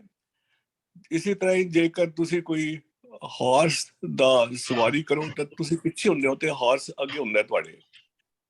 ਤੋ ਮੇਰੇ ਵੀਰੋ ਜਿਹਦੇ ਕੋਲ ਰੇਨ ਹੈ ਨਾ, ਜਾਂ ਜਿਹਦੇ ਕੋਲ ਹੈਂਡਲ ਹੈ, ਜਾਂ ਜਿਹਦੇ ਕੋਲ ਸਟੀਅਰਿੰਗ ਹੈ, ਹੀ ਇਜ਼ ਔਰ ਸ਼ੀ ਇਜ਼ ਦਾ ਇੰਚਾਰਜ। ਤੇ ਸਾਡੀਆਂ ਜ਼ਨਾਨੀਆਂ ਨੂੰ ਜਾਂ ਸਾਡੀਆਂ ਬੀਬੀਆਂ ਨੂੰ ਇਹ ਸੋਚਣਾ ਚਾਹੀਦਾ ਹੈ ਕਿ ਈਵਨ ਇਫ ਜੇਕਰ ਉਹਨਾਂ ਨੇ ਪੱਲਾ ਫੜ ਕੇ ਪਿੱਛੇ ਵੀ ਤੁਰ ਰਹੀ ਹੈ, ਪਰ ਪੱਲੇ ਦਾ ਕੰਟਰੋਲ ਕੁੜੀ ਕੋਲ ਹੈ। ਸੋ ਇਹ ਕੋਈ ਵੱਡੀ ਗੱਲ ਨਹੀਂ ਹੈਗੀ, ਇਹਨੂੰ ਆਪਾਂ ਲਾਈਟਰ ਮੂਡ ਚ ਲੈ ਲੈਣਾ ਚਾਹੀਦਾ। ਇਹ ਛੋਟੀਆਂ ਗੱਲਾਂ ਨਾਲ ਇਕੁਐਲਿਟੀ ਨਹੀਂ ਆਉਣੀ। ਜੇ ਇਕੁਐਲਿਟੀ ਆਉਣੀ ਹੈ ਤਾਂ ਜਿਵੇਂ ਬੀਬੀ ਨੀਨਾ ਕੌਰ ਨੇ ਕਿਹਾ ਸੀਗਾ ਕਾਰਪੋਰੇਟ ਸੈਕਟਰ ਚ, ਜਿਵੇਂ ਬਾਅਦ ਚ ਕਟਿਆਲ ਸਾਹਿਬ ਨੇ ਕਿਹਾ ਕਿ ਜੇਕਰ ਚੇਂਜ ਕਰਨੀ ਹੈ ਤਾਂ ਭਾਈ ਤੁਸੀਂ ਜਦੋਂ ਔਰਤ ਨੂੰ ਹੈ ਉਦੋਂ ਉਹਨੂੰ ਚੇਂਜ ਕਰਨਾ ਪੈਣਾ, ਨਾ ਕਿ ਜਦੋਂ ਫਿਰ ਉਹ ਸੱਸ ਬਣ ਕੇ ਨੂੰ ਤੇ ਜ਼ੁਲਮ ਢਾਉਂਦੀ ਹੈ ਤੇ ਉਦੋਂ ਕਰਨਾ ਚਾਹੁੰਦਾ ਜੀ। ਸੋ ਇਹ ਸਾਰੀਆਂ ਗੱਲਾਂ ਸਾਡੇ ਕਲਚਰਲ ਹੈਗੀਆਂ, ਕਈ ਗੱਲਾਂ ਚੇਂਜ ਕਰ ਸਕਦੇ ਹਾਂ, ਕਈ ਨਹੀਂ ਕਰਨੀਆਂ ਚਾਹੀਦੀਆਂ, ਪਰ ਐਵੇਂ ਅਸੀਂ ਹਰ ਇੱਕ ਚੀਜ਼ ਨੂੰ ਇਕੁਐਲਿਟੀ ਇਸ਼ੂ ਪਾ ਕੇ ਤੇ ਉਹਦਾ ਇਸ਼ੂ ਨਾ ਬਣਾਈਏ ਜੀ। ਵਾਹਿਗੁਰੂ ਜੀ ਕਾ ਖਾਲਸਾ, ਵਾਹਿਗੁਰੂ ਜੀ ਕੀ ਫਤਿਹ। ਮੈਂ ਇੱਕ ਜਸਟ ਤੁਹਾਡੀ ਗੱਲ ਤੇ ਐਡ ਕਰ ਦੇਣਾ ਚਾਹੁੰਦਾ ਕਿ ਇਹ ਜਿਹੜਾ ਪ੍ਰਕਰਮਾ ਕਰਨ ਦਾ ਪ੍ਰੋਸੀਜਰ ਹੈ, ਇਹ ਪਹਿਲੀ ਵਾਰੀ 1855 ਵਿੱਚ ਹੋਇਆ। ਉਸ ਤੋਂ ਪਹਿਲਾਂ ਪ੍ਰਕਰਮਾ ਹੁੰਦੀਆਂ ਹੀ ਨਹੀਂ ਸੀ, ਬੈਠ ਕੇ ਲਾਵਾਂ ਸੁਣੀਆਂ ਜਾਂਦੀਆਂ ਸੀ ਐਂਡ ਦੈਟ ਇਜ਼ ਆਲ। ਸੋ ਅੱਗੇ ਪਿੱਛੇ ਚੱਲਣ ਦਾ ਤੇ ਮਤਲਬ ਹੀ ਕੋਈ ਨਹੀਂ ਸੀ ਗੁਰੂ ਮਹਾਰਾਜ ਵੇਲੇ ਜਾਂ ਕਿਸੇ ਵੇਲੇ ਵੀ। ਇਹ 1855 ਵਿੱਚ ਪਹਿਲੀ ਵਾਰੀ ਨਿਰੰਕਾਰੀ ਸਦਨ ਨੇ ਇਹ ਪ੍ਰੋਸੈਸ ਸ਼ੁਰੂ ਕੀਤਾ ਔਰ ਉਸ ਤੋਂ ਬਾਅਦ ਸਿੱਖ ਸਮਾਜ ਨੇ ਉਹਨੂੰ ਐਕਸੈਪਟ ਕਰ ਲਿਆ, ਪਤਾ ਨਹੀਂ ਕਿਉਂ। ਉਹ ਜੋ ਵੀ ਹੈ ਕਿ ਇਹ ਇਕੁਐਲਿਟੀ ਦੀ ਗੱਲ ਸਿੱਧੀ ਆ ਜਾਂਦੀ ਹੈ ਕਿ ਅੱਗੇ ਪਿੱਛੇ ਵਾਲੀ ਗੱਲ ਹੀ ਕੋਈ ਨਹੀਂ ਹੈ। ਸੋ ਜਸਟ ਟੂ ਮੈਨੂੰ ਇੱਕ ਗੱਲ ਦੱਸਣਾ ਜੀ ਕਿ ਕਿਤੇ ਹਿਸਟੋਰੀਕਲ ਫੈਕਟ ਹੈ ਕਿ ਇਹ ਹਿਸਟੋਰੀਕਲ ਫੈਕਟ ਹੈ ਜੀ, ਇਹ ਹਿਸਟੋਰੀਕਲ ਫੈਕਟ ਹੈ। 1855 ਦਾ ਅੱਛਾ, ਚਲੋ ਫਿਰ ਠੀਕ, ਮੈਂ ਤੁਹਾਡੇ ਵਰਡ ਲੈ ਲੈਣਾ, ਫਿਰ ਠੀਕ ਹੈ, ਮੈਂ ਵਰਡ ਲੈ ਲੈਣਾ, ਕਿਉਂਕਿ ਆਈ ਵਾਸ ਨਾਟ ਸ਼ੋਰ ਕਿ ਕਦੋਂ ਸ਼ੁਰੂ ਹੋਈ ਹੈ। ਇਹ ਤੇ ਮੈਨੂੰ ਪਤਾ ਕਿ ਆਨੰਦ ਸਾਹਿਬ ਦੀ ਜਿਹੜੀ ਟ੍ਰੈਡੀਸ਼ਨ ਹੈ ਉਹ ਵੀ ਨਿਰਕਾਰੀਆਂ ਨੇ ਪਹਿਲੀ ਵਾਰੀ ਸ਼ੁਰੂ ਕੀਤੀ ਸੀਗੀ। ਸੋ ਇਹ ਨਹੀਂ ਮੈਨੂੰ ਪਤਾ ਕਿ ਤੁਰ ਕੇ ਜਿਹੜੇ ਨਹੀਂ ਸੀ ਲਾਏ ਜਾਂਦੇ ਜੀ। Thank you. ਇਹ ਪਹਿਲੇ ਨਹੀਂ ਸੀ ਹੁੰਦੇ। JS Arora ji please. ਹਾਂਜੀ ਅਰੋੜਾ ਸਾਹਿਬ ਪਲੀਜ਼। ਤੁਹਾਡੀ ਆਵਾਜ਼ ਨਹੀਂ ਆ ਰਹੀ ਜੀ ਅਰੋੜਾ ਸਾਹਿਬ। ਹਾਂਜੀ ਵੀਰ ਜੀ, ਹੁਣ ਠੀਕ? ਹਾਂਜੀ ਹਾਂਜੀ। Can you hear me sir? ਹਾਂਜੀ ਵੀ ਕੈਨ ਹੀਅਰ ਯੂ। ਵੀਰ ਜੀ ਵਾਹਿਗੁਰੂ ਜੀ ਕਾ ਖਾਲਸਾ, ਵਾਹਿਗੁਰੂ ਜੀ ਕੀ ਫਤਿਹ। ਸਭ ਤੋਂ ਪਹਿਲਾਂ ਮੈਂ ਸਾਰੇ ਇਸ ਮੈਂਬਰ ਸਾਹਿਬਾਨ ਦਾ ਬਹੁਤ ਬਹੁਤ ਧੰਨਵਾਦ ਕਰਦਾ ਹਾਂ ਔਰ ਆਪਣੇ ਆਪ ਨੂੰ ਖੁਸ਼ ਸਮਝਦਾ ਹਾਂ ਕਿ ਇਹਨੇ ਇੰਟੈਲੈਕਚੁਅਲਸ ਦੇ ਨਾਲ ਮੈਨੂੰ ਵੀ ਥੋੜਾ ਜਿਹਾ ਸੁਣਨ ਨੂੰ ਮਿਲਿਆ ਔਰ ਸਿੱਖਣ ਨੂੰ ਮਿਲਿਆ। ਮੈਂ ਜ਼ਿਆਦਾ ਸਮਾਂ ਵੀਰ ਜੀ ਆਪ ਜੀ ਦਾ ਨਹੀਂ ਲਾਂਗਾ। ਜਿੱਥੇ ਬੱਚਿਆਂ ਦੇ ਪੜ੍ਹਨ ਦੀ ਗੱਲ ਅਸੀਂ ਕਰਦੇ ਹਾਂ, ਉੱਥੇ ਨਾਲ ਨਾਲ ਅਸੀਂ ਗੁਰਬਾਣੀ ਦੀ ਗੱਲ ਵੀ ਨਾਲ ਸਾਂਝ ਪਾਉਂਦੇ ਹਾਂ। ਮੈਂ ਇਹਦੇ ਵਿੱਚ ਵੀਰ ਜੀ ਸਿਰਫ ਇੱਕ ਛੋਟੀ ਜਿਹੀ ਬੇਨਤੀ ਕਰਾਂਗਾ। ਮੇਰੀਆਂ 3 ਧੀਆਂ ਨੇ ਔਰ ਤਿੰਨੋਂ ਧੀਆਂ ਤਿੰਨੋਂ ਜਵਾਈਆਂ ਤੋਂ ਜ਼ਿਆਦਾ ਪੜ੍ਹੀਆਂ ਲਿਖੀਆਂ ਨੇ ਔਰ ਤਿੰਨੋਂ ਧੀਆਂ ਦੇ ਵਿੱਚ ਇੱਕ ਧੀ ਮੇਰੀ PhD ਡਬਲ MA ਹੈ ਔਰ ਇੱਕ ਧੀ ਮੇਰੀ ਐਡਵੋਕੇਟ ਹੈ ਔਰ ਅੱਜ ਕੱਲ ਹੁਣ ਕੈਨੇਡਾ ਦੇ ਵਿੱਚ ਗਈ ਹੈ 1 ਸਾਲ ਤੋਂ ਔਰ ਇੱਥੇ ਵੀ ਪ੍ਰੈਕਟਿਸ ਕਰਦੀ ਰਹੀ ਹੈ ਇੰਡੀਆ ਦੇ ਵਿੱਚ। ਤੋ ਵੀਰ ਜੀ ਗੱਲ ਇਹ ਹੈ ਕਿ ਪੜ੍ਹਾਈ ਲਿਖਾਈ ਤਾਂ ਆਪਣੀ ਥਾਂ ਤੇ ਹੈ, ਪਰ ਜਦੋਂ ਘਰਾਂ ਦੇ ਵਿੱਚ ਇਹੋ ਜਿਹੀਆਂ ਕੋਈ ਟ੍ਰੀਟਮੈਂਟ ਮਿਲਦਾ ਹੈਗਾ ਜਿੱਥੇ ਈਗੋਇਸਟਿਕ ਪ੍ਰੋਬਲਮ ਕਰਕੇ ਔਰ ਬੱਚੀਆਂ ਖਾਸ ਤੌਰ ਤੇ ਮੇਰੀ ਇੱਕ ਬੇਟੀ ਡਿਪਰੈਸ਼ਨ ਦੇ ਵਿੱਚ ਚਲੀ ਗਈ ਔਰ ਕਿਵੇਂ ਮੈਂ ਉਹਦੇ ਨਾਲ ਜੂਝਿਆ ਹਾਂ 3 ਸਾਲ ਦੇ ਵਿੱਚ, ਇਹ ਅਕਾਲ ਪੁਰਖ ਵਾਹਿਗੁਰੂ ਜਾਣਦਾ ਹੈ। ਸੋ ਮੈਂ ਜ਼ਿਆਦਾ ਵੇਰਵੇ ਨਾਲ ਨਾ ਜਾਵਾਂ, ਸਿਰਫ ਇੰਨੀ ਕੁ ਬੇਨਤੀ ਕਰਨਾ ਚਾਹੁੰਦਾ ਹਾਂ ਸਾਰਿਆਂ ਦੇ ਚਰਨਾਂ ਵਿੱਚ। ਅਸੀਂ ਐਜੂਕੇਸ਼ਨ ਔਰ ਸੁਸਾਇਟੀ ਸਮਾਜ ਦੇ ਵਿੱਚ ਜੋ ਵੀ ਵਤੀਰਾ ਹੈਗਾ, ਜੋ ਕੁਝ ਵੀ ਅਸੀਂ ਸਿੱਖਿਆ ਦੇ ਰਹੇ ਹਾਂ, ਜੋ ਆਪ ਸੁਝਾਅ ਦੇ ਰਹੇ ਹੋ, ਸਿਰ ਮੱਥੇ ਤੇ ਜ਼ਰੂਰ ਇੰਪਲੀਮੈਂਟ ਕਰਨੇ ਚਾਹੀਦੇ ਨੇ, ਪਰ ਉਹਨੂੰ ਸਾਹਮਣੇ ਗੁਰਬਾਣੀ ਦੇ ਨਾਲ ਰੱਖ ਕੇ ਨਹੀਂ ਕਰਨਾ ਚਾਹੀਦਾ। ਕਿਉਂਕਿ ਜਿਹੜੀ ਮੇਰੀ ਬੇਟੀ ਡਿਪਰੈਸ਼ਨ ਚ ਗਈ ਜਾਂ ਹੋਰ ਵੀ ਕੋਈ ਘਰ ਪਰਿਵਾਰ ਦੇ ਵਿੱਚ ਇਹੋ ਜਿਹੀ ਕੋਈ ਸਮੱਸਿਆ ਆਈ, ਜੇ ਮੈਂ ਉਹਨੂੰ ਕੇਵਲ ਤੇ ਕੇਵਲ ਨਿਰਭਉ ਔਰ ਨਿਰਵੈਰ ਦੇ ਜਾਪ ਦੀ ਜਿਹੜੀ ਹੈ ਉਸ ਨੂੰ ਪ੍ਰੇਰਣਾ ਦਿੱਤੀ ਔਰ ਉਸਦਾ ਅਰਥ ਸਮਝਾ ਕੇ ਗੱਲ ਕੀਤੀ ਕਿ ਨਿਰਵੈਰ ਦਾ ਕੀ ਮਤਲਬ ਹੈ ਔਰ ਨਿਰਭਉ ਦਾ ਕੀ ਮਤਲਬ ਹੈ ਔਰ ਇਹ ਗੁਣ ਤੋਂ ਆਪ ਧਾਰਨ ਕਰਨੇ ਨੇ, ਤਾਂ ਵੀਰ ਜੀ ਮੈਂ ਸਮਝਦਾ ਹਾਂ ਨਾ ਕਿ ਕੇਵਲ ਡਿਪਰੈਸ਼ਨ ਚੋਂ ਬਾਹਰ ਆ ਗਈ ਘਰ ਵੀ ਸੁਖਾਲਾ ਹੋ ਗਿਆ। ਤੋ ਇਸ ਕਰਕੇ ਵੀਰ ਜੀ ਮੈਂ ਇੰਨੀ ਕੁ ਬੇਨਤੀ ਕਰਦਾ ਹਾਂ ਕਿ ਗੁਰਬਾਣੀ ਨੂੰ ਅਸੀਂ ਸਿਰ ਮੱਥੇ ਤੇ ਲੈ ਕੇ ਉਹਦਾ ਜਿੰਨਾ ਵੱਧ ਤੋਂ ਵੱਧ ਸਤਿਕਾਰ ਕਰ ਸਕੀਏ ਉਹ ਅਸੀਂ ਜ਼ਰੂਰ ਸਾਨੂੰ ਕਰਨਾ ਚਾਹੀਦਾ ਹੈ। ਬਾਕੀ ਐਜੂਕੇਸ਼ਨ ਆਪਣੀ ਜਗ੍ਹਾ ਤੇ ਹੈ। ਇਹਨਾਂ ਸ਼ਬਦਾਂ ਨਾਲ ਮੈਂ ਆਪਣੀ ਬਾਣੀ ਨੂੰ ਸੰਕੋਚਦਾ ਹਾਂ ਜੀ। ਵਾਹਿਗੁਰੂ ਜੀ ਕਾ ਖਾਲਸਾ, ਵਾਹਿਗੁਰੂ ਜੀ ਕੀ ਫਤਿਹ। Thank you ਰੋੜਾ Sahib, thank you ਜੀ। Anybody else or we come towards a close? मैं बोल सकता जी? हाँ जी, डॉक्टर काला सिंह जी। हाँ जी, वाहिगुरू जी का खालसा, वाहिगुरू जी की फतेह साਰਿਆਂ ਨੂੰ। ਹਵਾਲਾ ਦਿੱਤਾ ਆ, ਗੱਲ ਕਹਿ ਕੇ ਗਏ ਨੇ ਲਾਵਾਂ ਦੀ, ਇਹਦਾ ਹਵਾਲਾ ਦੇਣਗੇ ਵੀ 1855 ਵਿੱਚ ਕੇਸ ਬੁੱਕ ਜੀ ਆ ਕੀ ਗੱਲਬਾਤ, ਇਹਦਾ ਹਵਾਲਾ ਦੇ ਡਾਕਟਰ ਜਗਜੀਤ। ਉਹ ਤੁਹਾਨੂੰ ਭੇਜ ਦਿਆਂਗਾ ਜੀ, ਮੈਂ ਮੇਰੇ ਕੋਲ ਇਸ ਵੇਲੇ ਹੈਂਡੀ ਨਹੀਂ ਹੈਗਾ, ਮੈਂ ਭੇਜ ਦਿਆਂਗਾ। ਠੀਕ ਹੈ ਜੀ। हाँ जी, डॉक्टर काला सिंह जी। हाँ जी, वाहिगुरू का खालसा, वाहिगुरू जी की फतेह। सारिਆਂ ਦਾ ਬਹੁਤ ਬਹੁਤ ਧੰਨਵਾਦ ਜਿਨ੍ਹਾਂ ਨੇ ਆਪਣੇ ਰਿਵਿਊਜ਼ ਦਿੱਤੇ ਨੇ ਤੇ ਮੈਂ ਵੀ ਨੋਟਸ ਲੈਂਦਾ ਰਿਹਾ ਹਾਂ ਸਾਰਿਆਂ ਦੇ। So we will discuss among our executive team ਕਿ ਅੱਗੇ ਹੁਣ ਕੀ ਕਰਨਾ ਆ। ਤੇ ਮੈਂ ਇੱਕ ਇਹਦੇ ਉੱਪਰ ਕੀ ਐਕਸ਼ਨ ਲੈਣਾ ਚਾਹੀਦਾ ਵਾ, ਕਿੱਦਾਂ ਕਿੱਦਾਂ ਲੋਕੀ ਪਾਰਟਿਸਿਪੇਟ ਕਰ ਸਕਦੇ ਨੇ ਸਾਰੇ ਸਾਡੇ ਨਾਲ। ਮੈਂ ਇੱਕ ਜਿਹੜਾ ਕੁਐਸਚਨ ਐਡਵੋਕੇਟ ਨੀਨਾ ਸਿੰਘ ਹੁਣਾਂ ਨੂੰ ਜਿਹੜਾ ਕੀਤਾ ਗਿਆ ਸੀਗਾ ਕਿ ਕਿਉਂ ਉਹਨਾਂ ਦਾ ਨਾਮ ਸਿੰਘ ਹੈਗਾ ਆ, ਤੇ ਉਹਨਾਂ ਦੀ ਮੈਂ ਪੁਸ਼ਟੀ ਕਰਦਾ ਹੋਇਆ ਮੈਂ ਆਪਣੀ ਵੀ ਥੋੜੀ ਕਹਾਣੀ ਦੱਸ ਦਿੰਦਾ ਆ ਕਿ ਮੈਂ ਮੈਡੀਸਿਨ ਕਰਨ ਦੇ ਬਾਅਦ ਅਫਰੀਕਾ ਹੀ ਆਇਆ ਸੀਗਾ ਤੇ ਮੇਰੇ ਬੱਚੇ ਜਿਹੜੇ ਨੇ ਸਾਰੇ ਉਹ ਤਿੰਨੋਂ ਬੱਚੇ ਅਫਰੀਕਾ 'ਚ ਪੈਦਾ ਹੋਏ ਨੇ ਤੇ ਮੇਰਾ ਨਾਮ ਸਿੰਘ ਵਾ। ਅਸੀਂ ਕਦੇ ਆਪਣਾ ਗੋਦ ਨਹੀਂ ਰੱਖਿਆ ਤੇ ਐਗਜ਼ੈਕਟਲੀ ਲਾਈਕ ਨੀਨਾ ਸਿੰਘ ਕਿ ਮੇਰੇ ਜਿਹੜੇ ਕੁੜੀਆਂ ਨੇ ਉਹਨਾਂ ਦਾ ਲਾਸਟ ਨੇਮ ਸਿੰਘ ਹੀ ਹੈ। ਕਿ ਜਦੋਂ ਅਸੀਂ ਕੈਨੇਡਾ ਆਉਣਾ ਸੀਗਾ ਤਾਂ ਦ ਕੁਐਸਚਨ ਰੇਜ਼ ਕਿ ਤੁਹਾਡਾ ਸਰਨੇਮ ਕੀ ਹੈ, ਤੇ ਸਰਨੇਮ ਸੀਗਾ ਗੁਰਪ੍ਰੀਤ ਕੌਰ ਸਿੰਘ, ਕਮਨੀਵ ਕੌਰ ਸਿੰਘ। ਤੇ ਹੁਣ ਸ਼ੀ ਇਜ਼ ਅ ਡਾਕਟਰ ਤੇ ਜਦੋਂ ਵੀ ਉਹਨੇ ਕਿਤੇ ਬੋਲਣਾ ਹੁੰਦਾ ਵਾ she brought on the stage her name is doctor Gurpreet Singh. Kaur ਤਾਂ ਕੋਈ ਬੋਲਦਾ ਨਹੀਂ ਹੈ ਵੀ ਸ਼ੋਰਟ ਕਰਕੇ। So Singh becomes a surname also ਕਿ ਜਿਨ੍ਹਾਂ ਨੇ ਆਪਣਾ ਕਾਸਟ ਨਹੀਂ ਲਗਾਉਣਾ। ਤੇ it should not be raised as a negativity or something like that ਕਿ ਵੀ ਔਰਤ ਕੁੜੀ ਦਾ ਨਾਮ ਸਿੰਘ ਕਿਉਂ ਕੌਰ ਕਿਉਂ ਨਹੀਂ ਹੈ। We should bring the positivity ਜਿੱਦਾਂ ਕਾਫੀ ਲੋਕਾਂ ਨੇ ਕਿਹਾ ਵਾ, ਸਪੀਕਰਸ ਨੇ ਕਿਹਾ ਵਾ। So focus on the positivity and we will discuss all these things in the executive committee and we'll bring it back to all of you ਕਿ ਇਹਦੇ ਉੱਪਰ ਕੀ ਐਕਸ਼ਨ ਲੈਣਾ ਆ। ਵਾਹਿਗੁਰੂ ਜੀ ਕਾ ਖਾਲਸਾ ਤੇ ਵਾਹਿਗੁਰੂ ਜੀ ਕੀ ਫਤਿਹ। ਇੱਕ ਪੰਥ ਇੱਕ ਸੋਚ ਉਹਨਾਂ ਨੇ ਹੈਂਡ ਰੇਜ਼ ਕੀਤਾ। ਹਾਂਜੀ ਵੀਰ ਜੀ, ਵਾਹਿ ਖਾਲਸਾ ਵਾਹਿ ਫਤਿਹ ਜੀ। ਫਤਿਹ ਜੀ। ਬਹੁਤ ਉਦਮ ਤੁਹਾਡਾ ਹੈ ਜੀ।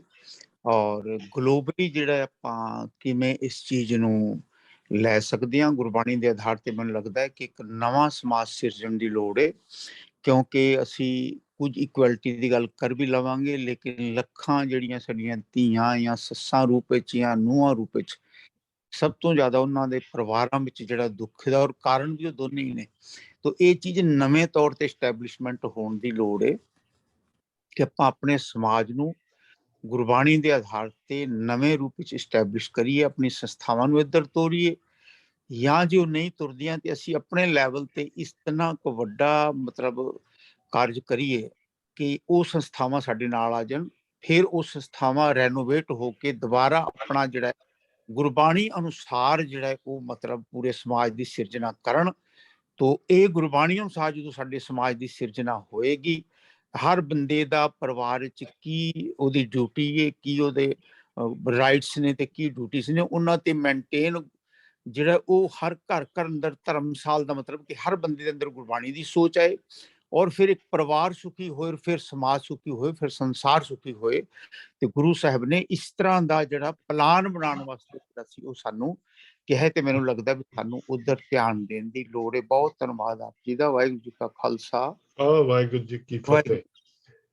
So we come towards the end of this session. ਮੈਂ ਸਾਰੇ ਜਿੰਨਾ ਵੀ ਪਾਰਟਿਸਿਪੇਟ ਕੀਤਾ ਸਾਰਿਆਂ ਦਾ ਬਹੁਤ ਬਹੁਤ ਥੈਂਕਸ। ਸੋ ਆਈ ਹੈਂਡ ਓਵਰ ਲਾਸਟ ਭੈਣ ਜੀ ਮਨਦੀਪ ਕੌਰ ਜੀ, ਸਾਡੇ ਜਿਹੜੇ ਬੋਰਡ ਦੇ ਮੈਂਬਰ ਆ, ਉਹ ਸਾਰਿਆਂ ਦਾ ਥੈਂਕਸ ਕਰਨ ਜੀ। ਭੈਣ ਮਨਦੀਪ ਕੌਰ। ਵਾਹਿਗੁਰੂ ਜੀ ਕਾ ਖਾਲਸਾ, ਵਾਹਿਗੁਰੂ ਜੀ ਕੀ ਫਤਿਹ। ਸਾਰੇ ਆਏ ਹੋਏ ਸਾਡੇ ਜਿੰਨੇ ਵੀ ਸਪੀਕਰ ਸਾਹਿਬਾਨ ਔਰ ਜਿੰਨੇ ਵੀ ਸਾਡੇ ਨਾਲ ਮੈਂਬਰ ਸਾਹਿਬਾਨ ਜੁੜੇ ਨੇ ਸਾਰਿਆਂ ਦਾ ਬਹੁਤ ਬਹੁਤ ਧੰਨਵਾਦ ਜਿਨ੍ਹਾਂ ਨੇ ਆਪਣਾ ਸਮਾਂ ਦਿੱਤਾ। ਔਰ ਕੱਲ ਵੀ ਸੈਮੀਨਾਰ ਦੇ ਵਿੱਚ ਵੈਬੀਨਾਰ ਦੇ ਵਿੱਚ ਬਹੁਤ ਇਸ ਤਰ੍ਹਾਂ ਦੇ ਸਾਡੇ ਭੈਣ ਭਰਾ ਜੁੜੇ ਨੇ ਜਿਨ੍ਹਾਂ ਨੇ ਕੱਲ ਵੀ ਆਪਣਾ ਬੜਾ ਕੀਮਤੀ ਸਮਾਂ ਦਿੱਤਾ ਸੀ ਔਰ ਨਾਲ 2 ਘੰਟੇ ਬਰਾਬਰ ਜੁੜੇ ਰਹੇ ਨੇ। ਇੱਕ ਗੱਲ ਮੈਂ ਇੱਥੇ ਜ਼ਰੂਰ ਸਾਂਝੀ ਕਰਨਾ ਚਾਹਾਂਗੀ, ਜਿਹੜੀ ਗੱਲ ਵੀਰ ਭੁਪਿੰਦਰਪਾਲ ਸਿੰਘ ਜੀ ਇਹਨਾਂ ਨੇ ਆਖੀ ਹੈ, ਭੈਣ ਜੀ ਨੀਨਾ ਸਿੰਘ ਜੀ ਇਹਨਾਂ ਨੇ ਆਖੀ ਹੈ, ਧੰਨਵਾਦ ਤਾਂ ਸਾਰਿਆਂ ਦਾ ਬਹੁਤ ਬਹੁਤ ਹੈ। ਪਰ ਇੱਕ ਗੱਲ ਜਿਹੜੀ ਮੈਂ ਪਰਸਨਲ ਤੌਰ ਤੇ ਸਾਰਿਆਂ ਨੂੰ ਇੱਕ ਬੇਨਤੀ ਕਰਨਾ ਚਾਹਾਂਗੀ ਕਿ ਜਿਹੜਾ ਲਫ਼ਜ਼ ਅਸੀਂ ਧੀਆਂ ਵਾਸਤੇ ਕੁੜੀ ਵਰਤਦੇ ਹਾਂ, ਦੋਨੋਂ ਹੱਥ ਜੋੜ ਕੇ ਬੇਨਤੀ ਆ ਕਿ ਇਸ ਲਫ਼ਜ਼ ਤੋਂ ਗੁਰੇਜ਼ ਕੀਤਾ ਜਾਏ। ਕਿਉਂਕਿ ਮੈਂ ਜਿੰਨੀ ਵਾਰੀ ਵੀ ਧੰਨ ਗੁਰੂ ਗ੍ਰੰਥ ਸਾਹਿਬ ਮਹਾਰਾਜ ਦਾ ਪਾਠ ਅਸੀਂ ਕੀਤਾ ਹੈ, ਗੁਰਬਾਣੀ ਪੜ੍ਹੀ ਹੈ, ਕਿਤੇ ਵੀ ਗੁਰੂ ਗ੍ਰੰਥ ਸਾਹਿਬ ਮਹਾਰਾਜ ਦੇ ਵਿੱਚ ਲਫ਼ਜ਼ ਧੀਆਂ ਵਾਸਤੇ ਕੁੜੀ ਨਹੀਂ ਵਰਤਿਆ ਗਿਆ। ਕੁੜੀ ਜਿਹੜਾ ਕੂੜ ਤੋਂ ਬਣਿਆ ਹੈ ਔਰ ਇਹ ਲਫ਼ਜ਼ ਜੇ ਅਸੀਂ ਗੁਰਬਾਣੀ ਦੇ ਵਿੱਚ ਪੜ੍ਹੀਏ ਤੇ ਸ਼ਬਦ ਕੰਨਿਆ ਵਰਤਿਆ ਗਿਆ ਹੈ, ਉਹ 7 ਵਾਰੀ ਆਇਆ ਹੈ। ਬਾਲੀ ਸ਼ਬਦ ਬੱਚੀ ਵਾਸਤੇ ਆਇਆ 9 ਵਾਰੀ ਆਇਆ ਹੈ ਤੇ ਬੇਟੜੀ ਸ਼ਬਦ ਜਿਹੜਾ ਉਹ 1 ਵਾਰ ਆਇਆ ਹੈ। ਕੁੜੀ ਸ਼ਬਦ ਕਿਤੇ ਨਹੀਂ ਆਇਆ। ਸੋ ਇਸ ਕਰਕੇ ਮੇਰੀ ਇਹ ਹੱਥ ਜੋੜ ਕੇ ਸਾਰਿਆਂ ਨੂੰ ਬੇਨਤੀ ਆ ਕਿ ਸਾਰੇ ਹੀ ਬੜੇ ਪੜ੍ਹੇ ਲਿਖੇ ਔਰ ਬੜੇ ਹੀ ਸੂਝਵਾਨ ਬੈਠੇ ਨੇ। ਸੋ ਇਸ ਲਫ਼ਜ਼ ਨੂੰ ਅਸੀਂ ਆਪਣੇ ਘਰ ਦੇ ਵਿੱਚੋਂ ਜਿਹੜਾ ਉਹ ਬਾਹਰ ਕੱਢੀਏ। ਔਰ ਜੇ ਸਭ ਤੋਂ ਪਹਿਲੇ ਜਿੰਨੇ ਸਾਡੇ ਸਪੀਕਰ ਸਾਹਿਬਾਨ ਆਏ ਨੇ, ਜੇ ਅਸੀਂ ਭੈਣ ਜੀ ਨੀਨਾ ਸਿੰਘ ਜੀ ਇਹਨਾਂ ਦਾ ਜਿੰਨਾ ਵੀ ਧੰਨਵਾਦ ਕਰ ਸਕੀਏ ਉਹਨਾਂ ਹੀ ਥੋੜਾ। ਭੈਣ ਜੀ ਤੁਹਾਡਾ ਬਹੁਤ ਬਹੁਤ ਧੰਨਵਾਦ ਕਿ ਤੁਸੀਂ ਆਪਣਾ ਕੀਮਤੀ ਸਮਾਂ ਕੱਢ ਕੇ ਆਏ ਹੋ ਔਰ ਇੰਨੇ ਵਧੀਆ ਵਿਚਾਰਾਂ ਤੁਸੀਂ ਦਿੱਤੀਆਂ ਹੈ। ਇੱਕ ਬੇਨਤੀ ਮੈਂ ਆਪਣੇ ਗਲੋਬਲ ਸਿੱਖ ਕੌਂਸਲ ਵੱਲੋਂ ਤੁਹਾਨੂੰ ਕਰਨਾ ਚਾਹੁੰਦੀ ਹਾਂ ਕਿ ਜੇ ਤੁਸੀਂ ਐਜ਼ ਏ ਐਡਵਾਈਜ਼ਰ ਸਾਡੇ ਨਾਲ ਜੁੜ ਜਾਓ ਤੇ ਸਾਡੇ ਵਾਸਤੇ ਇਹ ਬੜੇ ਹੀ ਮੈਂ ਕਹਾਂਗੀ ਸਾਡੇ ਵੱਡੇ ਭਾਗ ਹੋਣਗੇ ਜੇ ਤੁਸੀਂ ਸਾਡੇ ਨਾਲ ਜੁੜੋਗੇ ਤੇ ਸਾਨੂੰ ਆਪਣੀ ਐਡਵਾਈਸ ਜਿਹੜੀ ਦਿੰਦੇ ਰਹੋਗੇ। ਸਾਨੂੰ ਸਦਾ ਹੀ ਤੁਹਾਡੀ ਐਡਵਾਈਸ ਚਾਹੀਦੀ ਹੈ। ਔਰ ਜਿੰਨੇ ਕੰਮ ਵੀ GSC ਕਰ ਰਹੀ ਹੈ ਉਹਦੇ ਵਾਸਤੇ ਸਾਨੂੰ ਬੜੇ ਵਲੰਟੀਅਰਸ ਜਿਹੜੇ ਨੇ ਉਹ ਵੀਰ ਭੈਣਾਂ ਚਾਹੀਦੇ ਨੇ। ਵੱਧ ਤੋਂ ਵੱਧ ਤੁਸੀਂ ਸਾਨੂੰ ਦੱਸੋ ਔਰ ਵਲੰਟੀਅਰ ਵਰਕ ਦੇ ਵਾਸਤੇ ਸਾਡੇ ਨਾਲ ਜੁੜੋ। ਭੈਣ ਜੀ ਜਿਹੜੀਆਂ ਤੁਹਾਡੀਆਂ ਵਿਚਾਰਾਂ ਇੰਨੀਆਂ ਵਧੀਆ ਤੁਸੀਂ ਦਿੱਤੀਆਂ ਨੇ ਉਹਨਾਂ ਦਾ ਤਾਂ ਕੋਈ ਮੁੱਲ ਹੀ ਨਹੀਂ। ਤੁਹਾਡੇ ਤੋਂ ਬਾਅਦ ਸਾਡੇ ਵੀਰ ਜੀ ਡਾਕਟਰ ਕਾਬਲ ਸਿੰਘ ਅਨਾ ਨੇ ਜੋ ਵੀ ਬੋਲਿਆ, ਉਹਨਾਂ ਨੇ ਜਿੱਥੇ ਗੁਰਬਾਣੀ ਅਨੁਸਾਰ ਦੱਸਿਆ ਕਿ ਇਸਤਰੀ ਤੇ ਪੁਰਖ ਦੋਨੋਂ ਬਰਾਬਰ ਨੇ, ਨਾਲ ਇਹ ਬੜੀ ਵਧੀਆ ਗੱਲ ਦੱਸੀ ਹੈ ਕਿ ਨਾਮ ਤੇ ਗੋਤ ਜਿਹੜਾ ਲਾਇਆ ਜਾਂਦਾ ਹੈ ਉਹ ਨਹੀਂ ਲਾਉਣਾ ਚਾਹੀਦਾ। ਬਹੁਤ ਅੱਛੀ ਗੱਲ ਜਿਹੜੀ ਉਹ ਵੀਰ ਜੀ ਸਾਂਝੀ ਕਰਕੇ ਗਏ ਨੇ। ਔਰ ਡਾਕਟਰ ਸਰਬਜੀਤ ਸਿੰਘ ਜੀ ਇਹ ਹਮੇਸ਼ਾ ਹੀ ਸਾਨੂੰ ਗੁਰਬਾਣੀ ਦੇ ਅਨੁਸਾਰ ਸੇਧ ਦਿੰਦੇ ਨੇ। ਕੱਲ ਵੀ ਵੀਰ ਜੀ ਨੇ ਬਹੁਤ ਵਧੀਆ ਵਿਚਾਰਾਂ ਰੱਖੀਆਂ ਸੀ। ਵੀਰ ਜੀ ਤੁਹਾਡਾ ਵੀ ਤਹਿ ਦਿਲੋਂ ਧੰਨਵਾਦ ਕਿ ਤੁਸੀਂ ਕੱਲ ਵੀ ਜੁੜੇ ਔਰ ਅੱਜ ਵੀ ਤੁਸੀਂ ਜਿਹੜੀਆਂ ਇੰਨੀਆਂ ਕੀਮਤੀ ਵਿਚਾਰਾਂ ਸਾਨੂੰ ਸਮਝਾਈਆਂ ਨੇ। ਡਾਕਟਰ ਸੁਗੰਧਾ ਕੋਹਲੀ ਜੀ ਨੇ ਕਾਰਪੋਰੇਟ ਵਰਲਡ ਦੀ ਗੱਲ ਕੀਤੀ, ਇੱਕ ਨਵਾਂ ਜਿਹੜਾ ਵਾ ਉਹ ਸਾਡੇ ਵਿੱਚ ਗੱਲ ਲੈ ਕੇ ਆਏ ਨੇ। ਔਰ ਇੰਦਰਜੀਤ ਜੰਡਾ ਭੈਣ ਜੀ ਭਾਵੇਂ ਥੋੜੇ ਸਮੇਂ ਲਈ ਸਾਡੇ ਕੋਲ ਆਏ ਨੇ ਪਰ ਉਹਨਾਂ ਨੇ ਐਜੂਕੇਸ਼ਨ ਵਾਸਤੇ ਜਿਹੜਾ ਜ਼ੋਰ ਦਿੱਤਾ ਹੈ ਔਰ ਉਹੀ ਹੀ ਜ਼ੋਰ JS ਅਰੋੜਾ ਵੀਰ ਜੀ ਨੇ ਦਿੱਤਾ ਹੈ ਕਿ ਜਿੱਥੇ ਐਜੂਕੇਸ਼ਨ ਹੋਵੇ ਦੁਨਿਆਵੀ, ਉੱਥੇ ਨਾਲ ਗੁਰਬਾਣੀ ਦਾ ਗਿਆਨ ਹੋਣਾ ਉਹ ਬਹੁਤ ਜ਼ਰੂਰੀ ਹੈ। ਤੇ ਜੋ ਗੱਲ ਸਾਡੇ ਵੀਰ ਡਾਕਟਰ ਜਸਵੰਤ ਸਿੰਘ ਜੀ ਕਹਿ ਕੇ ਗਏ ਨੇ ਉਹ ਵੀ ਗੱਲ ਬਹੁਤ ਵਧੀਆ। ਜੇ ਕੋਈ ਟ੍ਰੈਡੀਸ਼ਨ ਚੱਲ ਰਿਹਾ ਠੀਕ ਹੈ, 1955-57 ਚ ਨਿਰੰਕਾਰੀਆਂ ਨੇ ਸ਼ੁਰੂ ਕੀਤਾ ਸੀ, ਉਹਨਾਂ ਦੇ ਜਿਹੜੇ ਬਾਬੇ ਉਹਨਾਂ ਨੇ ਸ਼ੁਰੂ ਕੀਤੀ ਸੀ ਰਸਮ, ਪਹਿਲੇ ਨਹੀਂ ਸੀ ਹੈਗੀ। ਉਹ ਵੱਖਰੀ ਗੱਲ ਹੈ ਕਿ ਸੂਰਜ ਪ੍ਰਕਾਸ਼ ਦੇ ਵਿੱਚ ਬੜਾ ਉਲਝਲੂਲ ਲਿਖਿਆ, ਉਹ ਗੱਲ ਇੱਕ ਅਲੱਗ ਹੈ। ਪਰ ਠੀਕ ਹੈ ਜੇ ਟ੍ਰੈਡੀਸ਼ਨ ਚੱਲ ਰਿਹਾ ਹੈ ਜੋ ਵੀਰ ਜੀ ਨੇ ਗੱਲ ਕਹੀ ਹੈ ਤੇ ਉਹ ਵੀ ਵਿਚਾਰੀ ਜਾ ਸਕਦੀ ਹੈ। ਬਾਕੀ ਵੀਰ ਗੁਰਪ੍ਰੀਤ ਸਿੰਘ ਆਨਾ ਨੇ ਦੱਸਿਆ ਕਿ ਜਦੋਂ ਸਿਵਲਾਈਜੇਸ਼ਨ ਸਭਿਅਤਾ ਜਿਵੇਂ ਜਿਵੇਂ ਡਿਵੈਲਪ ਹੁੰਦੀ ਹੈ ਤੇ ਉਹਦੇ ਨਾਲ ਜਿਹੜਾ ਕਿਸ ਤਰ੍ਹਾਂ ਫਰਕ ਪੈਂਦੇ ਨੇ। ਸਾਰਿਆਂ ਹੀ ਵੀਰਾਂ ਤੇ ਭੈਣਾਂ ਦਾ ਬਹੁਤ ਧੰਨਵਾਦ। ਔਰ ਸਾਡੇ ਬਹੁਤ ਹੀ ਸਤਿਕਾਰਯੋਗ ਵੀਰ ਡਾਕਟਰ ਗੁਲਬਰਗ ਸਿੰਘ ਬੱਸੀ ਜੀ ਜਿਨ੍ਹਾਂ ਨੇ ਇਹ ਗੱਲ ਕਹੀ ਹੈ ਕਿ ਜਿਹੜੀ ਸੋਸ਼ਲ ਟ੍ਰੇਨਿੰਗ ਹੈ ਪਹਿਲੇ ਘਰ ਤੋਂ ਸ਼ੁਰੂ ਹੋਣੀ ਚਾਹੀਦੀ ਹੈ। ਘਰ ਤੋਂ ਅਸੀਂ ਸੋਸ਼ਲ ਟ੍ਰੇਨਿੰਗ ਕਰਾਂਗੇ ਔਰ ਬਰਾਬਰਤਾ ਦੀ ਗੱਲ ਜਿਹੜੀ ਪਹਿਲੋਂ ਘਰ ਤੋਂ ਕਰੀਏ ਤਾਂ ਅਸੀਂ ਬਾਹਰ ਇਹ ਗੱਲ ਕਰ ਸਕਦੇ ਹਾਂ। ਸਾਰਿਆਂ ਵੀਰਾਂ ਤੇ ਭੈਣਾਂ ਦਾ ਬਹੁਤ ਬਹੁਤ ਧੰਨਵਾਦ। ਕੋਈ ਸ਼ਬਦ ਹੀ ਨਹੀਂ ਕਿ ਜਿਨ੍ਹਾਂ ਨਾਲ ਅਸੀਂ ਧੰਨਵਾਦ ਕਰ ਸਕੀਏ। ਆਖਰ ਤੇ ਸਾਰਿਆਂ ਦਾ ਧੰਨਵਾਦ ਕਰਦਿਆਂ ਹੋਇਆਂ ਆਓ ਜੀ ਫਤਿਹ ਨਾਲ ਸਾਂਝ ਪਾਈਏ। ਆਖੋ ਜੀ ਵਾਹਿਗੁਰੂ ਜੀ ਕਾ ਖਾਲਸਾ ਵਾਹਿਗੁਰੂ ਜੀ ਕੀ ਫਤਿਹ। ਧੰਨਵਾਦ।